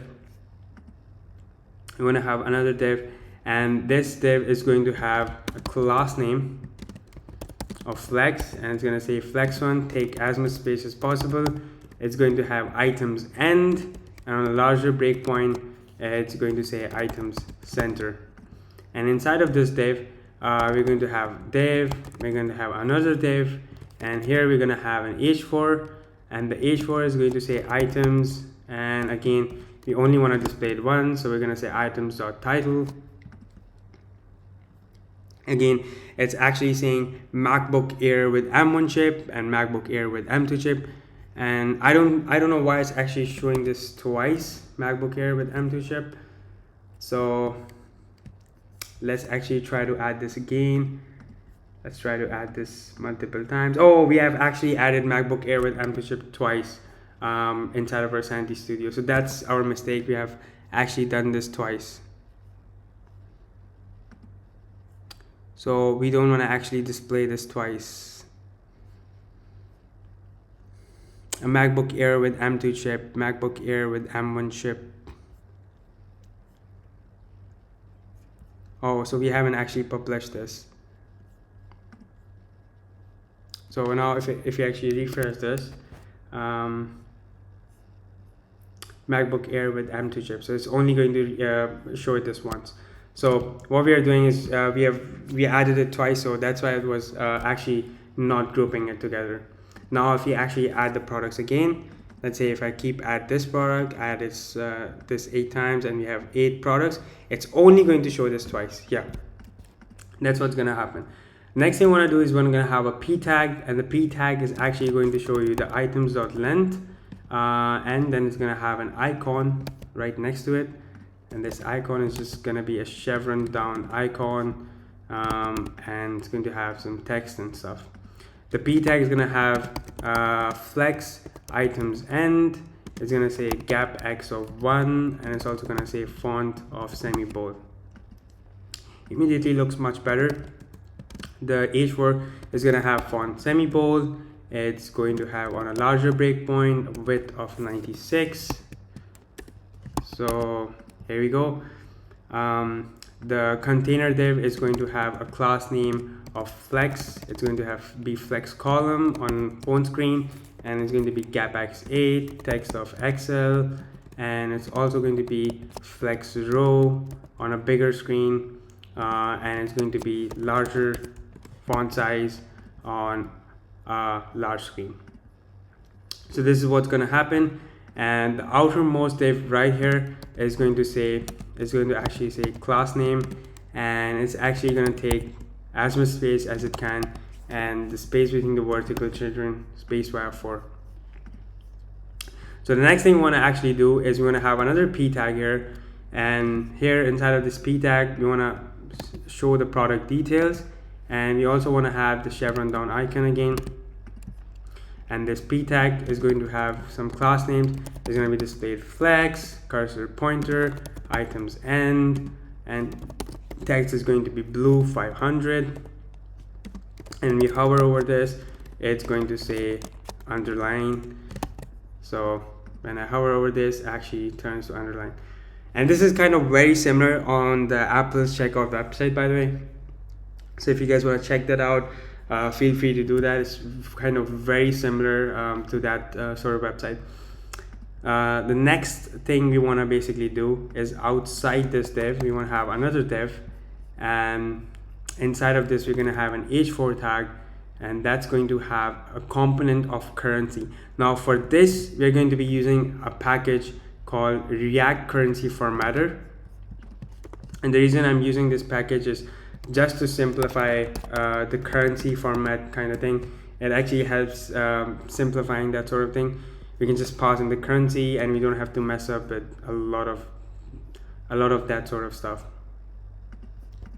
So let's just refresh this, and for some reason it's actually errored out.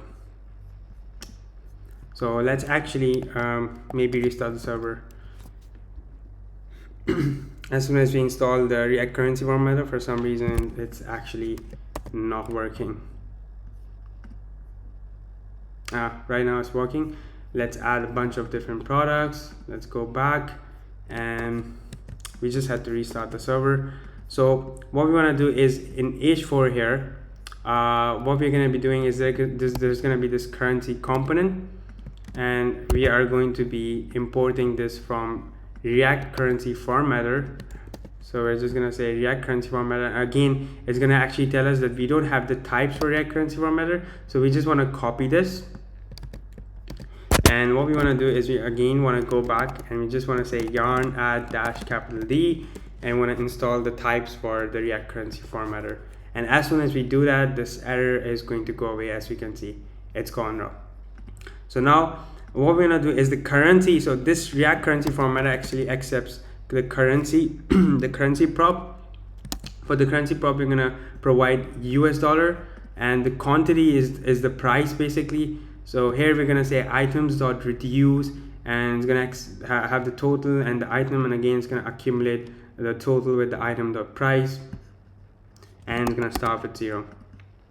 And again we can see it's showing us here 4,995 for 5 MacBook Airs with M1 chip. So we have selected 5 total MacBook Airs. So next thing we want to do is we have the React currency. We're gonna have a button which is gonna allow us to remove that sort of thing. So after the h4, we're gonna have the button, and this is going to have a function called remove item from basket. Again, this function is going to be pretty similar to the one which we did for add item to basket.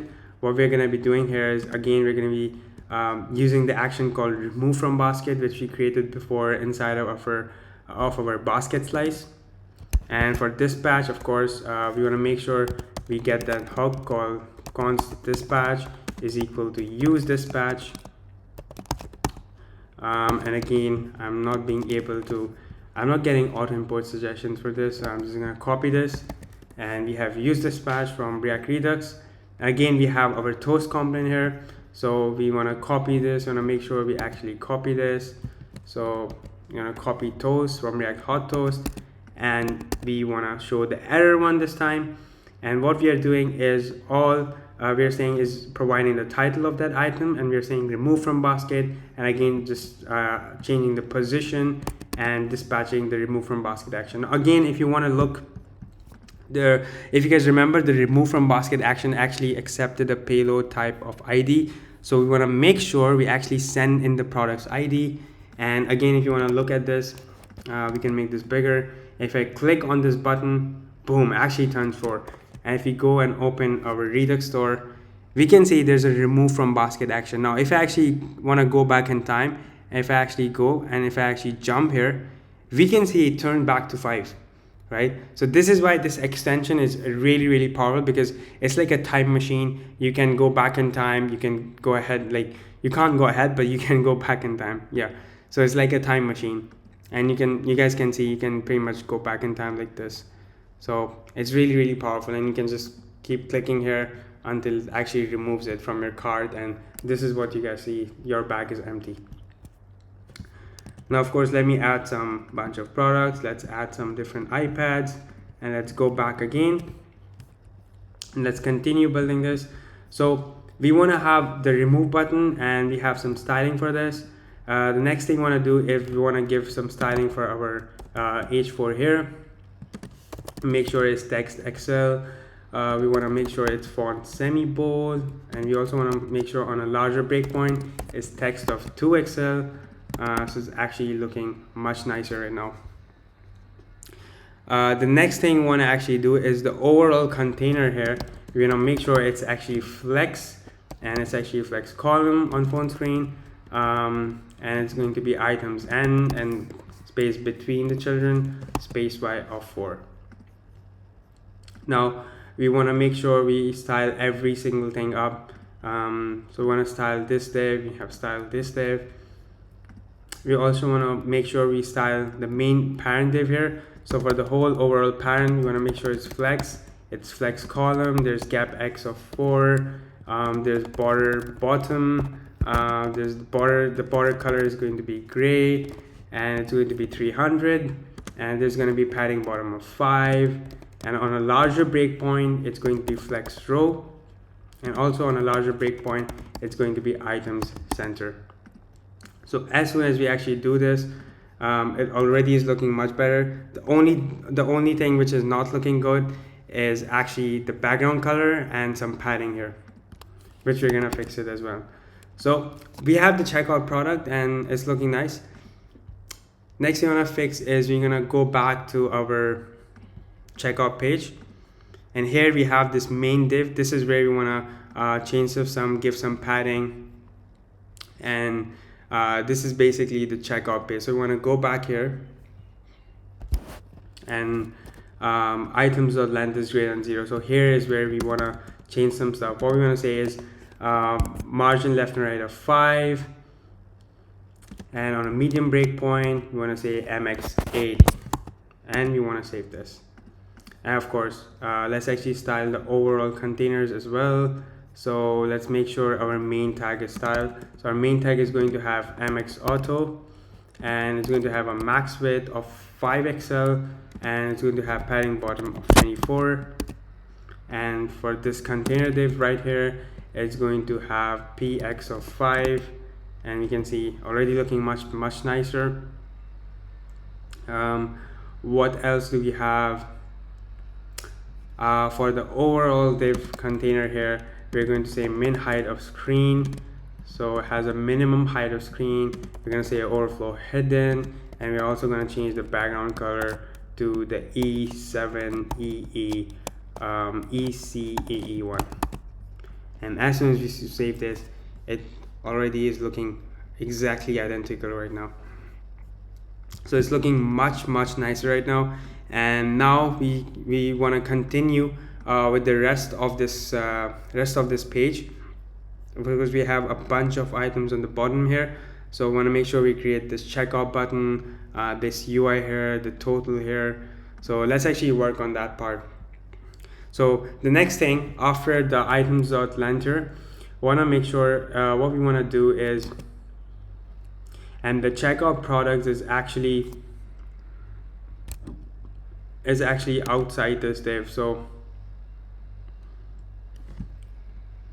this basically means that this here is actually outside this. And so what we want to do is, I'm just going to quickly copy this because I think I messed something up here. I just messed something up here, I guess. So I'm just gonna fix this very quickly. So I think I messed up this div here. The checkout product is going to be not inside this, but it's going to be rather inside rather here, and it's not going to have the div here. And of course the div is going to be outside of here. So we're gonna just remove this. So, oh god, what am I doing? Just a second. So I think I need to what I messed up here, I messed something up here. So we just wanna make sure to not do this inside of here. And items with length, when items with length is greater than 0, want to make sure we have a div, and we have this right here, object.entries. We have checkout product, but we don't actually have a div right here, which is quite confusing that we don't actually have a div. So what we are actually doing is we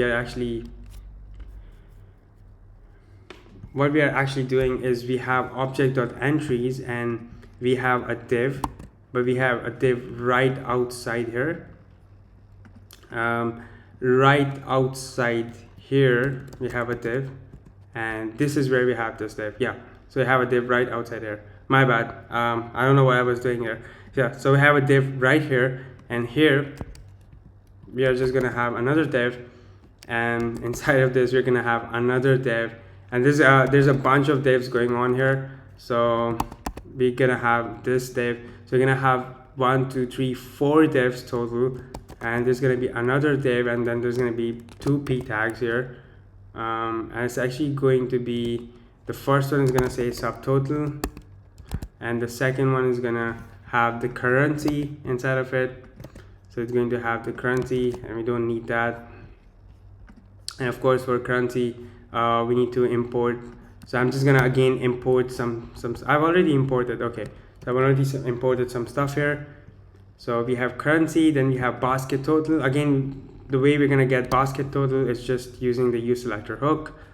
So what we're gonna do is use this hook called uselector and get the basket total, and we can see it's actually giving us an error right there.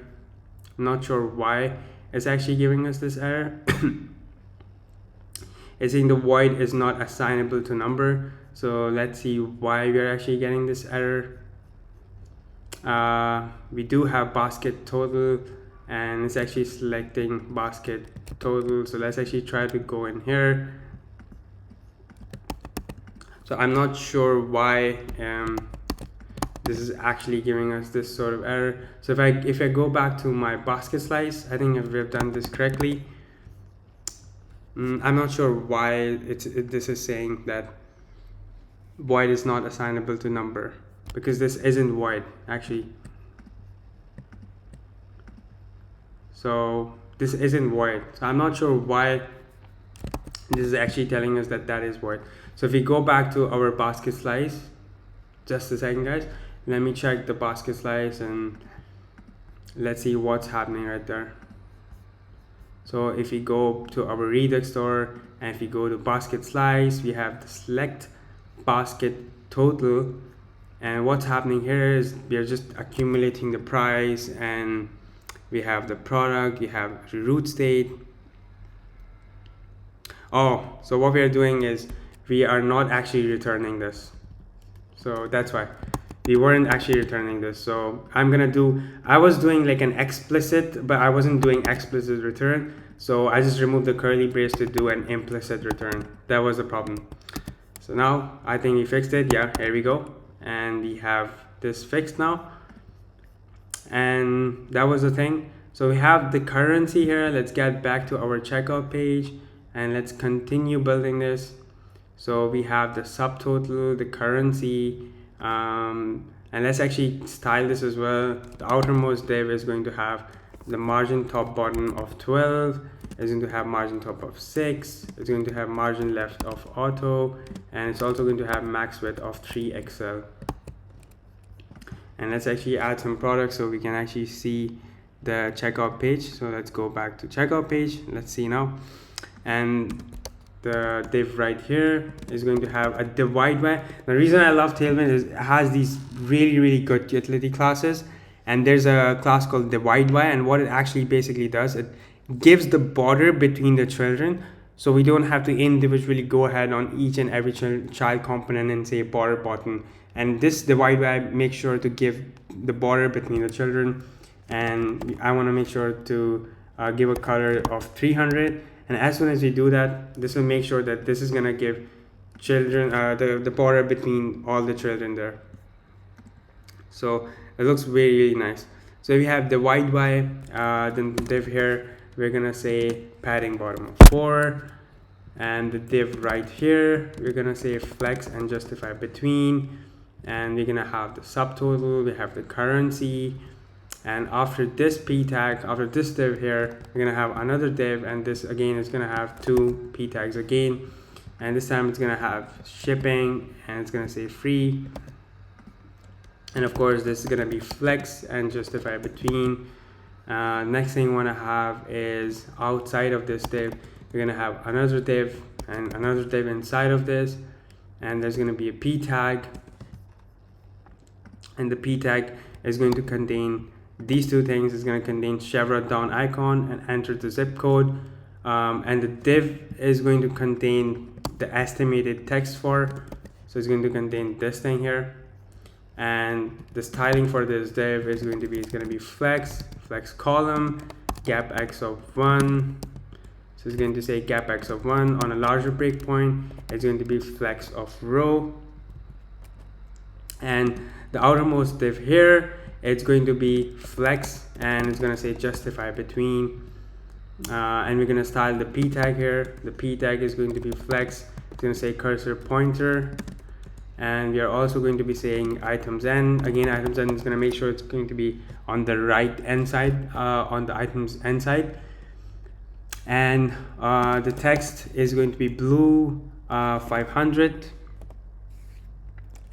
And on hover, it's going to show the underline. And as soon as I actually save this, this is what happens. Again, if you don't do items n, you guys can see what's gonna happen is items and it's gonna make sure that it actually stays it actually aligns the items when we say flex, and actually aligns the items towards the end side, and make sure they're on the end side, of course. And if I actually don't do this, you won't see much difference here, but items and basically means that this enters zip code here, which is right here, right? And there's a chevron down icon.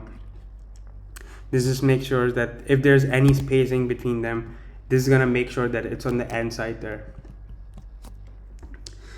So next thing you wanna do is we have a chevron down icon, we have a div, and outside of this div, you have another p tag, and that's just gonna say dollar symbol. So it's just gonna say the dollar symbol like that.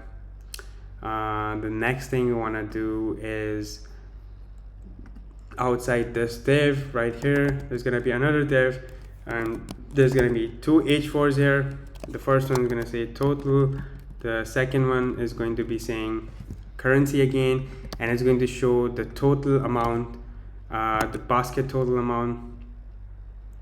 And of course, there's going to be some styling on the parent div. It's going to be flex, justify between. There's going to be padding top of 4, text of XL, and there's going to be font of semi-bold.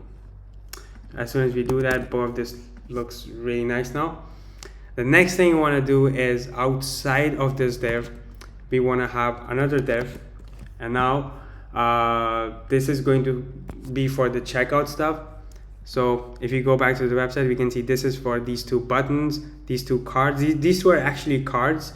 They're very subtle. They were very subtle background, but it's looking really nice, sort of. So what we're gonna be doing is there's gonna be this div, and there's gonna be an h4 tag here. And what we're gonna do is the h4 tag is just gonna say, I'm just gonna get this. It's just gonna say how would like to check out, and then there's gonna be another div here, and it's gonna have another div. It's gonna have an h4. Again, this h4 is going to contain 3 span tags. So again, I'm just going to quickly copy these 3 span tags right there, and the h4 is going to have a class name of margin bottom of 4. It's going to be flex column, text is going to be XL, and font is going to be semi-bold. And as soon as I save this, it looks much better now. And next thing we want to do is the overall div containing the h4 is going to have an order of 2. Now what order of 2 means, it's going to have the flex order of 2 means it's going to swipe up with the first card here. So this one is going to have an order of 2, which means on a mobile screen, on a phone screen, this is going to be displayed first and this is going to be displayed after. So that is what this actually basically means. So order of 2, and we're gonna say flex. We're also gonna say flex of 1. So take as much space as possible. Flex columns, item center, rounded XL, and we're gonna say background gray of 200. Overall padding of 8. We're also gonna say padding top and bottom of 12, and we want to make sure the text is actually centrally aligned. So this is how it's looking. Then the outermost container div here, we're gonna make sure we say flex as flex column, and there's a gap of 4 between the children, and on a medium screen size actually becomes flex row. And the outermost container div here is going to have some margin top bottom of 14, and it's going to have space between the children of 4, just like that. So we can already see it's looking much better. There's this background color as well, which we can see. The next thing we want to basically do is we want to have this button after the h4. This is again our reusable button, so you guys can already see how many places this is so useful for us. So we have this button right here, then we have another p tag after this button. This p tag is going to have a max weight, a text of font size of 13 pixels, and a margin top of 2. So we have this first card which is done. Next we're gonna work on the second card. Second card is gonna be outside this div. It's gonna be another div. It's gonna have an h4. The h4 is going to have a span tag, and again the span tag is just gonna contain the currency, and the h4 is just going to say pay in full. And again we're gonna style the h4. It's gonna have margin bottom of 4, and flex column, and it's gonna say text XL, and font semi-bold. So font semi-bold again. So we are working on the first one. The div again is gonna have the same styling, but the only difference here is gonna be the order. The order is going to be 2. So for this div on a bigger screen, the order is gonna become 2, which means it's gonna swipe up with the pay in full. So as soon as you get bigger, you guys can see the pay in full is on the right side and the pay monthly is on the left side. So the order actually changes in that way. So the next thing we want to do is we have an h4, and last thing is the button. And again, this just demonstrates how the really powerful use of this button. We're gonna have a loading state, and on click we're gonna create the checkout session for the second div here. And this just demonstrates the power of using like a reusable component. Like this is how far you can go with the reusable component, create some props and just modify the stuff and create a really good looking sophisticated components you can reuse on the whole website. Like it is an example of being consistent throughout the whole website, because I've only used one button throughout the whole entire application here, and I haven't messed up with a lot of different styles. So it's a good consistency to follow basically.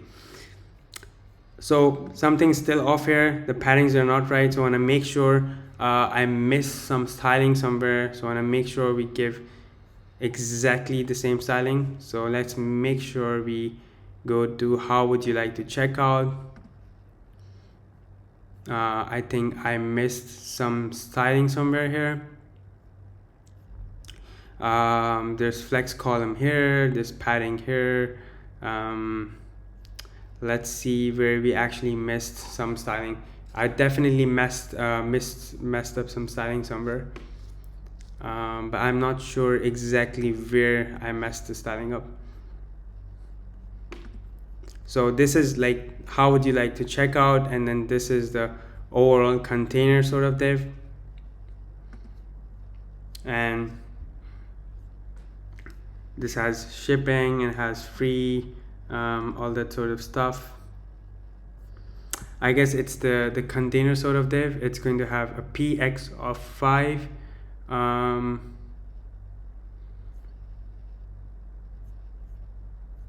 So px of 5 is there. There's somewhere padding here which I actually messed up. So after this, actually, when we reach the point where we say review your bag, and then there's subtotal, and then there's stuff, there's actually this stuff, and I think it's this div. Yeah, it's this div. This is where I actually messed up my style. This is going to be mx5, on a medium screen size is going to be mx8. And as soon as I save this, here we go, boom, actually looks exactly identical to the finished build. And now we want to add more items. We can just go back to the website and we can add more items, and we can just pretty much keep adding items. If you go back, we can see we added 4 MacBook Air with M2 chips. So if you want to remove them, we can just pretty much remove them. This actually works. Now the main portion of the build, we're going to be working on Stripe payment portal and the next authentication. And there's just a lot that goes into this build, and it's insane. We're going on an insane energy today, and I haven't even slept. It's more than like, I guess, 6 to 7 hours. Not recording this build, but it's been more to 6 to 7 hours. Just came back from gym and started doing this stuff, and it's been insane. The energy, and anyone who's watching this till this point, the energy is insane, and that is like, it's incredible. This build is just filled with so much stuff. So next part, I want to make sure we want to work on the create checkout session and the loading state right here. So to work on these 2 features, and you want to build our beautiful checkout page. So when we click on checkout, this actually turns to loading. It actually shows us a Stripe payment portal, and we can go through this checkout page and implement the checkout, the post checkout page, and then we're gonna add actually the authentication, and then we're gonna finish the build in style. So we're gonna be implementing the checkout session function. So let's just uncomment this out, and we need to create this create checkout session function. And of course, what I'm gonna be doing is, let's just create this function right now. So let's say, let's just copy the name of the function, and let's just say create checkout session, and it's going to be an asynchronous function again. And what's gonna happen is that we're gonna have a loading piece of state, so we're gonna create a use state, and we're just gonna say loading. And of course, it's what we're gonna do is, initially we're gonna set we're gonna set the loading state to be true. And oh, my bad, I just put the loading inside of the use effect. My bad, sorry. Yeah, so here's the loading, and initially the loading is actually gonna be true. So what's gonna happen, that loading is gonna be true, and then we're gonna have a checkout session. So we're gonna create a checkout session, and the checkout session will be of type Stripe. So now this is where we want to install basically Stripe, and I found a really nice guide to actually follow through all this Stripe Next.js kind of thing. And the guide I actually found is, I searched for Stripe Next.js checkout, and if you type Stripe Next.js checkout, the first guide provided by Vercel, I think it's by Lee, and it's a really nice guide.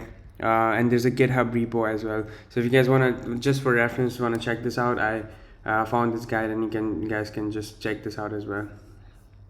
Of course, we want to install some stuff. We want to install Stripe. So what I'm going to be doing is, let's go back to our build, and let's install Stripe, because we're going to be getting Stripe back. So what we want to install is, basically we want to be installing, so let me make this bigger and show you guys. So we want to install Stripe JS package, and we also want to install Stripe. So install these two dependencies, add Stripe JS and the Stripe dependency. And then what we're going to be doing is here we're going to be saying in the function we're going to create a checkout session.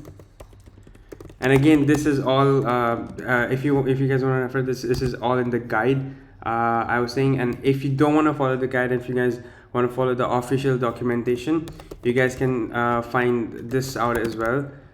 So if you guys search for Stripe Next.js checkout, Stripe actually provides on their own sort of pre-built checkout. Stripe provides this on their own sort of documentation as well. So if you click this link, you guys can see they have a section for Next.js, and they actually provide all of this documentation. So if you guys want to refer to this, you guys can, but I just found this one more useful in terms of creating this. But you guys can follow through this as well. So what I'm going to be doing is, the first thing I'm going to be doing is creating a checkout session, and it is going to be of type Stripe. It's going to be of type Stripe, and Stripe it needs to be imported. Of course, it needs to be imported from Stripe. So I'm going to say Stripe, and it's going to be of type Stripe.checkout and .session. It's going to be of this type, and we're going to await, and we want to create a custom fetch function. And this is why I found the guide really helpful, because in the guide, if you guys go in the guide, you will see that we have created a custom sort of function. So if we actually go inside of fetch post JSON, so basically in the guide, if you guys go onto the GitHub repo, and if you guys go in the utils, they have an API helpers kind of thing where they have created this custom fetch post JSON function, and I've done exactly the same thing. So what I've done is I've actually copied this, and what this is, I'll explain this. This is just basically a fetch function, but it has some additional options, and it has some try catch blocks to just get the errors and stuff for better error handling and stuff. So it's just much more effective using the documentation in this case. So what we can do is, what I've done as well is I've just gone to this exact, so I've created inside of my utils, I've created a file called API helpers. So we go to our utils, there's a file called API helpers, and it's API helpers.typescript. So I actually open that file. I've actually copied that snippet of code from there, and this is like really nice because this is just a simple fetch request, but what it actually does, it actually gets the response, and it has a try catch block to just get some errors, and it's with TypeScript as well, so we don't have to use any or anything, and it actually uses really nice instance of errors as well. It has a method of post, and of course we need to provide a URL as well. So in the fetch post JSON function, we actually provide a URL and the data. So what we're going to be doing is, first we're going to be importing this from the API helpers file, and the next thing we want to be doing here is we're going to provide the URL. So the URL is going to be /API/checkout sessions, and we haven't actually created this API route, but we're going to be creating this API route. And for the data, we're going to be passing items as items like this. So this is our data which we're going to be passing, and this is a route, the API route which we want to create. The next thing we want to do outside this is we want to check if our checkout session, and we want to use any here. And again, this is actually used in the guide. There's not an exact type for this checkout session, so they've just used any. And what they have done is they've just said if the status code here is equal to 500, which is the internal server error. So if it's an internal server error, then what we want to do is we just want to say console.error, and all we want to do is we just want to say checkout session as any again, and we just want to get the message back from the error, and all we want to do after this is we just want to return. So if this is the case, if it gives you an internal server error, and I'll just actually comment this out as well. So if this causes internal server error, this is what's going to happen. Now we continue in the function, and the next thing you want to see is we want to redirect to checkout. So we're going to redirect to checkout now, and the way we actually do that is we use the Stripe's pre-built checkout page. So first of all, we want to get our Stripe instance, and the way we actually get the Stripe instance is you use something called get Stripe. And of course, where are we getting this get Stripe from is basically we are getting it from right here. Now again, this is something we need to create as well. So we need to initialize our Stripe configuration as well. Just like we initialize any other configuration, we need to initialize Stripe configuration as well. So what we want to do is inside of our utils, inside of our utils, we want to basically create another file called get Stripe, and it's a bit of confusing name, but it's get Stripe js.typescript. But again, you can just name it whatever you want. Again, it was just named like this in the guide, so I just followed the guide, and the guide I showed you guys, so it was just named like this on the guide. So and then inside this, and this is a really good initialization way, and again I have actually added the link of the guide as well. So if you guys click here, you'll go to the guide's link actually, and this is a really good way because this actually initializes, and this is a singleton pattern basically. So I'll actually comment this out as well. So the reason we are actually using this, and this is like the singleton pattern.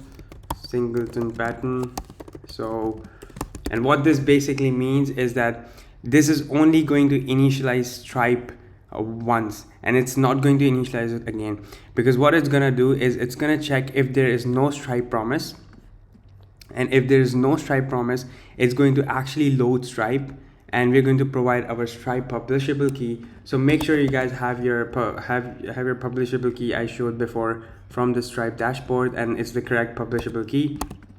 So it's going to load Stripe if there's no promise, but if there is a promise, it's going to return that promise, and it's not going to reinitialize it again. So this is a really good way, because we are using Next.js. This is a really efficient way of handling and initializing Stripe only once. So I just love the guide, that's why, and I followed it, and this is like a singleton pattern, so it's a really good practice to do it like this. So the next thing we want to basically do is we want to say I'm going to get our Stripe, and I'm not sure why get Stripe is not getting imported. Get Stripe js.typescript. Yeah, okay, I think I imported it right now. So we have imported get Stripe. The next thing we want to do is going to continue building this, and this gives us our Stripe instance, and it does not reinitialize. So it only gives us only one instance of Stripe, and it does not ever reinitialize because of the singleton pattern which we are following. Next thing we want to do is we have the error, and we want to say if there's any error, we want to say Stripe, and we want to say redirect to checkout, and here we just want to say session ID. So what we're going to be doing here inside of this function, we're going to say make the ID field from the checkout session creation API response available to, so we can provide it as parameter here instead of the checkout session ID placeholder. So what we're going to do is we're going to get the checkout session which we had before, and we're going to get the ID from that, and we're going to provide it as the session ID. And of course this is actually giving us an error, so let's actually try to do it like this instead of putting a question mark here, as this makes sure there's no error here. This makes sure that only if the error exists, it's going to return this. And you can see this is a type of Stripe error. Next thing we want to do is we want to warn the console if the redirect to checkout fails due to your browser network. Again, this is everything is in the guide, and I'm just pretty much copying everything and explaining you guys what's happening. So we want to display an error message if there's any issue with the checkout stuff. The last thing we want to do is we want to set the loading back to false again, because we set the loading to true, and when all of this is finished, we set the loading back to false.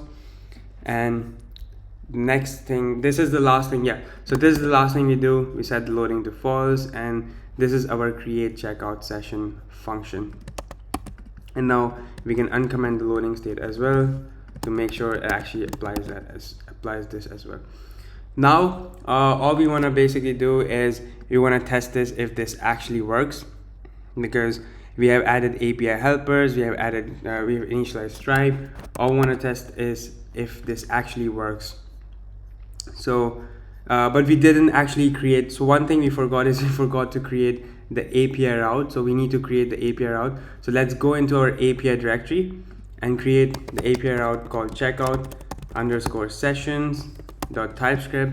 And again, this is the same thing as I showed you guys on Stripe documentation. So it was on Stripe pre-built checkout. So if I show you guys again, it was just right here. So this is the same API route as the Stripe documentation wants us to build. It's the same one. It's just done with JavaScript, and we are doing it with TypeScript. So we want to create this API route right now, and let me just navigate to this API folder, to my API folder, and let's create this API route.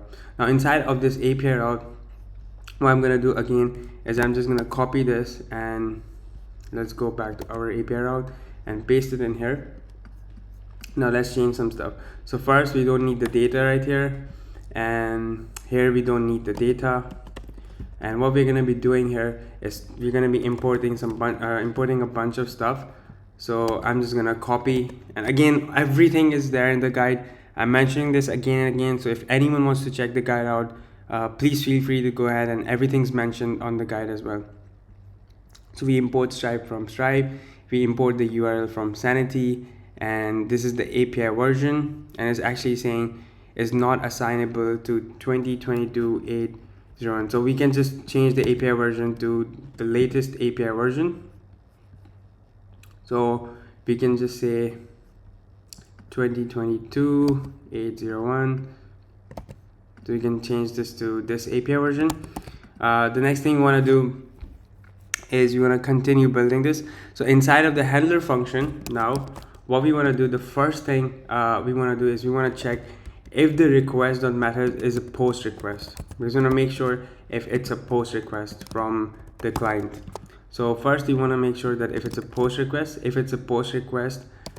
want to get back the items, and the items are of type product, and their type of product, an array of products, and it's going to be in request.body and request.body.items. Because if you guys remember, if you go to our checkout page, what we were doing here is we were sending the items as the data here. So what we want to do here is we want to access, so it is the part of the body, so we want to go inside of the body and access the items like this. The next thing we want to do is we have something called transformed items. Now what this transformed items means, transformed item means this is the shape in which Stripe expects us to actually, Stripe expects the data to be. This is the shape, in which, and this is just JavaScript transformations. So if you're not familiar how we actually do JavaScript transformations, just search it on Google. You guys will find a lot of guides on how to transform JavaScript objects into a shape of a different object.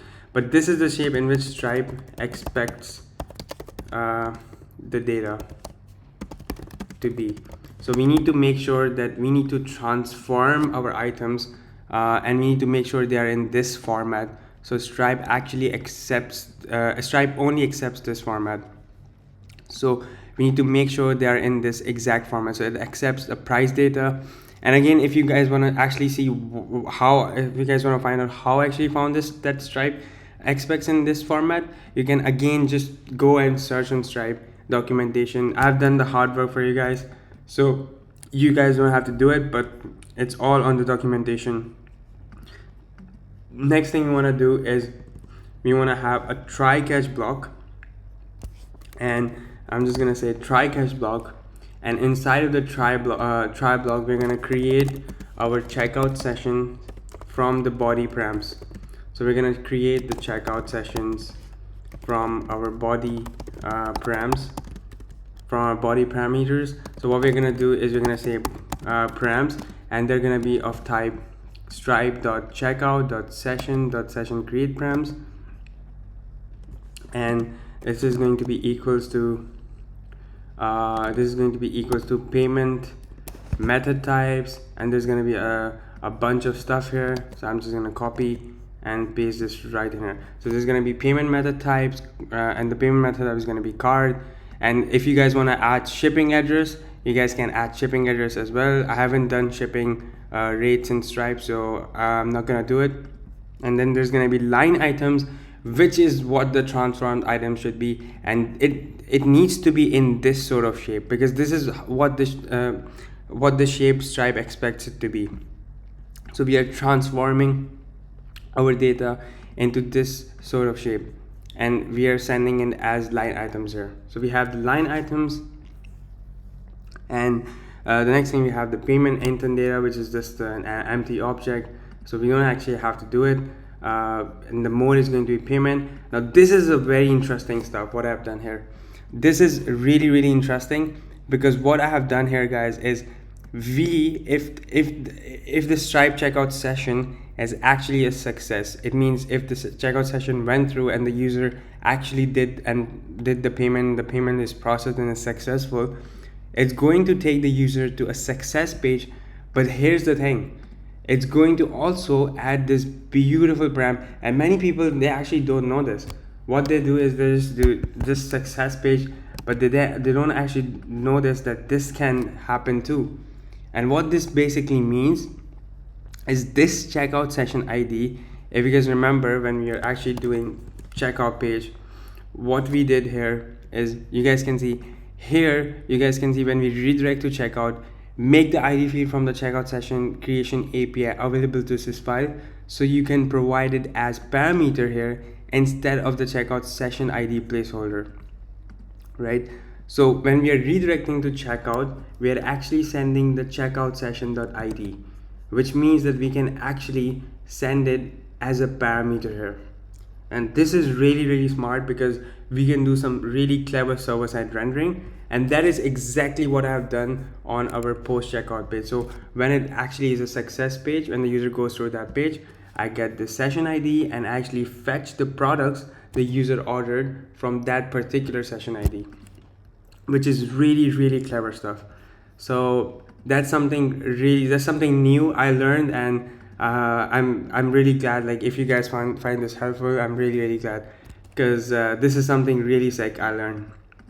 And if it doesn't go successful, then it's gonna go back default to the checkout page. And if you do request.headers.origin, this is gonna take your origin URL. If you're on localhost 3000, or if you're on your actual deployed domain, it's gonna use that origin domain. Then we have some metadata. Inside of the metadata, we have some images, and for the images, all I've done is I've just said items.map, map through every single item, and I have returned the item.image.asset.url of the image. So that's what I have done, because I'm not using Sanity's URL for here. So what I've done is I've used the .asset.url image property here. So this is for the metadata. The next thing we want to do is, after we are done with this stuff, what we want to do after we are done with this stuff actually. So I'm just gonna save this, and after we're actually done with this, we want to have a const, and we're gonna get a checkout session, And this checkout session is going to be of type stripe.checkout.session, and it's going to be awaiting stripe.checkout.sessions, and it's going to create a checkout session from the body params right there. And of course the await is not going to work because this function needs to be an asynchronous function, so we want to say export default asynchronous function. And now we can see it actually works. Now we're going to send the body params to create a checkout session from Stripe. And what we're going to be doing next is we're going to say response.status, and we're going to be sending a status of 200 and a JSON. In the JSON body we're going to be sending the checkout session, and then we're going to catch for any errors. So if there are any errors, we're just gonna say any error message, so an instance of error message. And of course this just needs to be an error like this. So if there are any errors, the instance of error, we're gonna show internal server error. If it's not the error, if it's not the normal error, we're just gonna say it's an internal server error, and then we're gonna return response.status 500, which is for internal server error, and we're also gonna say the error message, whatever it is. The next thing we're gonna do is outside of this catch block, we want to say else, and we want to say these two things. And this is again what Stripe is actually doing. If you guys see here in the last portion, they're actually saying setting the header to allow and post, and the next one they're saying status of 405, and they're saying .end method not allowed. This is something Stripe is doing, so you have to make sure we follow this as well. So after we are done with this sort of stuff, and we have actually implemented the whole checkout sessions, we are ready to actually test our Stripe checkout portal that it works or not. So let's go back to our website and let's see if it actually works. If it doesn't work, we'll debug it out, and you guys will be able to see how I actually solve it and debug this whole situation. So I actually refreshed by mistake, but let's add products again. Let's add a few products. Let's go to here, and I'm just gonna open the console, so if there are any errors, I can actually see if you get any errors right there. So let's try to click on checkout. It immediately turns to loading. Boom! It actually works in the first go, guys. Let's go. This is amazing. Works in the first go. Let's go.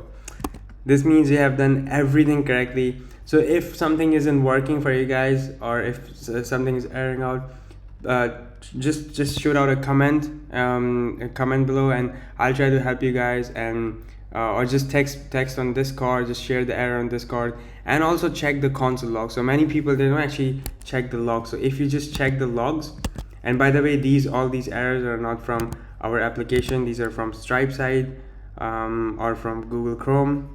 These are not the errors from our application. But if you guys are facing any sort of errors, just try the console log stuff, and you guys will know. Most probably, if your code is correct, you shouldn't find any errors. And here we go, it actually works. And now let's go through the success kind of thing, and let's see if this actually works. So let me just say 4242, because this is the for the test card, this is what we use. And let's just say ABC. Let's just say abc@gmail.com, and let's click pay, and let's go through this payment. Now this is something really clever is gonna happen here, and here we go. Right now, of course, this page isn't found because we haven't created the success page, but you guys can see this actually returns us back this session ID, which is really clever stuff, right? Because when you get this session ID, we can create that beautiful sort of checkout page. So if I show you guys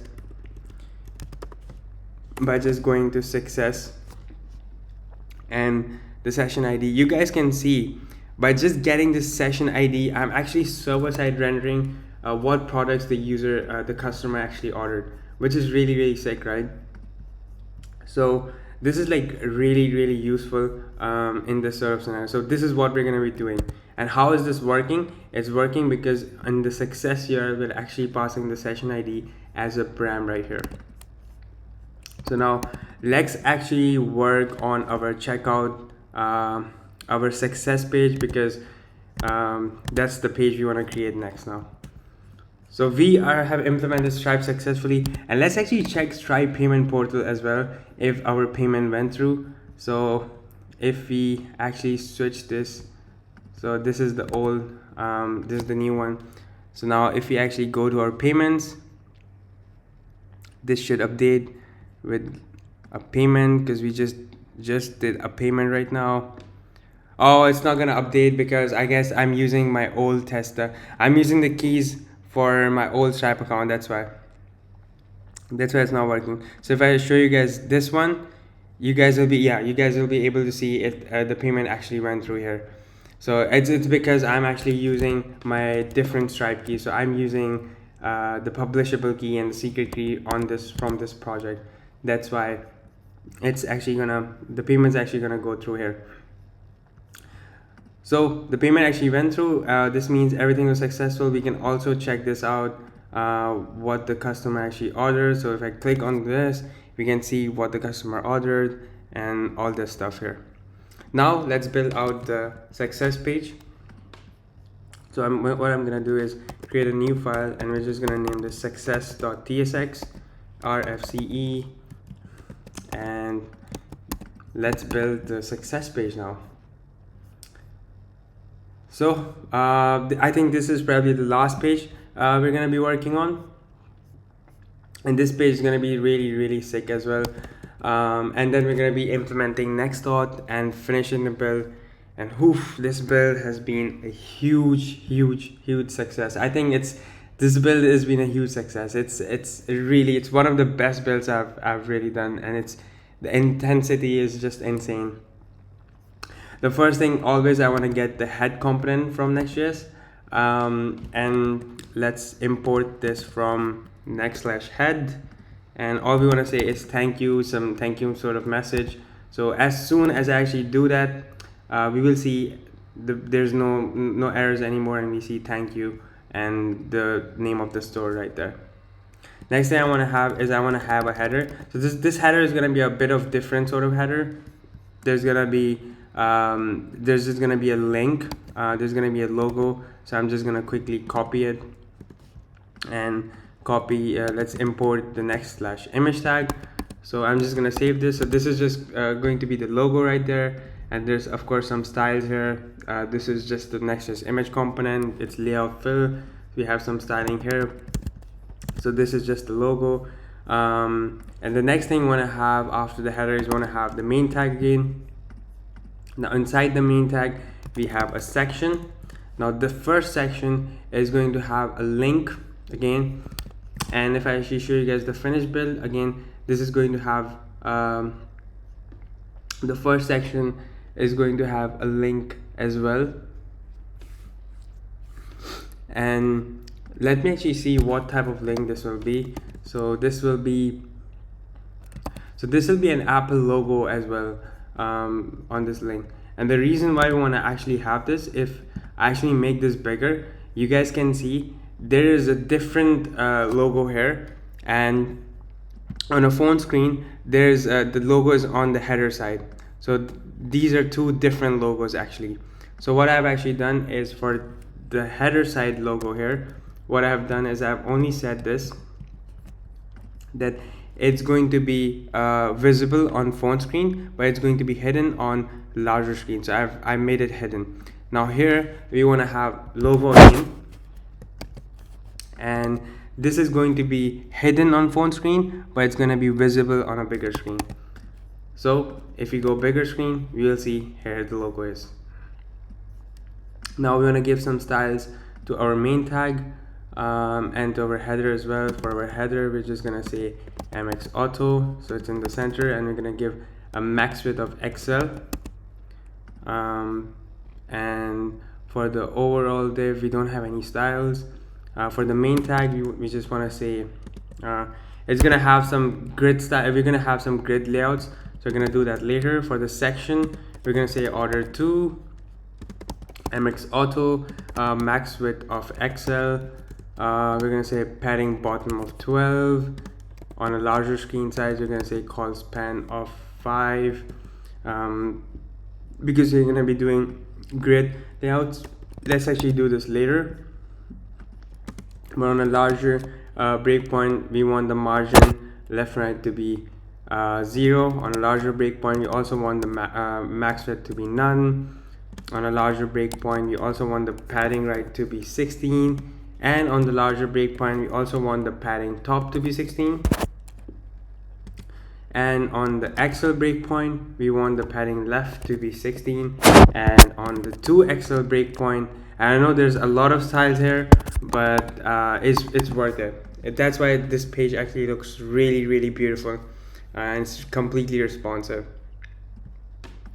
So on the 2XL it's gonna have a lot of padding, on the XL it's gonna have less padding, and of course so on like that. And of course this is all possible with the beautiful utility classes of Tailwind CSS. Next thing we want to do is we want to have, so after this link we want to have a div here, and this div is going to have another div, and this div is going to have a check icon. And let's import this check icon, and the div containing the check icon of course is going to be flex. It's going to have a height of 11, a width of 11. It's going to be having item center, justify center. It's going to be a circle. It's going to have a border of 2 and border black. And this is how it's going to look like. And height of 8, width of 8. And there's going to be another div after this, and it's going to have a p tag, and the p tag is just going to say order number and the session ID.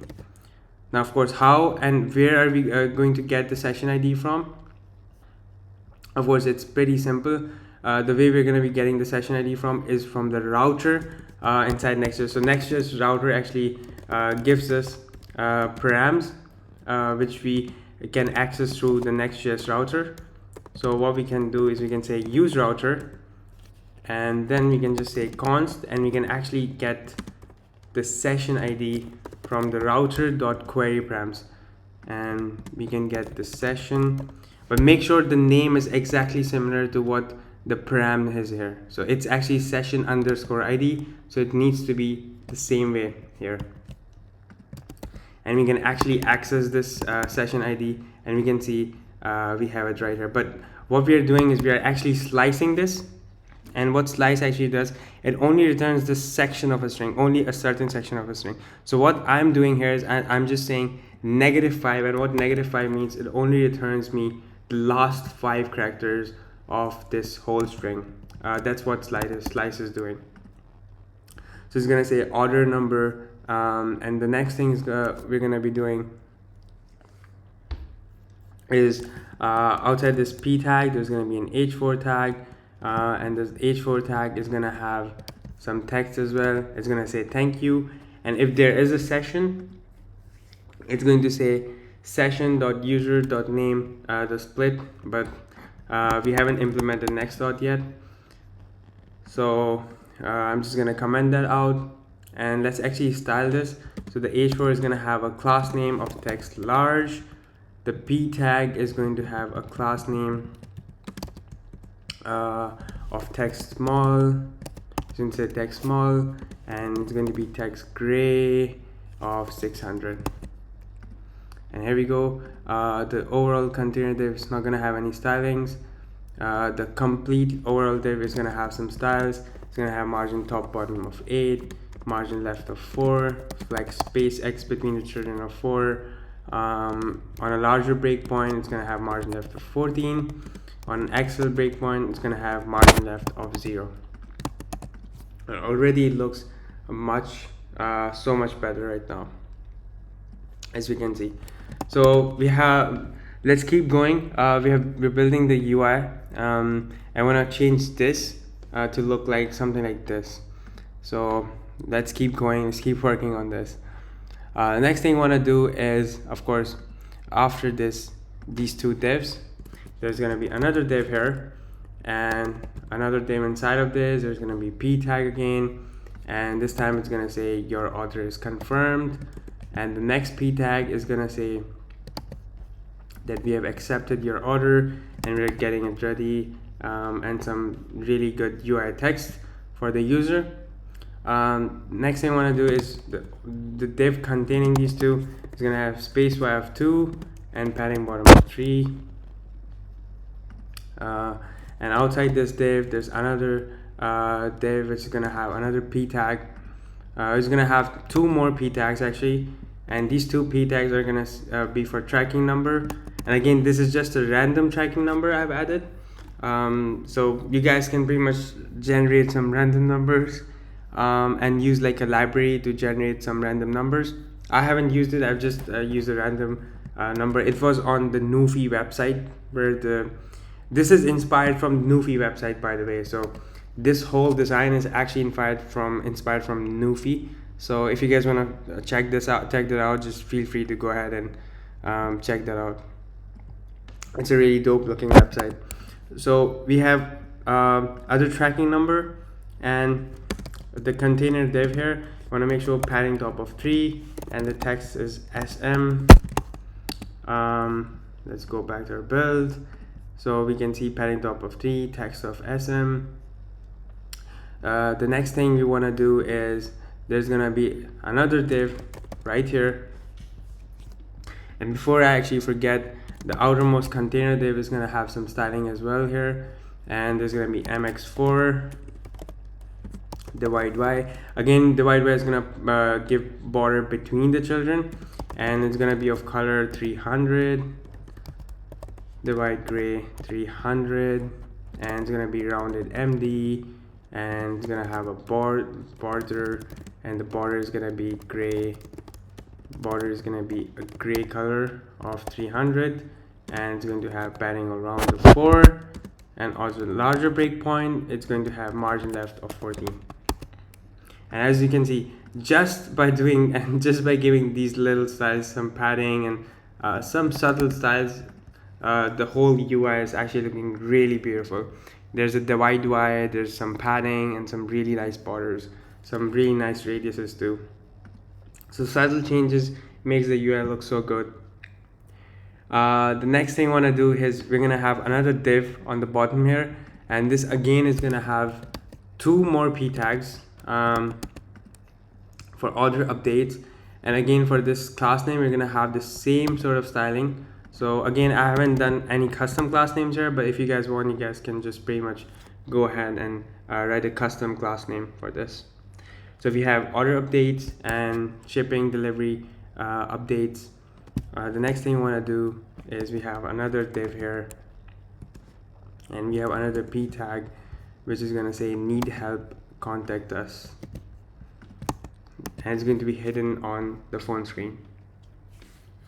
So the next thing we want to do is going to be really interesting.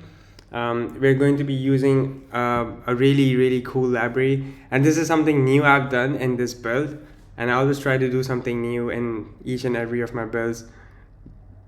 So we are going to be using a library from we're going to be using a library called React Responsive to make sure that, so when we use this library called React Responsive, we're going to be using the media queries from this library, and we're going to be handling the show order summary, which is going to be always true for desktop, but it's only going to be conditionally true for phone. So what I mean is the show order summary right here. So as you guys can see that when I get bigger screen size, the show order summary is not shown, right?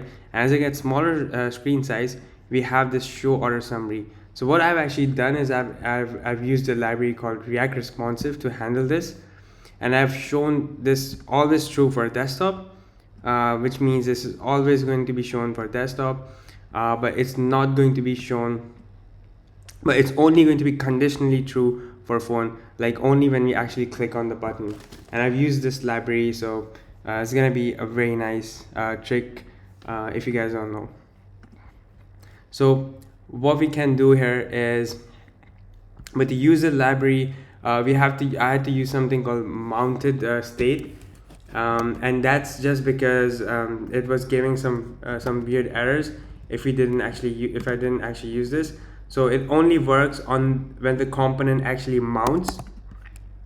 So what I actually did is I changed mounted to actually true and added a use effect. And what I actually did is I just said on component mounts, I want the mounted state to be true. Now what we can do here is we can use the library which is React responsive. So let's actually install the library. And again, if you guys want to check these libraries, just go on npm and you guys can just check these libraries out. So it's called React responsive. And what I have done here on the button is I'm just going to copy a snippet of code and explain you guys. So this is what I've done. Again, we have used our reusable component here. And what I've done, I've said if the component actually mounted, we want to have the title of this button, but we are actually changing the width of this reusable button based on a condition called isTablet or mobile. And this is a really popular library. And what this condition actually is I'm going to show you guys. So this condition is just right here and actually gives us this hook called use media query. Again, it's from React responsive, right? And this hook, what this basically means, it accepts a query, and here you can write like different sort of queries. So if you guys can see, you guys can write aspect ratio, color, device height, device width, grid, a lot of bunch of stuff. But this query basically means that this is going to be for isTablet or mobile because the max width is actually 1024 pixels. So this means if this is actually true, and this actually checks your screen size, this actually checks your window screen size, your window size. So if that is actually true, you guys can see as soon as I go bigger screen size, the button here is not going to have width of full, and it's going to have width of auto. But as soon as it's tablet or mobile, you guys can see it's width of full. So it's actually giving full width, which is really cool. And this is conditionally done using this library. So if you guys didn't know about this trick, this is something new I learned. And you guys can pretty much change these queries and do this for, there's a bunch of stuff. I recommend checking their documentation, React responsive, and there's a bunch of stuff they have on their website.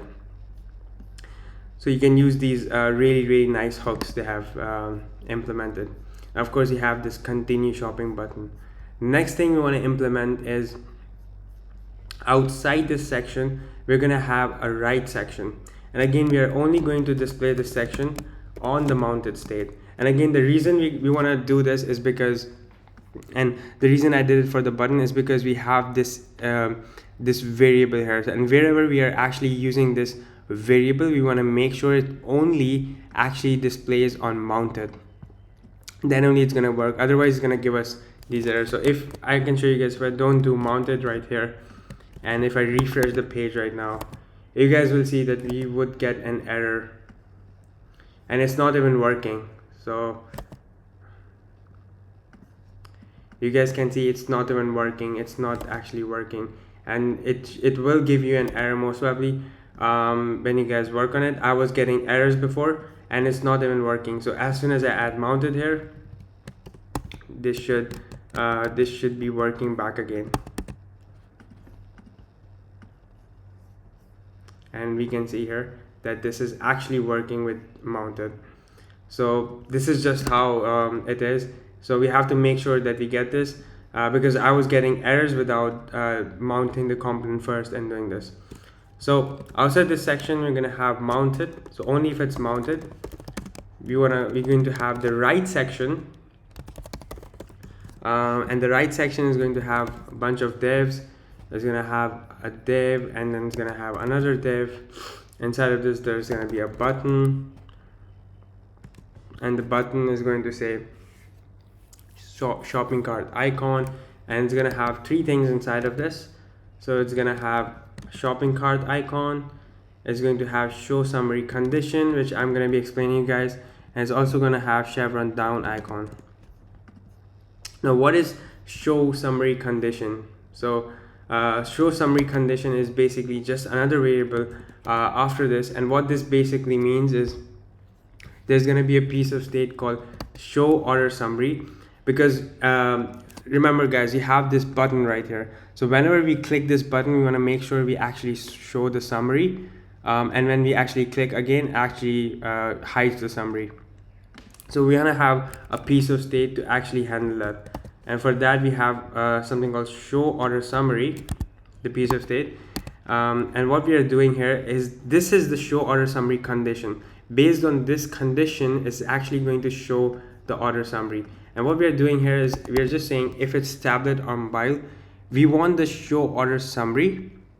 But if it's not tablet or mobile, we always want this to be true, because remember, on a bigger screen size, we don't want to conditionally show the summary. We always want to show the summary, right? We only want to conditionally show it on a phone screen size. So that's why we're actually using this package, and we're saying if it's tablet or mobile, we want to show order summary conditionally. Otherwise, we want to make sure that it's always true. So now let's actually keep working on this, and I hope you guys understand this show order summary condition. So this and what we're actually doing here is, of course, on a phone screen, we're just saying if show order summary condition is true, we want to show the chevron up icon. Otherwise, we just want to show the chevron down icon. And of course, when you click on it, this is actually gonna become the opposite of that. And there's going to be, of course, an on click on the button. So the on click is going to be the handle show order summary, which we're going to be doing. And the handle show order summary is just going to be a function here, and this function is just going to set show order summary to the opposite of whatever the show order summary is. If it's true, it's going to set it to false. If it's false, it's going to set it to true. And as soon as I click here, you guys can see this turns to up down and up down like that. So so what we want to basically do here is, we have show order summary condition, and we have this containing div. So let's actually give some styling for the button. Let's give some styling for the button first. The button is going to be flex, it's going to have item center, and it's going to have SpaceX of 2. And then there's going to be this overall container. It's going to say MX auto. It's going to be flex max width of XL, and item center justify between, and it's also going to have padding left and right of 4, padding top bottom of 6. So already looking much better. And the outermost container here is going to this is going to be again with some JavaScript stuff is going to happen here. So it's going to be width of full, and then we're going to use this show order summary condition. If that is actually true, then we want to make sure we have a border button. We want to have a border button. So when I click this, you guys can see we have a beautiful border button, and this is what happens on the UI here. Whenever I click here, there's a border button which appears, but you guys don't even feel like it, but there is actually a border button which appears here. And then what we're going to be doing is, otherwise we just want to say border, and it's going to be grade 300, and it's also going to be text SM, and on a larger screen size it's going to be hidden. This is going to be hidden on a larger screen size. So we have this div, and we have the overall section. We're going to give some styles.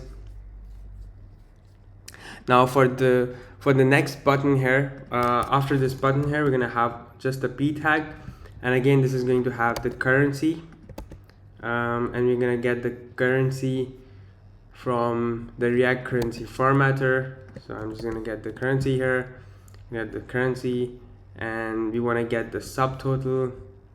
And the way we actually get the subtotal again is right here. The way we actually get the subtotal is we use our products, And how are we going to be getting the products is we're going to be again server-side rendering our products, and we're going to be returning and we're going to be using the session ID for that.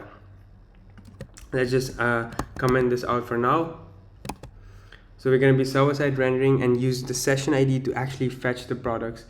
So what we want to do now is we want to have, for this p tag, it's just going to have currency, and it's just going to have some styling of text XL, and it's going to have font medium, and text is going to be black. So it's going to have black. So this is going to be for the p tag. Now outside these two divs, there's going to be show order summary condition again, and only if that is actually true, we want to render out a div, another div inside of it. And now I think we should actually work on this on server-side rendering, because this is where we're going to be showing our order summary. So when we actually click here, this actually shows the order which the user actually ordered, which is going to be really cool.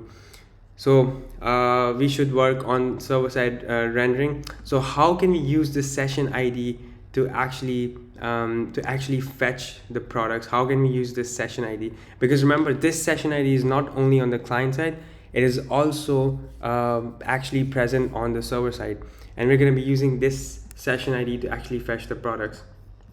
So how are we going to actually do this? First, of course, we're going to write export const, and we're going to write our get server side props, and we're going to of course get some typings from Next.js, and we're going to make sure to type save this as well, and it's going to be an asynchronous function.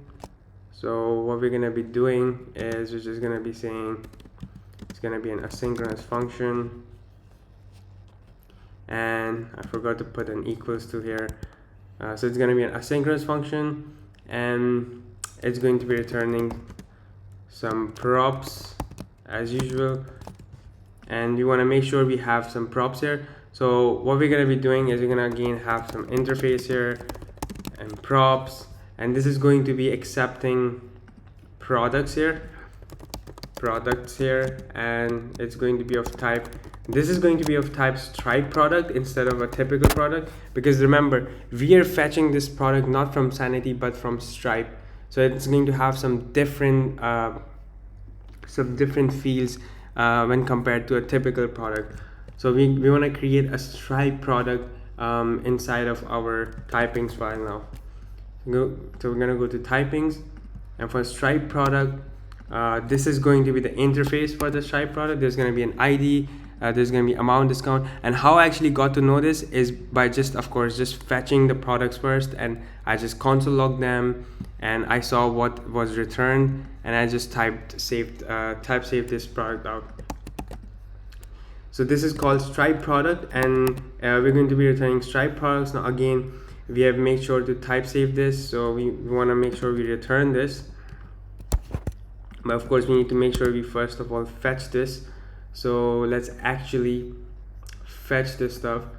Now how are we going to fetch this stuff is, first thing, we want the session ID. Just like on the client side, the session ID is also present on the server side. So how are we going to get the session ID is this actually gives us something called context, and the context actually gives us something called query.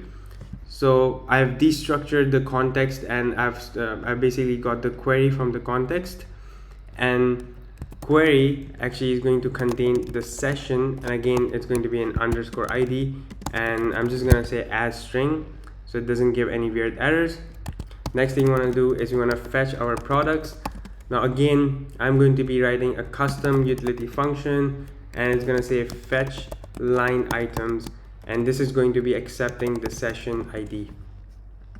Now of course, we're going to be writing this function out, so don't worry about this. We're going to be writing this function out, and we're going to be doing something really cool. So something I did not actually show you guys is that on this page here, if I actually change this session ID to something else, like if I add something else at the end, and if I change and manipulate the session ID, you guys can see we are actually getting a 404 page. Now this is really cool, right? Because anyone who can actually change the URL, and if it's not a valid session ID, it's not going to work. It's only going to work if it's a valid session ID. So if I actually manipulate the session ID and change this, this is not gonna work. And the way this is actually working is we're in the server-side render here in our backend code, we're actually checking if there are no products. So if there are no products present, we are going to by default show a not found 404 page. So this is only going to work if the session ID is a correct session ID, which is actually there, which is really sick. So we're gonna be learning that as well. So first we wanna have our fetch line items. So we wanna have that function sort of. So what we can do here is that I can go back to my utils, and inside of our utils, we're gonna create another function, which is gonna be fetch line items. So inside of our utils, and this build is filled with loads of stuff. Like this is literally such a huge build, and I think it's filled with a lot. It's filled with so much stuff. And the fetch line items is of course just gonna be another fetch, think of it as a get request kind of thing. Again, it's gonna use the public base URL, but again we're gonna create an API route, and we're gonna create a get session API route, and here we're gonna send in a param of session ID, and we're gonna send in the session ID which we actually received on the server side. Now what this is actually going to do is actually going to return us the products from Stripe, and it's going to return the data, and when I console log the data, of course it returned the products inside data.session.data. And again, how do I know that this is going to return the products from Stripe? Is when we actually supply this session ID, and we have to actually create this API route right now. So what we want to do is first of all import this function. Next thing we want to do is create this API route. So let's go back to our API folder, and let's create get session API route. So let's create a new file, say get session.typescript, and let's actually create this API route. Now again, I'm just gonna copy this quickly, and this API route, and explain you guys what's happening here. Now this API route right here, again guys, it's actually getting some stuff from Stripe, and what's actually happening here is there's a session ID which is passed inside of params, and we're actually getting back that session ID from the request.query.session ID. And what we are doing is we are saying session is equal to await. So we are actually retrieving back the session again. And that's what the API route means. We're getting back the session again. We're saying stripe.checkout.session, and we're actually listing line items.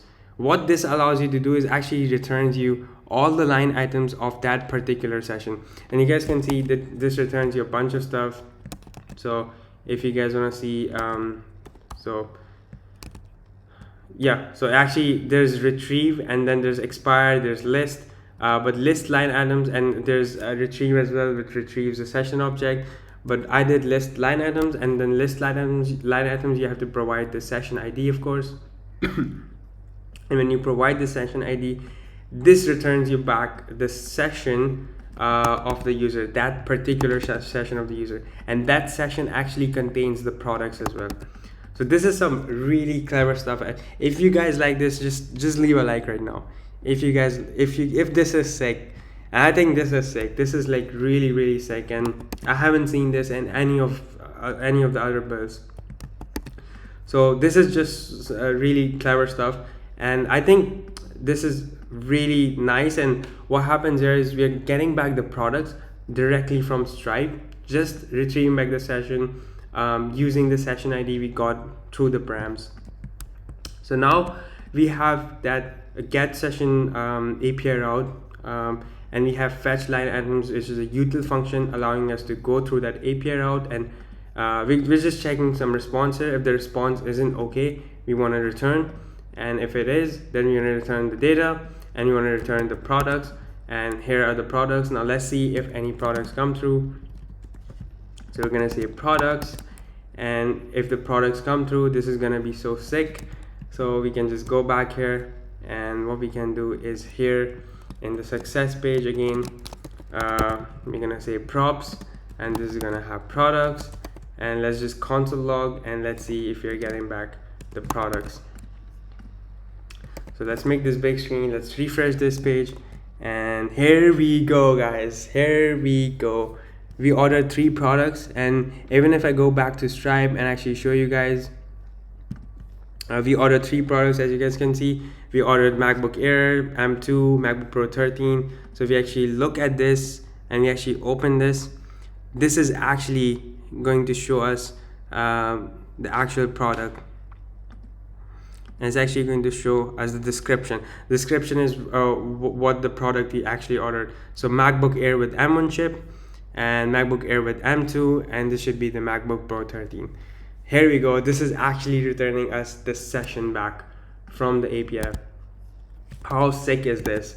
This is literally, this, when I actually first this actually blew my mind, because this is like literally really clever stuff we just did. Now we can actually get the subtotal by just using reduce again and again. Of course, this is the accumulator, this is the product, and what I'm doing is again adding back the accumulator plus product dot price dot unit amount. Again, remember how we're getting this IntelliSense is we have the Stripe product typings. So if we go back to typings, you can see we have price, and price has unit amount, and because it's a unit amount, we have to divide it by 100 to make sure we get the correct sort of subtotal.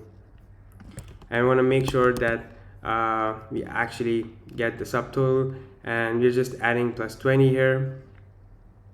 I guess that's for the shipment, we are adding plus 20, but here's the subtotal. And let's continue. The next thing I want to do here, if the show order summary condition is actually true, let's see what we're going to be doing. So we're going to be mapping through the products now, right? Because we're going to display all the products right here. So if the show order summary condition is true, we want to display, so we're going to map through all the products. Products are map, go through each and every single product, and what we're going to be doing is we're going to be rendering a div. Now again, if you want to have a component here, feel free to create a component. I did not create a component, I just created a div. And of course, when we're mapping through this, it needs to have a key, so it needs to have a product.id, and the div is going to contain another div, and this div is going to contain another div, and there's going to be an Next.js image component again, and it's going to have source. The source is going to be, and again, it's not returning us back the images, so I had to just use some Apple logo images here, and I did something really cool with this. What I did is I just did this animation kind of thing, and it's really easy to do this with Tailwind, but I did this really cool animation sort of. So we're gonna do this animation.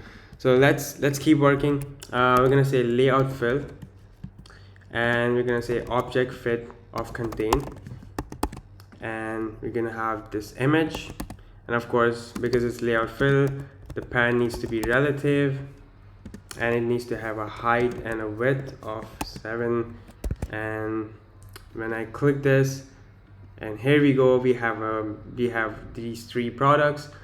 And what we're going to be doing here is we're going to say animate bounds, and this is what the sick animation is. So if you do animate bounds, you guys can literally see they have written this much code stuff for us. Now if you had to do this ourselves, we had to write all this keyframe stuff, and it's kind of annoying to actually write this on your own, right? But like with just using Tailwind, you can just write 1 line of code and just a word, that's it, and it actually gives you this much stuff. And there are like cubic badger animations, so this is just fantastic. And we're gonna say rounded medium as well. The next thing I want to say on the parent container is going to say relative as well, and I'm going to say flex. I want to make sure the height is 16, the width is also 16, the items is center, justify center, rounded is going to be medium, there's going to be a border, and the border color is going to be gray 300, so it's going to be gray 300, and there's going to be some background colors. The background color is going to be F1, F1, F1, and text is going to be extra small, and text is also going to be white. So we'll just save this, and literally we can see just by doing these stylings we get this look here. Next thing we want to do is this container here, the parent here, we're gonna say flex item center space between the children of 4. We also want to make sure the text is small and font of medium.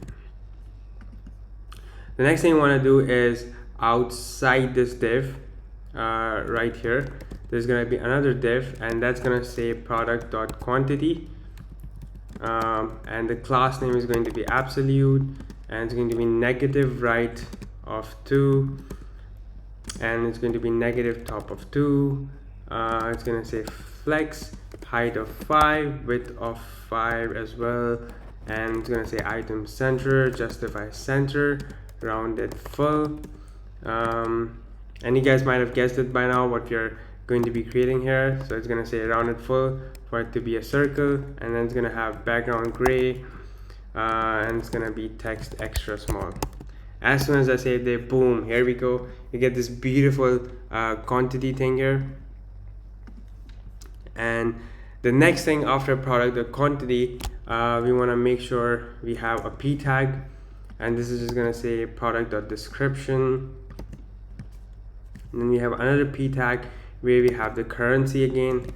So we have the currency again, and again we want to make sure we say product.unit amount divided by 100, because unit amount, of course, is going to be, if I don't do divide by 100, you guys can see unit amount is going to be like this.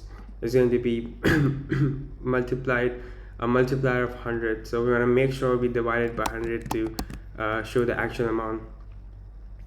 And then we want to say product.currency to make sure whatever the currency whatever the currency of the product is. The next thing I want to show, and we only want to show this if the order summary is true. So when you actually click here, you guys can see it actually disappears and appears back again.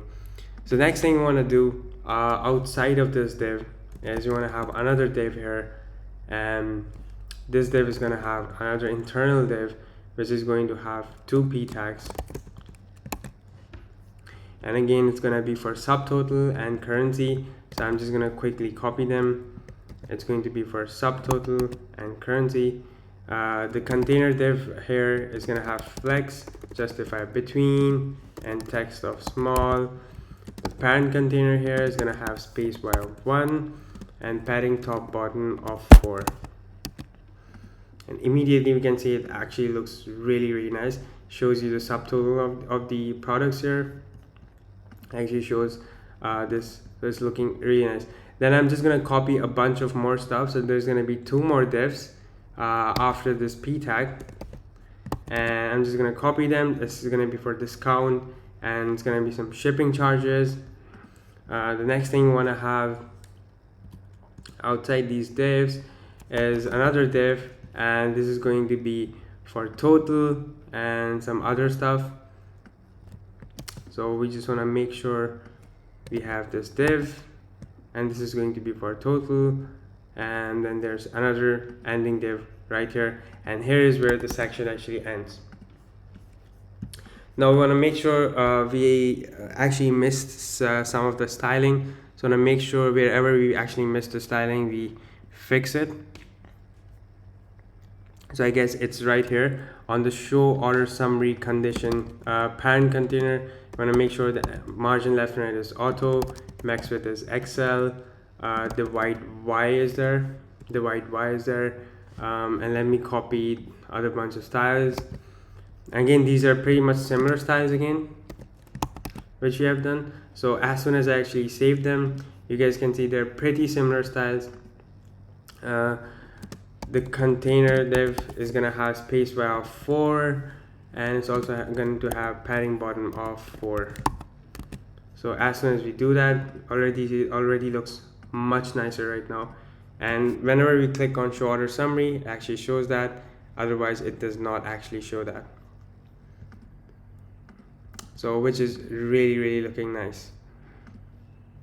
So there's some more styling missing somewhere, so we're gonna make sure we have all the styling kicking in. So for the main section sort of here, what we want to do for this section, we want to say overflow y of scroll border y, because you want to make sure if we have so many products on the right side, this actually overflow y scroll and does not have any weird bugs or anything. So that's why we are adding overflow y scroll. We have border y, there's going to be border left as well, and there's going to be the border color is going to be gray, and it's going to be 300, and then there's going to be a background color of FA, FA, and on a larger screen size the order is going to be 2, and on a larger screen size the column span is going to be 4, because remember it's going to be a grid column layout, and on a larger screen size the height is going to be screen. Also on a larger screen size, border y is going to be 0. So border y is going to be 0. So as you can see, as soon as I actually save this, this actually already, so if you go back to our website, you guys can see already looks much nicer right now.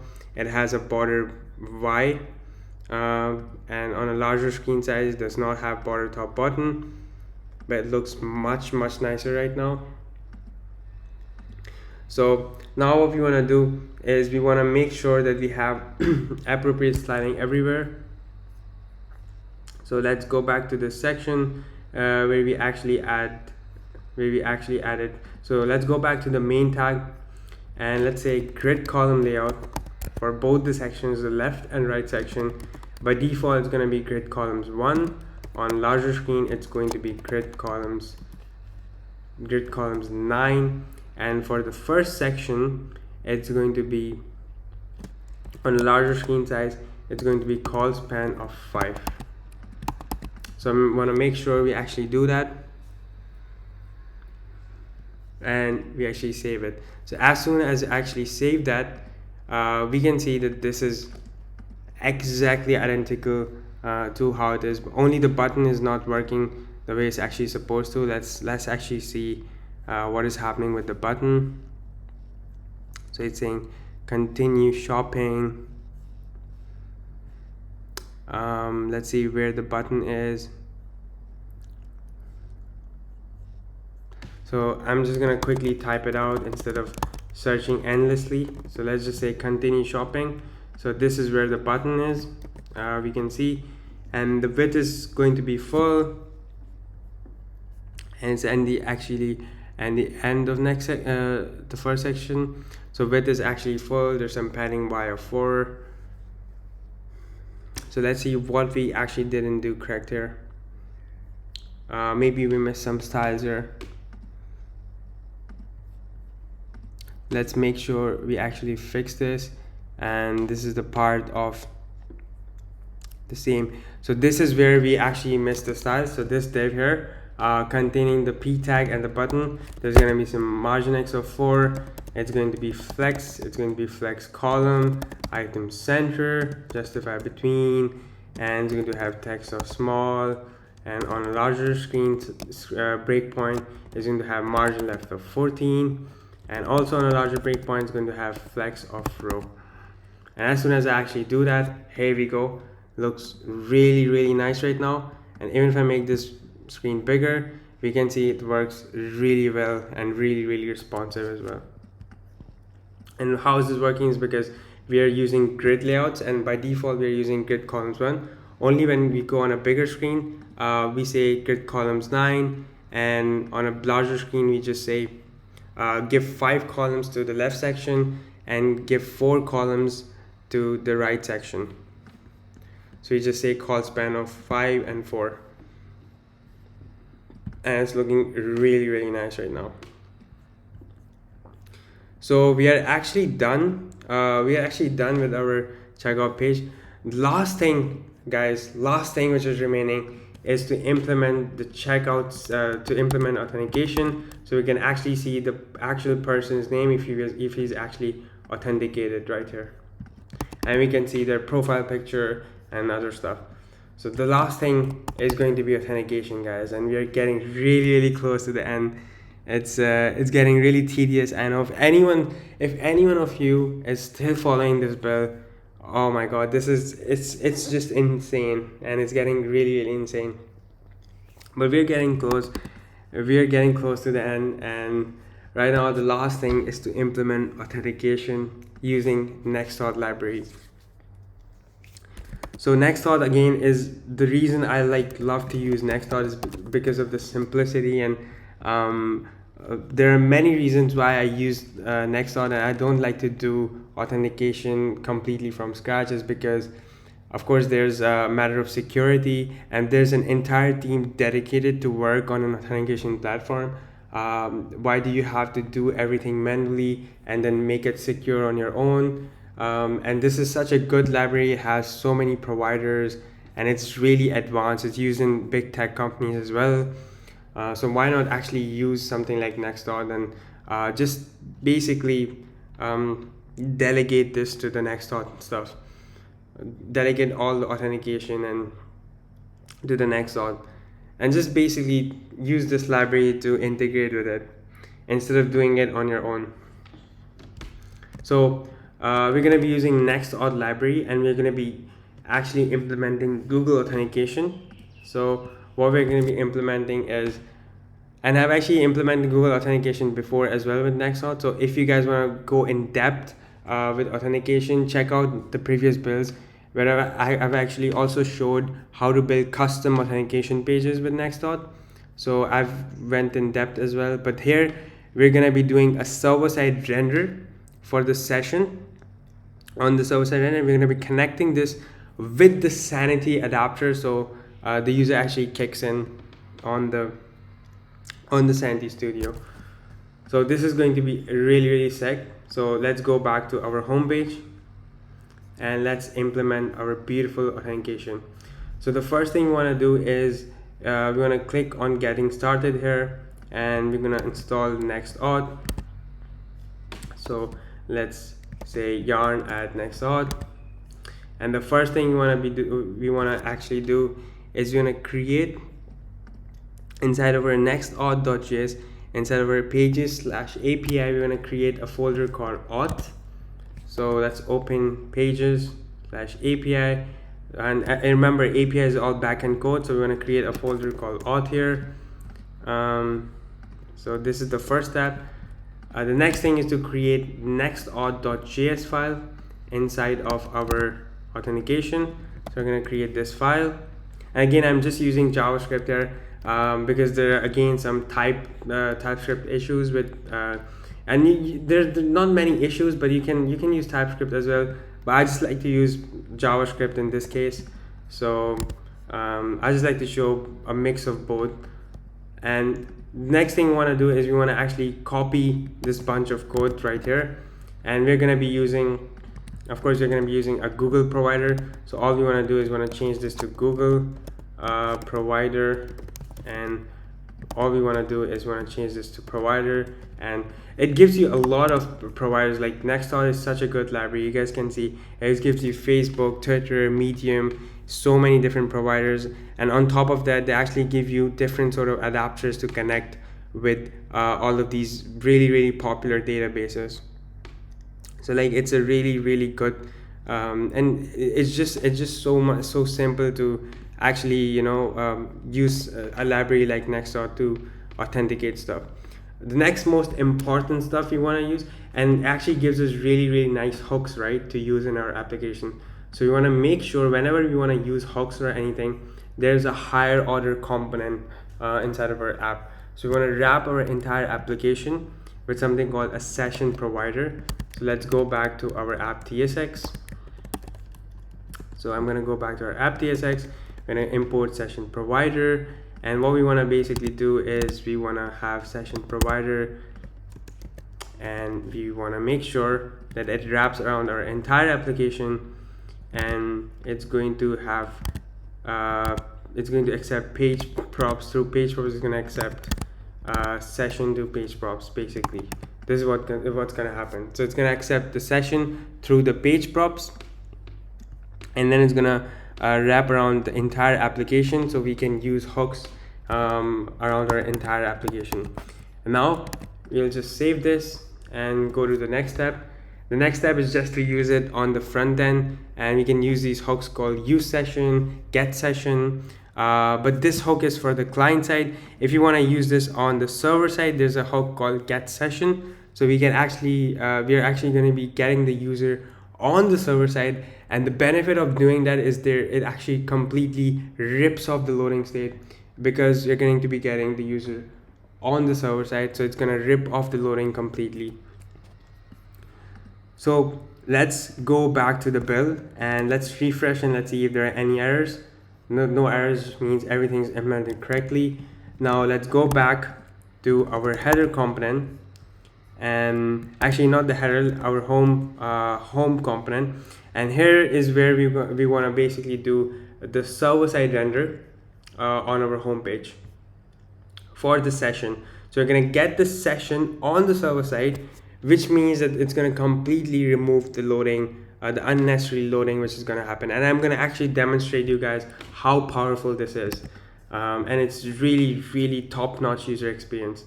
So what we're going to do is we're going to get the session on our server-side render. So all we want to do is get const session, and we want to say await, and we want to use a hook called get session. And again, this is given to us by Next.auth, so we can get this hook from Next.auth/React. It's called get session, but this hook actually accepts a context. Basically, it accepts a context, so we need to be able to send the context. And where's the context? Is actually right here. So this is where the context is, and you want to make sure we actually send in our context. So this hook, we want to send in the context. And now we want to make sure we have our session here, and for the session we're just going to say it's going to be of type session. And again, this type session is again we can get it from Next.auth, and this is going to be a type of session from Next.auth. So we can say session, or we can say or null, just like here. So either this is going to return the session or it's going to return null. So this is something important. This is again like a pipe operator, and just means or. So it's going to return session or it's going to return null. So there are two possibilities for this session to be. Now of course you're going to return back the session here.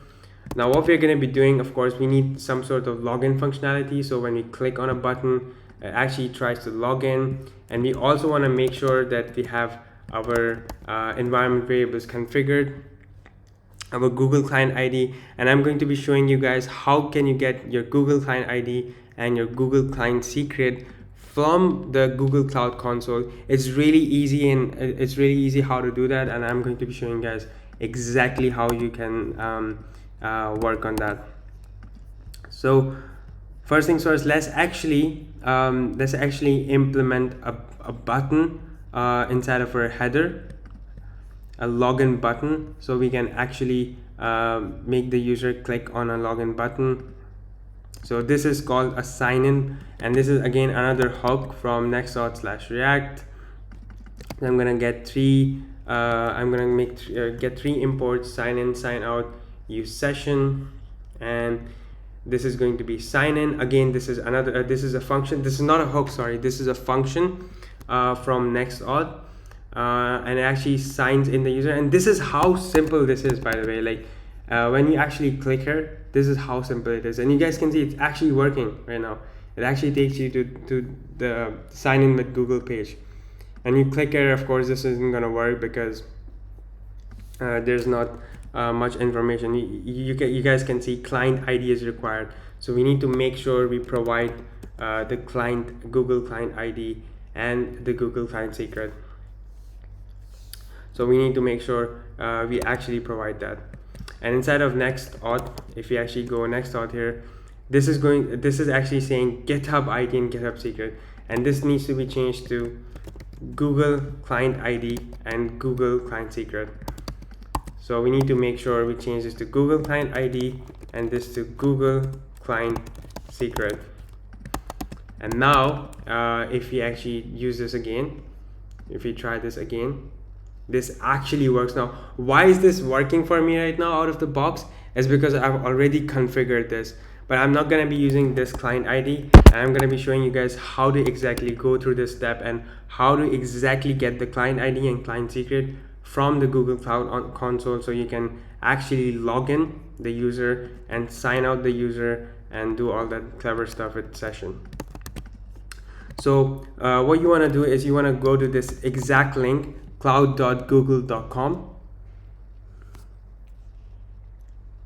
and you want to make sure you're logged into your main account or any of your Google accounts, and then you want to make sure you want to click on console, and after you actually click on console, you want to create a new project.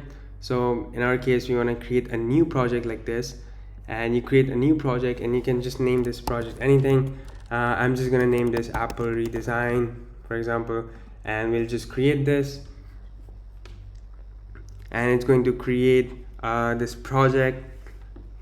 And once this project is actually created, and as you guys can see, this project is created for me, so I'm going to select this project. And what I'm going to do now is I'm going to go to credentials. Now once you select create a project, select your project, make sure you're on the correct project, go to credentials, APIs and services, and credentials. On this tab, you guys will see these three things. You guys will see API keys, OAuth 2.0 client IDs, and service accounts. So we are interested in the OAuth 2.0 client IDs, but to actually get those client IDs, we need to first configure our consent screen. So click on the configure consent screen button, and let's go through these steps. And this is very easy. It's not tedious or anything. What we want to do is our application is going to be available to all test users with a Google account, because we want to make sure it's available for the public. So when I create this, we just want to put an app name here. So I'm just going to say Apple Redesign for YouTube, or I'm just going to say Apple Redesign YouTube like this, and I'm just going to put dash here. And for the support email, I'm just going to put my email there, and we also want to put another email. So we just want to make sure we have another email on the bottom here for the developer emails. And now we want to make sure we say save and continue. And what the consent screen is, basically, it is your screen right here on the right side. For some reason, it's just gone right now. But it's the consent screen. It's the screen when you actually click on to sign in with Google. Now it's going to ask you for the scopes. Just click on save and continue. Again, you can add some test users, but just click on save and continue. And all you have to do is just go back to dashboard. And just take your time with these steps. Don't rush through them. You can just pause the video, take your time, and just go through these steps. And the next thing you want to basically do is, again, go back to your credentials. And now we want to create our credentials. So click on create credentials, and we are interested in the OAuth 2.0 client ID. So click on OAuth 2.0 client ID. It's going to ask us the application type. We're going to say it's a web application, and the name of our OAuth 2.0 client, I'm just going to keep it by default web client 1. And now here's the fun part. This is where we want to add our main sort of URIs and our redirect URIs. But for now, we're just going to say create. And once you say create, you're going to get your client ID and client secret. What you guys want to do at this point is copy your client ID and go back to your env.local and paste it right in your Google client ID here, right here. And for the client secret, and again, make sure no one actually sees these secret keys. Make sure no one sees your client ID or client secrets, because it's actually really keep it really secure. And you can also download it in a JSON file format, and then just click on OK. And by mistake, if you just miss this step, you can still find your client IDs and client secret just by clicking on web client 1. And you guys can see here's your client ID and here's your client secret. So you can still find your client ID and client secret. The next thing you want to do is you want to go back to your bill and just go back to your bill, And now if you try to sign in, it's going to give you some errors, which I'm going to show you guys how to actually fix that. So once we click on sign in with Google, we can see we get redirect URI mismatch. This is what this is the first screen you guys are going to see after putting in your client IDs and your client secrets. And by the way, guys, because I actually updated my client ID and client secret, it's better to always restart, cut the server and restart the server, because I changed my client IDs and client secrets, and then try again. It's still going to give me the same error, but whenever you change your environment variables, it's always a good idea to restart your servers. So I'm going to click on the login again. I'm going to click on sign in with Google.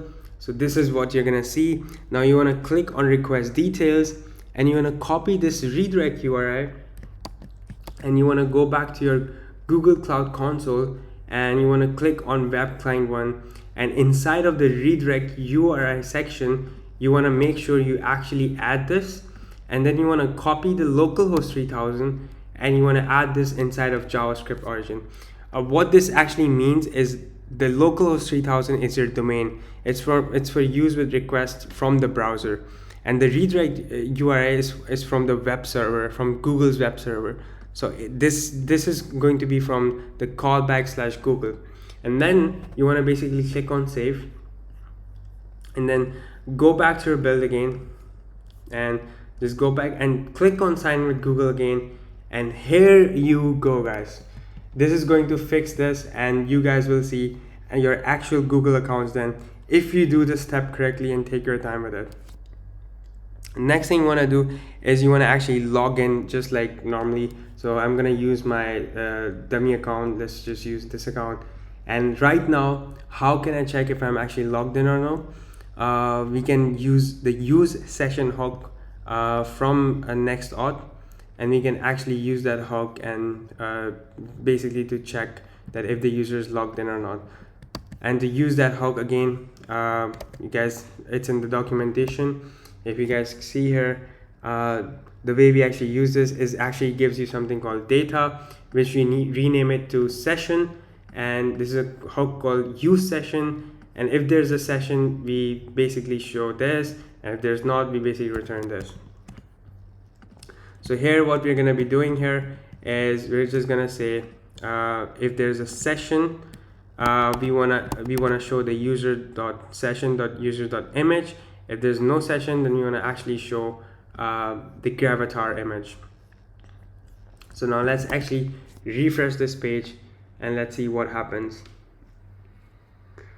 Now this means that the session is actually there, because it's actually getting the session profile picture. But what's sort of happening is this, because you're using a Next.js image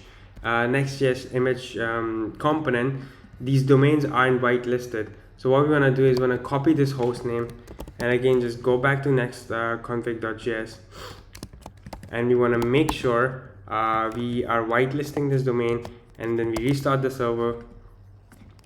We basically restart the server and we refresh the page, and here you go, guys. This means the session is actually there, and if the session is there, we want to show the image, so which means the image is going to be shown, right? And there's this image, and when I click here, it's going to log us out, and it's going to change it back to that gravatar, and here you go. How simple is this, and how elegant is this, right? It's going to change it back to the user icon.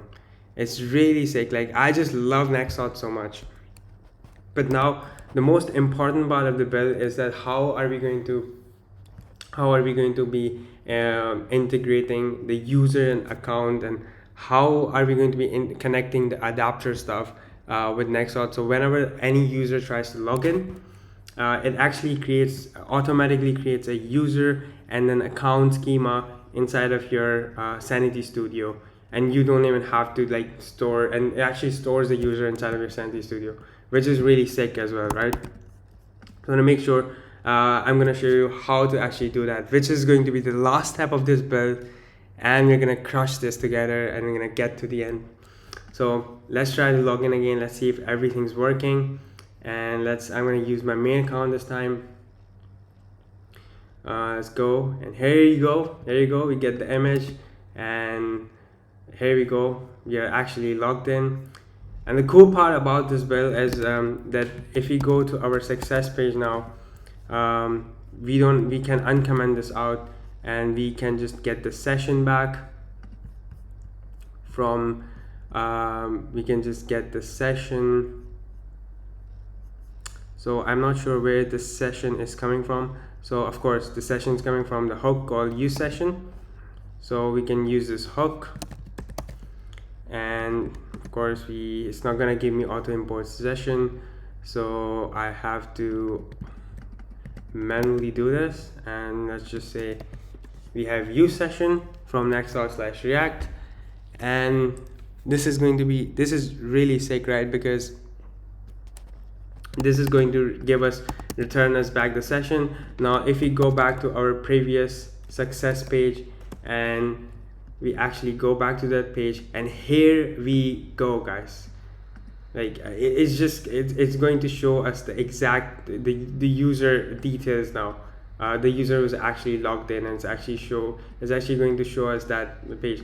So now if you order from this account, it's actually going to show this account user which ordered the products, right? So if I try to order anything right now, let's go back, let's go to our checkout, let's click on checkout, and let's say 424242. This is going to be really sick. And if we just use let's just use Elon Musk, and let's just say Tesla, and let's just say Elon, and let's just pay.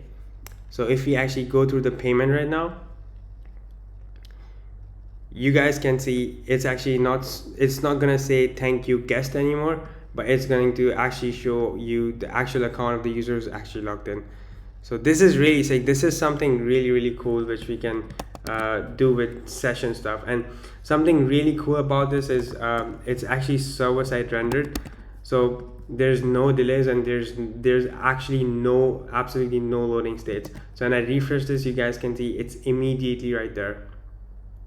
Whereas if I actually try to remove this, so if I actually comment this out, and if I actually don't do this, and if we comment this out right here as well, you guys will see there will be a sort of loading.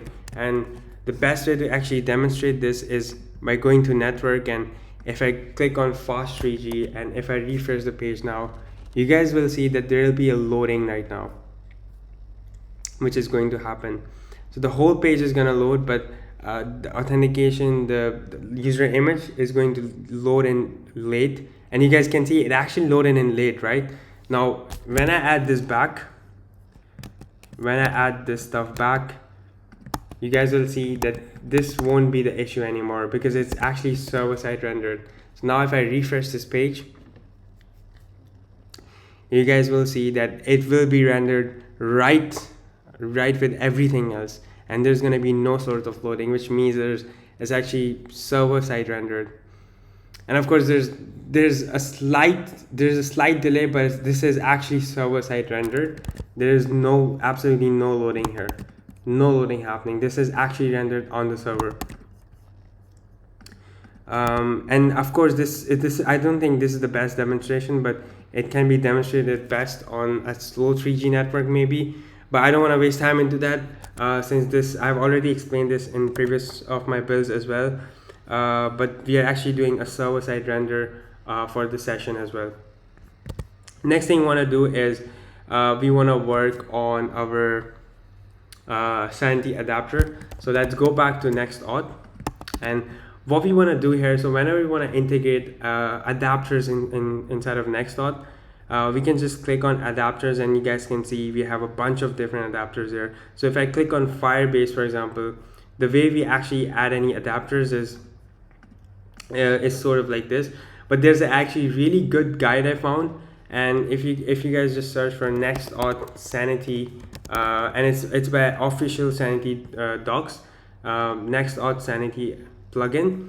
So this is from Sanity Studio, actually their own website, and you guys can see all we have to do is we have to actually install, and the requirement is we need the Sanity API token. And I showed you guys in the beginning how to actually create that API token inside of Sanity, and this was the token I showed you guys. We added the API token. So what we're gonna do here is we're gonna add this package called yarn add next.auth sanity. So I want to make sure we actually add this package. The next thing we want to do is inside of our next.auth.js, we want to add an adapter here, and this is going to be a sanity adapter, which is going to be which we are going to get from next.auth sanity package. And we won't be needing sanity credentials because that'll be for only sanity login stuff. Because we're not doing sanity login, we're just using Google login, we won't be needing credentials. But adapter is something we're going to be needing, and you guys can see adapter is how we're going to provide the sanity adapter from next.auth sanity, and we want to send in the client here. Now again, what is this client? This client is basically the sanity client, which we're going to be providing to this sanity adapter right here. So the sanity client which we have created. And again, this client we want to bring in from Sanity. So this is going to be the Sanity client, and to make sure that this actually works, guys, so make sure this actually works, there's another thing we want to add. We want to add the session, and we also want to add one more thing, which is going to be the secret. And these things are crucial to make sure, and the secret is really crucial to make sure this works in production. Because if you guys don't add this secret, and many people actually have asked me before as well, because next.auth package actually updated and they got to newer versions, and now they have restricted access to production without the secret. So if you don't have a secret variable here, it's not going to work in production. So make sure you have a secret defined, and I showed you guys how can you generate the secret by going to a particular generate Vercel secret link. So you can just generate the secret using that, and you have to actually do that so it actually works in production. The next thing is the session strategy of JWT. So there are like two types of strategy. There's a database strategy, and then there's a JWT strategy. If we use an adapter, however, we default it to database instead, you can still force a JWT session by explicitly defining JWT. So if you're using an adapter, they actually default it to database, but we want to force this session strategy to be JWT because we don't want it to be database strategy. And that's how they're actually doing it here as well. You guys can see it's actually, this is how they're doing. So we want to follow the guide here. Next thing we have is we can install this package in our studio project and use schemas like this, or we could just copy paste the schemas ourselves. Now the reason I don't prefer the second way is because if at any point this package updates and the schemas update with the package, and because we are connecting it with the adapter stuff and we're not doing anything on our own, this is like a dangerous, it's not dangerous, but we have to keep ourselves updated every time if we actually manually add the schemas. Whereas if we choose the first way, the benefit of using the first way is because we are actually going to be getting our schemas directly from the package. It means that whenever the package actually updates, the schemas are going to update as well along with the package. So we don't have to worry about staying updated with that stuff. So that's why I kind of always prefer automations over doing anything manually. So what I'm going to do is we're going to get these three things, and we're going to go into our schema. And this is, we're going to get this from next.sanity/schemas.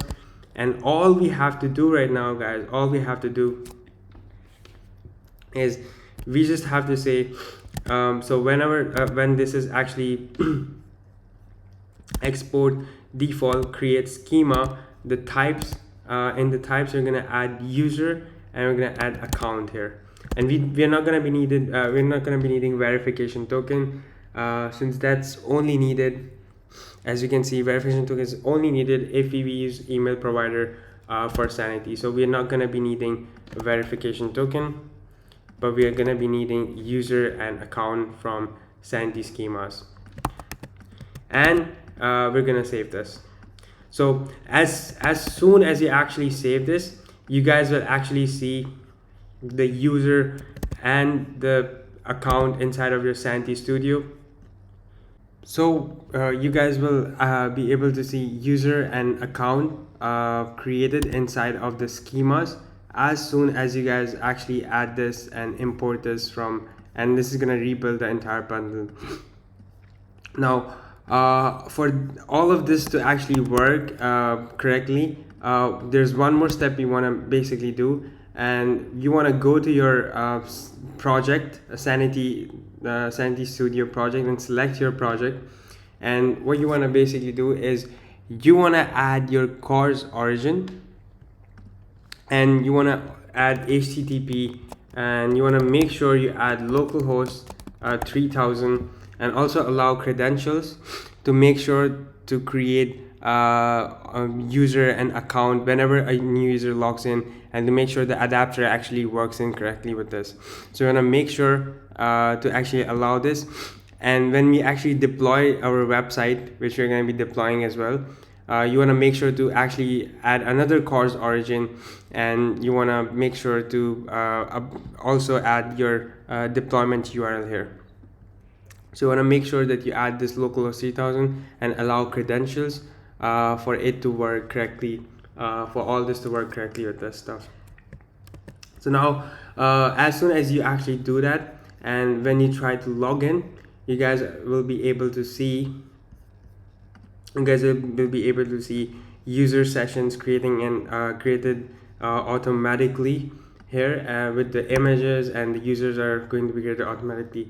So if I try to log in with a new sort of account, which I haven't logged in before with, so if I use, let's say if I use this account, and if I try to log in with this account, so I'm right now logged in, and if I go back to Sanity Studio here, you guys will see that here you go, you get have a new account here. So this is how it's gonna work, and you guys will see your account sessions created here as well. The OAuth sessions, they will be linked.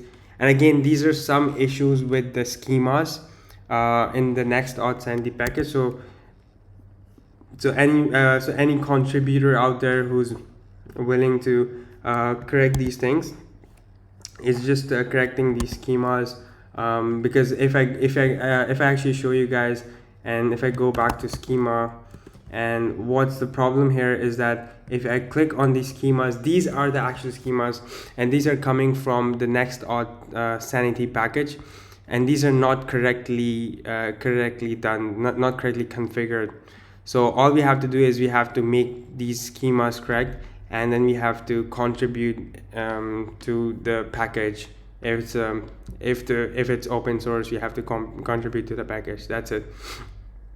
So as soon as these and if I try to change it right now, it's not going to be a permanent change, because again, it's coming from the package, so this is not gonna work. So the best solution is only if the package, the contributors, the maintainers of the package, they actually correct this schema. So if they're watching it, feel free to just correct this stuff. And also here as well, feel free to correct this stuff as well. So that's pretty much it, and this is going to work correctly if we have done all the steps as I mentioned. And now since everything's actually working, we are actually done with this build. We're actually done, and yeah, it's impossible to believe, but we are actually done with the build. This is it, guys. We are actually finished with the build, and it's huge, and we have learned so much. We have learned Redux, TypeScript, Next.js, Sanity, query language, server-side rendering, Next.js. There's just so much stuff we have learned, and it's an insane build. And if you guys have any questions, or if you guys are feeling lost, or there's anyone who's like feeling it's too complicated, just type the comments below, and just try to reach me out on Instagram or maybe on Discord.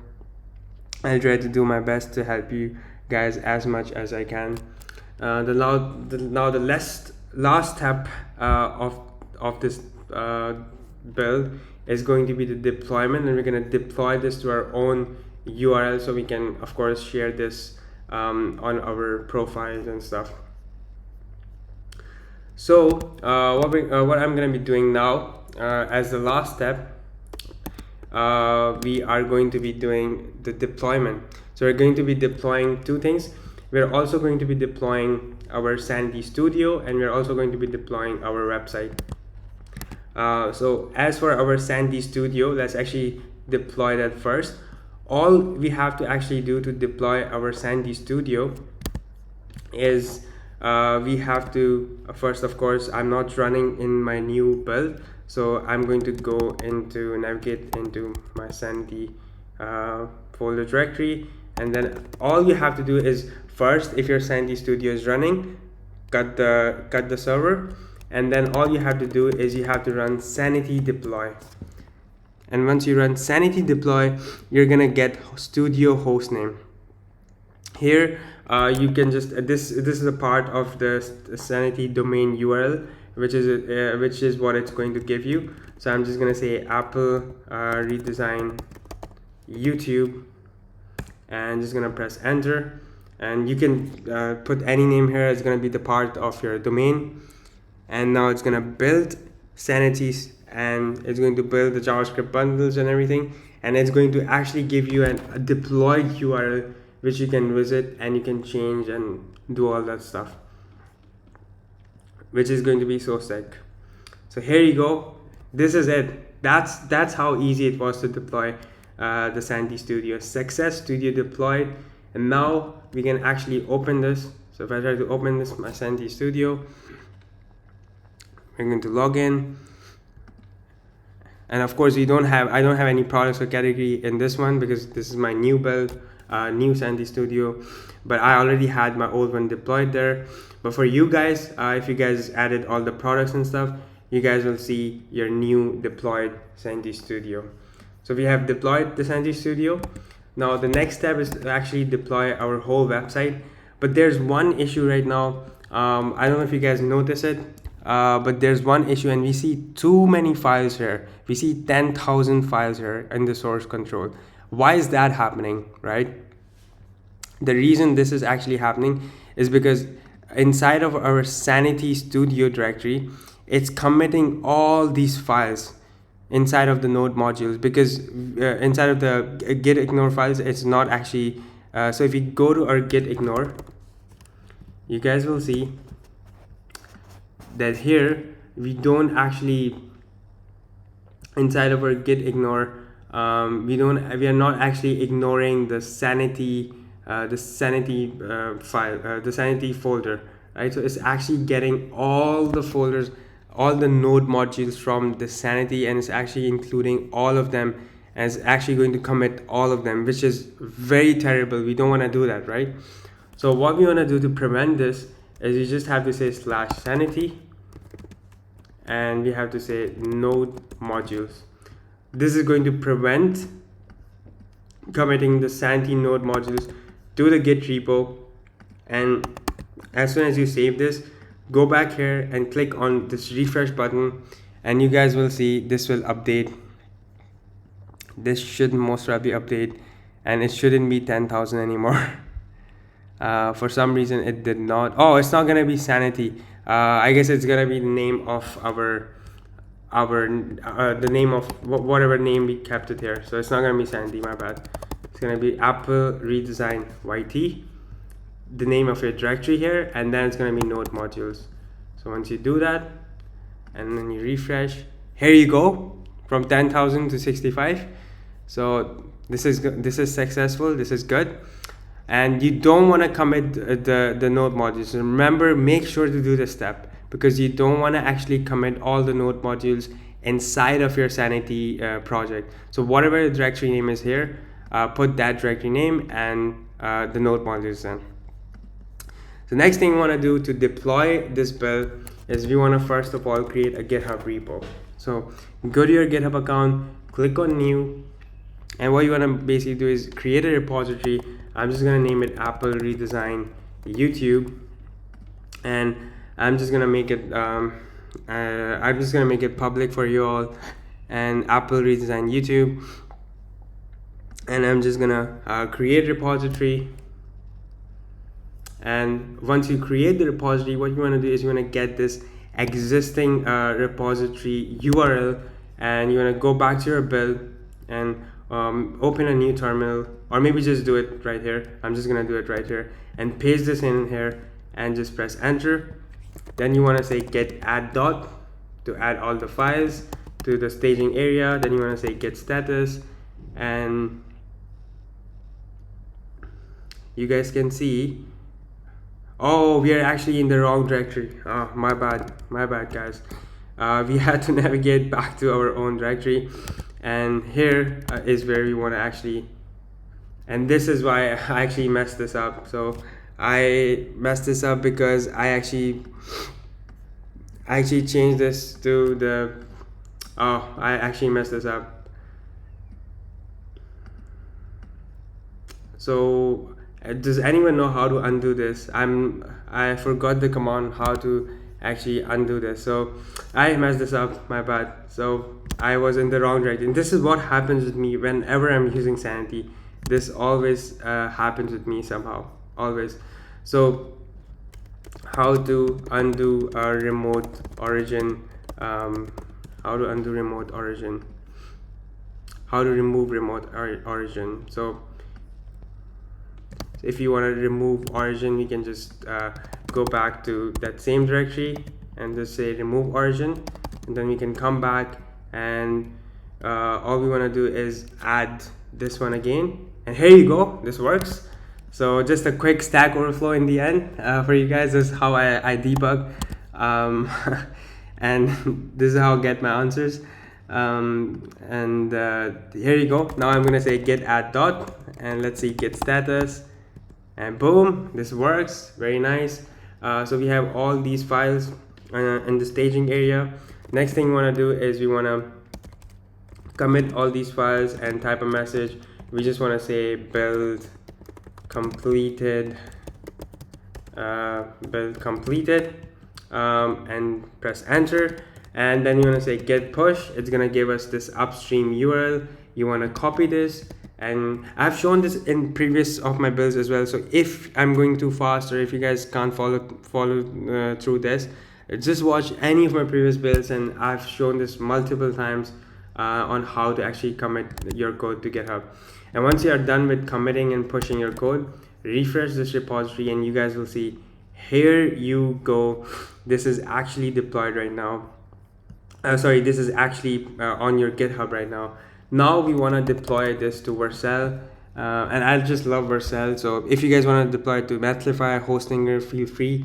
But I just love Vercel, so I'm just gonna do it on Vercel. So go to Vercel, log into your GitHub, log in with your GitHub account, click on add new project, and import the latest project. This is gonna be the latest project. Now, a very important step which you guys should keep in mind are the environment variables. And there's going to be all of these environment variables. Now what stuff is going to change is public base URL is going to change, the next auth URL is going to change, and everything else will actually stay the same except the next public base URL and next auth URL. Everything else will stay the same. So the next public base URL and the next auth URL is going to be the domain of your actual the Vercel hosted domain, which it's going to give you. So for now, just use localhost, just copy localhost and just use this, and let's add all these environment variables really quickly, and let's add all these environment variables.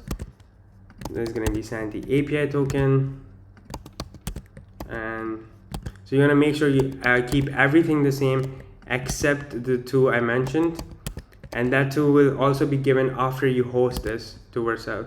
And there's going to be Stripe secret key. So let's just say Stripe secret key. Let's add the Stripe secret key, Stripe signing secret. I'm not actually using the Stripe signing secret, so I'm not sure why I've actually added this. So we are not actually using Stripe signing secret in our project. So we're not actually using that, so we don't need actually Stripe signing secret. So we just need the Google Client ID, and it's going to be the Google Client ID right here, and Google Client secret. Oops, my bad. Google Client secret, and it's going to be the client secret right here. And make sure you don't actually show these secrets to anyone. I'm just, of course, showing it for demonstration, but in production you never want to expose these secrets. And then there's going to be the next.js secret, a very critical environment variable for your deployment and production to work.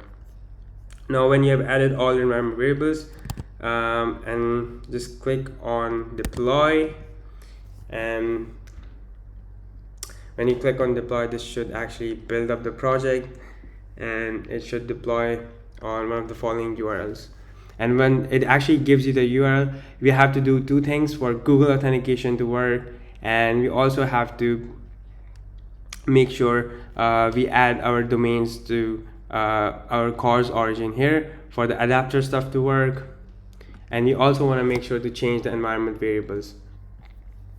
So those are some things we want to make sure once it's deployed, we should be doing that. So guys, this has been a wonderful journey. I'm exhausted. I don't know about you guys, but yeah, I really am. And I'm really excited as well. It's just like insane. This build has been huge, and I'm just glad to be back. I'm just really happy to be back again. It feels I'm at my core again, doing all this stuff. So let's see if this is actually deployed. Let's go back. Oh, did I actually mess this up? Let's go back. Let's see. This is ready. Okay. Of course, this is gonna give us an internal server error. I think this is due to our next.js URL most probably. So let's actually see. So whenever you get an internal server error, what I always like to do is go and open the link and click on your deployments, or you can just click on your view function logs, and you guys can see here, we can see here request to API/get categories failed, request to AC localhost. I get this is the issue with the next public base URL. So what we want to basically do here is the domain it actually gives us. We want to copy this domain, and we're gonna go back to our deployments and go back to our settings, go to environment variables, and we're gonna go to our next public base URL, and you want to change this to our deployed URL like this, and we want to save this. And we also want to change our next.js URL, and we want to make sure to save this, and then we want to go back to deployments and redeploy our build. And let's see if this actually works now. And we also want to make sure that we change this in Google Cloud Console, and also want to make sure that we add this inside of cause origin and allow credentials for your Sanity adapter stuff to work. So make sure you do this step as well. Now let's see, this is going to be building. Let's hope this works this time. And that's it, guys. Yeah, if this works, it's a sick build, and I'm really proud of it. It's amazing. I'm really proud of anyone who stick to the end and just completed this. And just feel free to add your own features on top of this, and just go as far as you can with this stuff. Just go crazy with this. So you wanna, here you go, guys, boom. This actually works. This gives me happiness just by looking at the landing page here. This is actually deployed, and I've deployed this the second time, so congratulations to anyone who deployed with me right now. And now let's actually test our Google authentication, and most probably it's gonna give us an error right now. Yeah, it's going to give us this error because the redirect URL is again going to change. So we're gonna go back to our Google Cloud Console and pretty much do the same thing over again, but instead of localhost 3000, we wanna add this vercel.app, and we wanna add this inside of URL as well, and we wanna save this. And as soon as we save this, we go back to our build, and we click on sign with Google, and it actually works. Now let's actually sign in. So if I actually try to sign in my account, here you go, you can see my picture here. Now let's try to add some products. Let's try to check out. Let's see if Stripe is actually working. Here you go, Stripe works. Beautiful. And let's just do some test email, testemail.com. Let's just say 42424242, and let's just say 424444. No, it's gonna be 42, and this is gonna be 42, and let's just say test account, and let's click on payment. Let's see if this payment actually goes through. Here you go. It's actually showing us thank you. It shouldn't show us guest. Maybe the server-side rendering is not kicking in. There's something with that, but so I actually refresh this again. Yeah, it's not actually showing us guest anymore. It is showing us guest. So this shouldn't happen because on my finished build, as you can see, this means that it is not actually server-side rendering, because on my finished build, as we can see, if I actually try to go to any oh, it's happening on my finished build as well. This means might be the issue with the Next.js package, and it might be the issue because it wasn't happening when I actually deployed this. It shouldn't show guest. But here we go, guys.